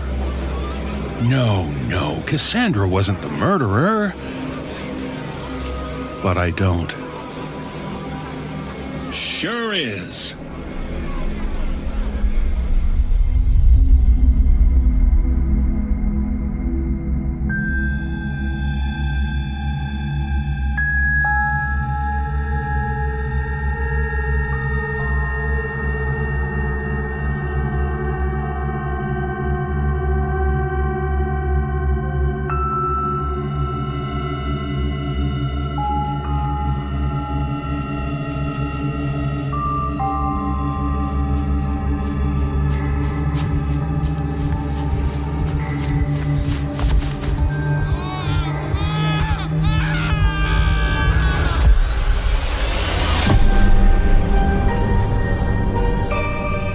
Our tales may be over, but they are still out there. Be sure to join us next week so you can stay safe, stay secure, and stay sleepless. The No Sleep Podcast is presented by Creative Reason Media. The musical score was composed by Brandon Boone. Our production team is Phil Michalski, Jeff Clement, Jesse Cornett, and Claudius Moore. Our editorial team is Jessica McAvoy, Ashley McAnally, Ollie A. White, and Kristen Samido. To discover how you can get even more sleepless horror stories from us, just visit sleepless.thenosleeppodcast.com to learn about The Sleepless Sanctuary. Ad-free, extended episodes each week, and lots of bonus content for the dark hours, all for one low monthly price. On behalf of everyone at the No Sleep Podcast, we thank you for joining us and seeking safety from the things that stalk us in the night.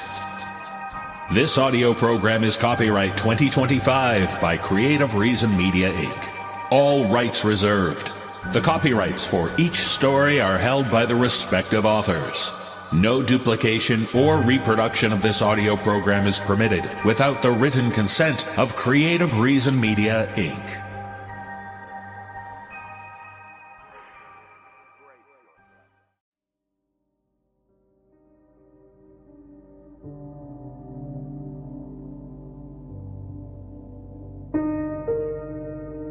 Welcome to episode 15 of the No Sleep Podcast. This is David Cummings, the producer of the show. A while ago, I was looking at our regular release schedule when I realized that this episode would come out on December 25th, Christmas Day. and in turn would be our last episode of the year. So, like many other year-end traditions, I wanted to take a couple of minutes before starting this episode's only story to reflect on the progress of the podcast and look ahead to what the new year holds in store for us.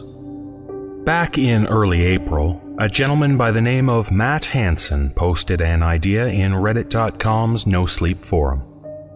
He proposed the idea for a podcast where people would narrate some of the more popular stories posted on NoSleep. The response was quite positive, and over the next 2 months, a small group of us endeavored to put together what would come to be known as the NoSleep Podcast. On June 13th, just over 6 months ago, we released episode number 1. There was a lot for us to discover about putting together a podcast, and we've been learning as we go along. In the past 6 months, we have put out 19 episodes of the podcast, including this one, and the special editions. Our output includes 61 stories written by 50 authors, read by 23 narrators, and coordinated by 2 producers. We've had people contribute to the podcast by creating promotional posters and artwork for us, and even graphics for our home on Reddit, which is nosleepaudio.reddit.com. Also, we've had 6 listeners donate money to the podcast to help offset the cost of hosting the files. All told, there have been close to 100 people directly contributing their time and energy to the podcast, and it's because of these people that we've had such a productive 6 months. On a personal note, as the main producer and coordinator of the podcast from the beginning, I want to offer my heartfelt thanks to each and every person who has helped make this series what it is. It's been overwhelming to read all of the positive comments and encouraging feedback from our fans. I'm grateful for everyone who took the time to leave a comment and let us know that you like what we're doing. I promise that we will continue to work hard to bring the stories posted on No Sleep and Library of Shadows to the fans of those dark tales. As we look ahead, the new year holds some exciting prospects for us. We have a new producer that will be helping out with the shows, and new narrators that will continue to bring fresh new voices to the episodes. We will be seeking out new affiliates to join the likes of Stitcher Smart Radio, so the show will be available on more podcast delivery systems. And we will continue to offer special editions of the podcast for those extended and terrifying series of stories that have such a powerful impact on us. Whether you're a new listener to the podcast or have been a fan from the beginning, I want to thank all of you for listening and supporting us. I hope you continue to enjoy our efforts and keep listening in 2012. And if you know of someone who you think would enjoy hearing our frightening stories, please let them know about the podcast and help us expand our audience. It's always more fun to know there are plenty of people listening with us when we stay awake, as we like to say, through the murky darkness of the night.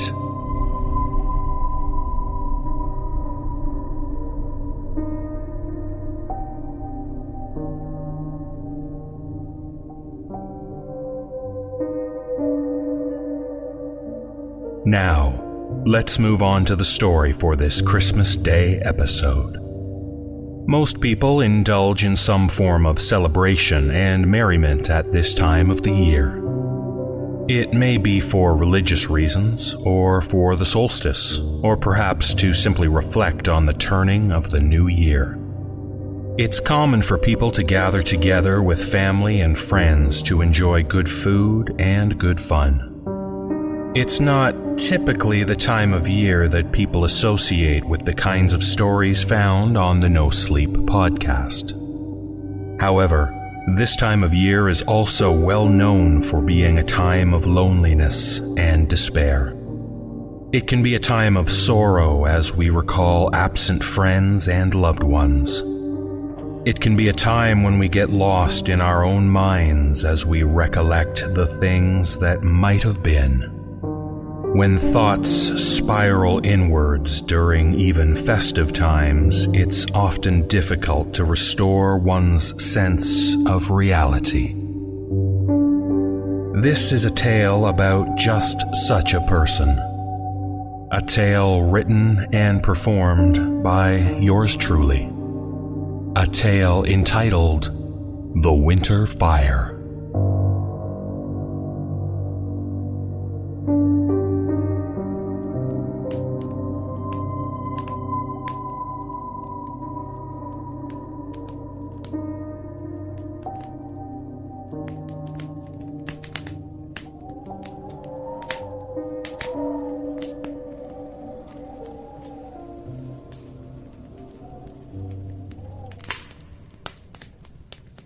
I love the sound of a beechwood fire.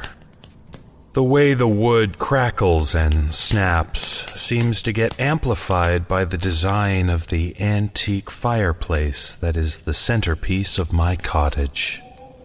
The hearth is made out of fieldstone, and the craftsmanship that went into its construction over 120 years ago has served it well.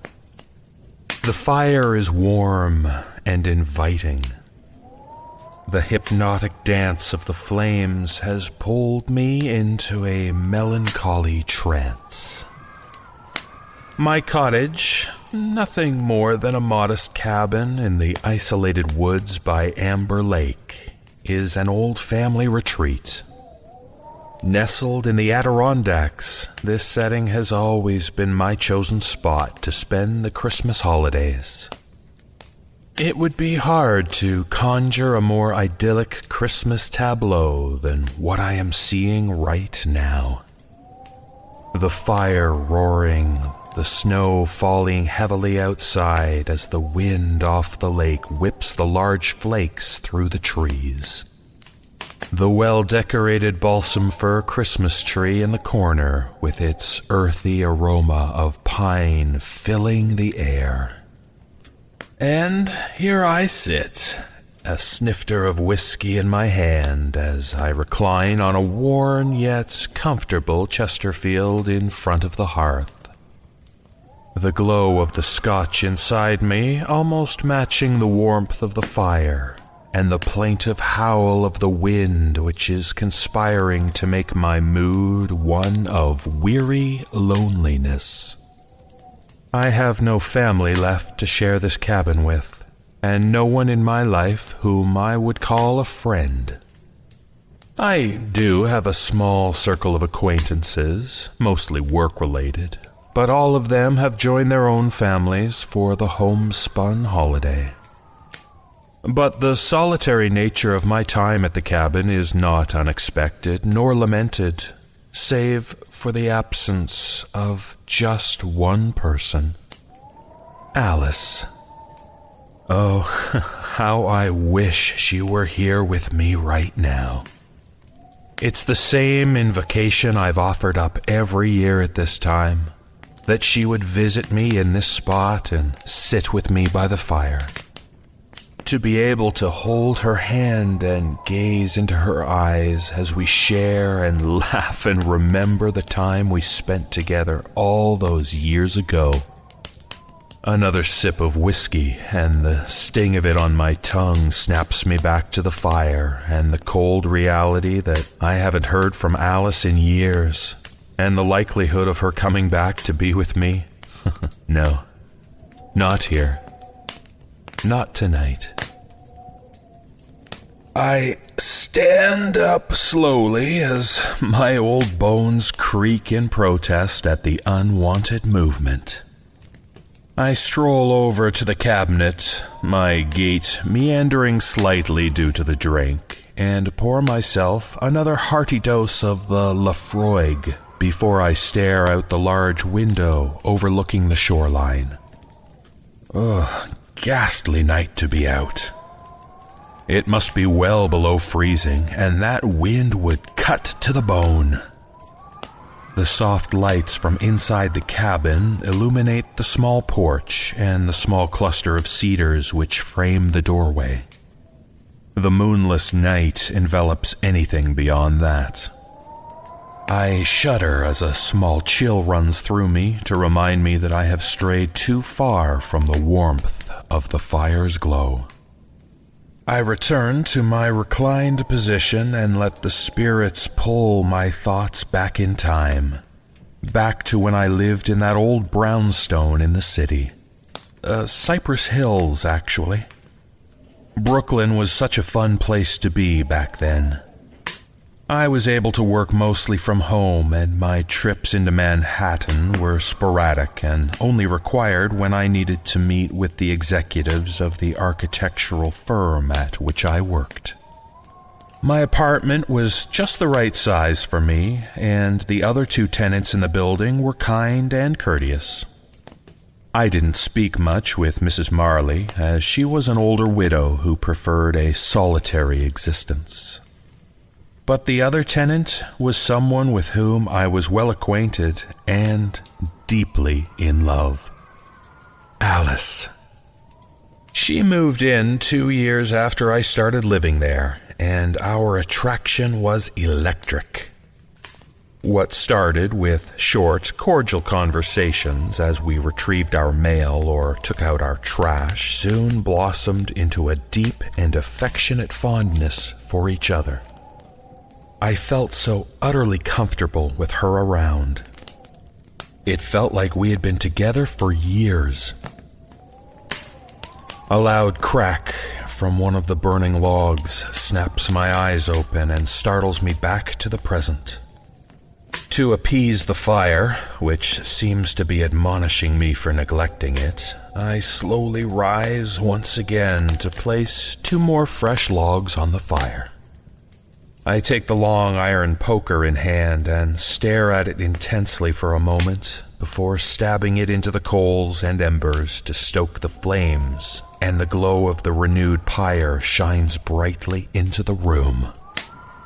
Would it really be so far-fetched to think Alice would arrive to visit me this evening?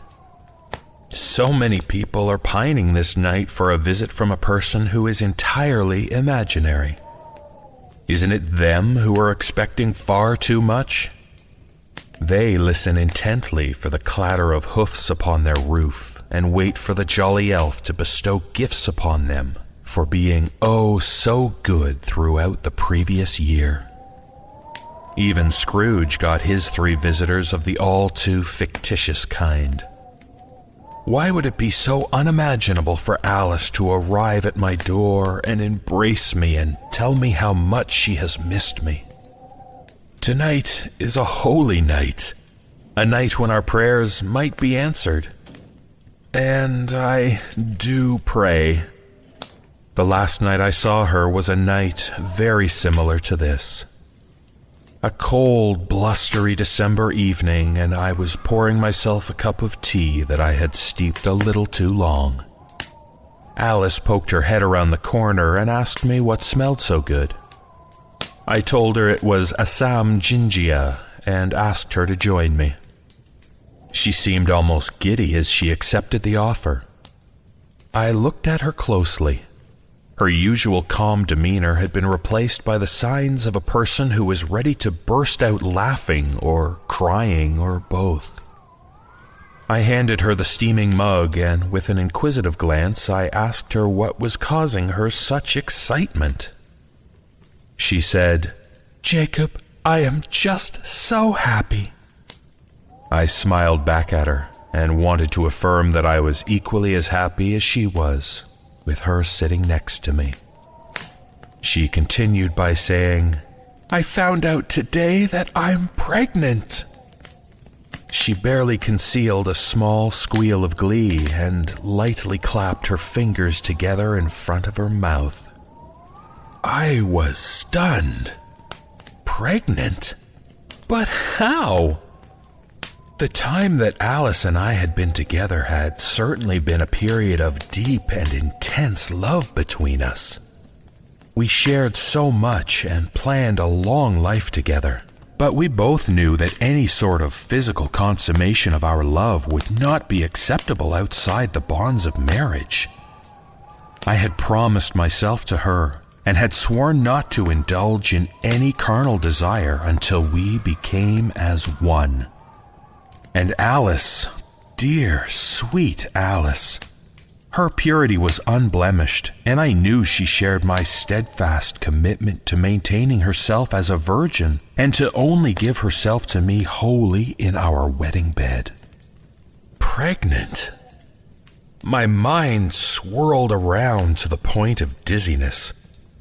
I could barely hear Alice speak. She asked me why I looked so upset. I stood up and paced around the room. How could this be? We were both virgins. How could she be pregnant? I glared at her.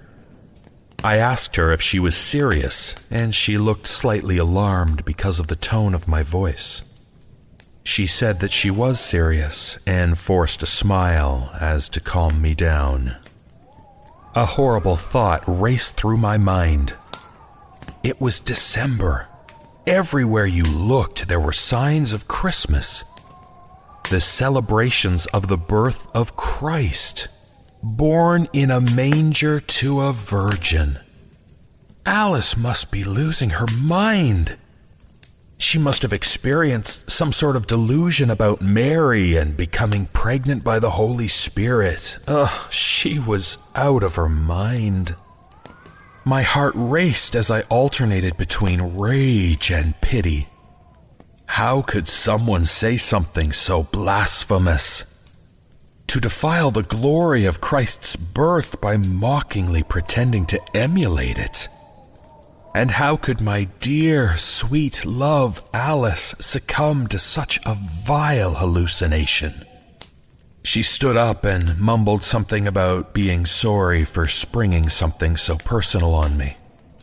I spun to face her.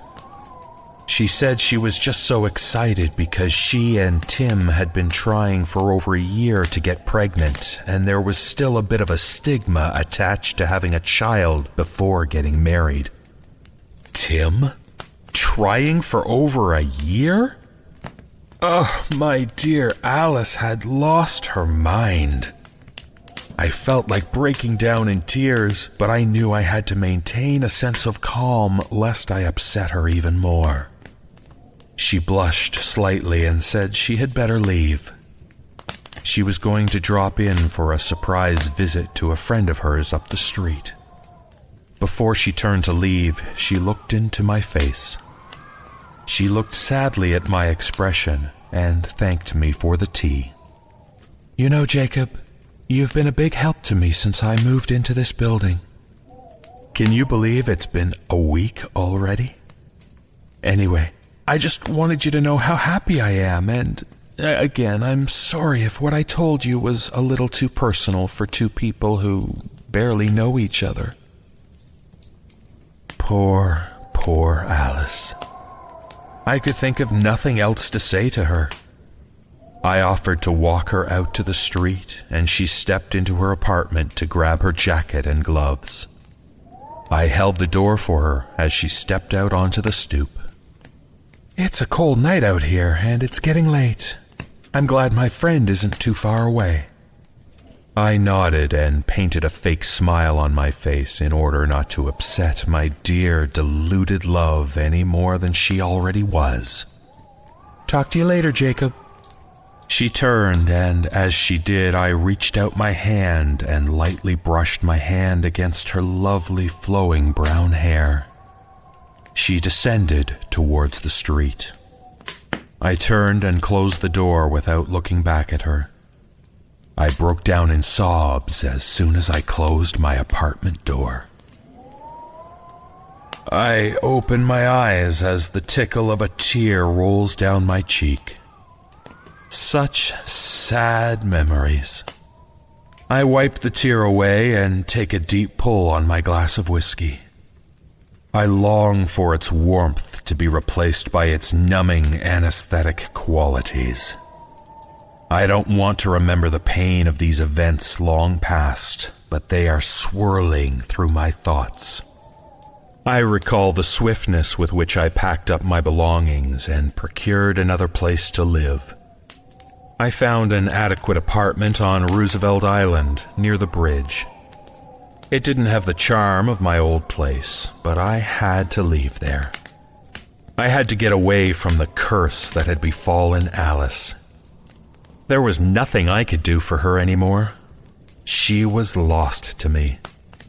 As much as it made my heart ache, I knew I would never see her again. I need more liquor to banish these awful memories from my mind. I sway my way towards the liquor cabinet and bend down to find a bottle of much cheaper whiskey. I don't need a dram of fancy single malt anymore. I want a tall tumbler of booze. Mind-numbing hooch to dull my thoughts into a stupor and then the blissfulness of unconsciousness. I stand up with an almost full bottle of Johnny Red in my hand and lift it above my head as I yell, "Begone, ghosts of Christmas past," and chuckle to myself. Before I fill my glass, I glance out the window and stare directly into the face of Alice, standing outside on my porch. My shock is almost instantly replaced by a wave of utter joy and happiness as I realize she has returned to me. I smile broadly at her and look into her face that is dimly illuminated by the light of the cabin. I cannot believe she is here. My mind is spinning as waves of emotions and so many questions flood over me. Does she remember how we parted on the steps that night? I wonder to myself if she felt my hand reach out to her and lovingly touch her hair as she walked away. Could she sense how much I wanted her not to leave me? Did she somehow realize that I did not intentionally push my hand into the hair that hung down over her shoulder, causing her shoulder to be shoved forward and throwing her off balance? Surely she knew that I saw how icy the stairs were, but how could I have known that her feet would slide out from under her as she tumbled down towards the decorative wrought iron fencing that lined the sidewalk? It had ornamental fleur-de-lis trefoil spikes along the top, and I could not have known how easily they would pierce through her sternum and ribs as she plunged over the edge of the stairway and landed facing down upon the fence. Did she actually think I could do anything to help her as she flailed her legs wildly and moaned in agony as she tried in vain to lift her weight off that fence? She might have been grateful to me for not hurting her even more by trying to pull her off those spikes. The blood was hemorrhaging out of her chest, and I'm sure she felt a small sense of relief as the darkness flooded over her, and she faded into the eternal night. Once I had scanned up and down the dark street and realized that no one was around to witness her fall, I turned and closed the apartment door behind me. Alice must have been happy for me when the police classified it as a tragic accident. I answered a few cursory questions from some stranger named Tim, who seemed to be quite upset by Alice's accident. I told him what I told the police. I did not see anything happen to her. I didn't even tell them about Alice's delusions of being pregnant. I wouldn't allow her blasphemy to be on the public record. She must have appreciated that. But she stares at me. I beckon her inside. "Come inside, my love. It must be well below freezing, and that wind will cut you to the bone." I pause and look down to see that she is wearing no clothes at all. Her desiccated body has been reduced to a skeletal frame with thin, patchy layers of skin stretched tightly along the bones. I can see the skin along her chest and the line of holes where the fence had punctured her body. I look deep into her empty eye sockets, and the remaining skin around her mouth becomes pulled into a mournful grimace. But I know she still loves me. She still knows how deep and abiding my love is for her. Come inside and be with me, my darling. Come warm yourself by the fire. She remains where she stands, the wind seemingly having no effect on her dry and ragged patches of hair that remain on her skull and which hang down over her decrepit shoulders. Here, let me stoke the fire and build it up to warm you, my love. I race to the pile of logs in the crate to the left of the hearth. I lift up 3 large logs, well seasoned and dried, and move them to the fire. I pull back the screen and plunge them into the well-fed fire.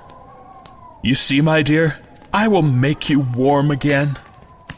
I turn towards the window, and Alice is now pointing at me. Her arm is outstretched, and a bony finger is pointing directly at me. Yes, my darling, I will warm you, and you will come sit next to me and hold my hand, and we will talk once again.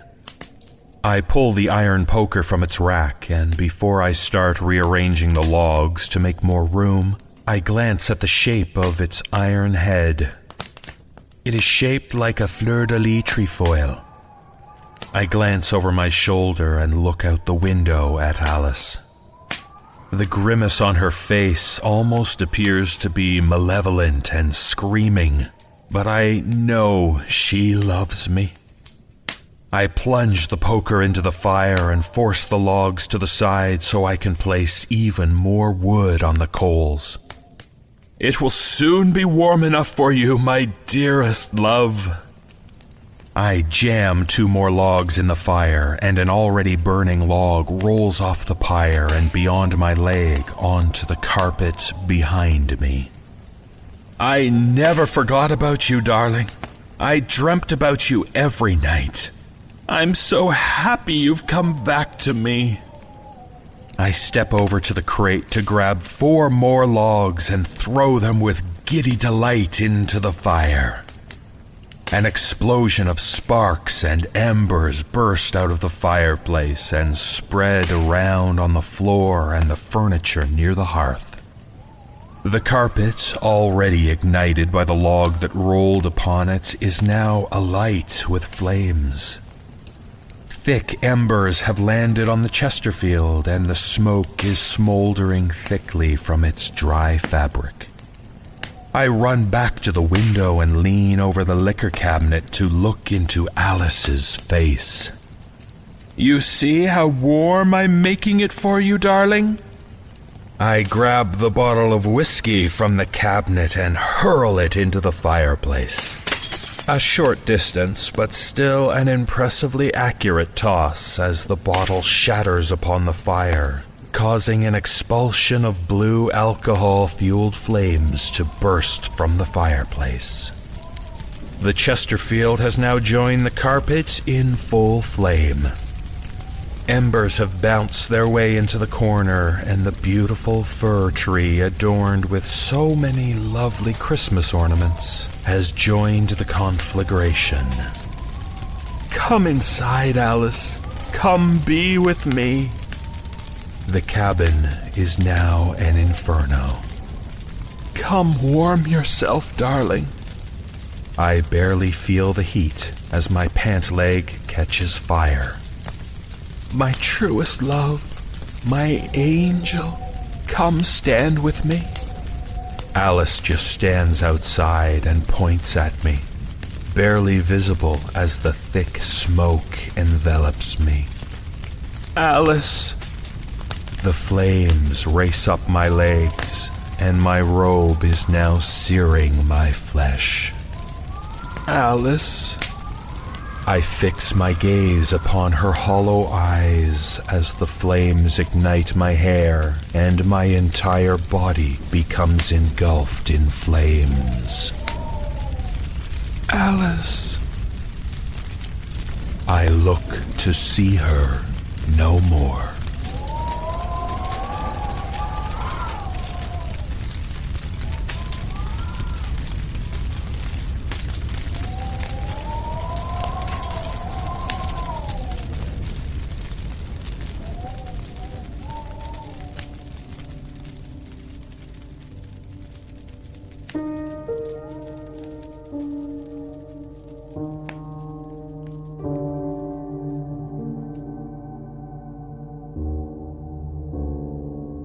Thank you, as always, for listening.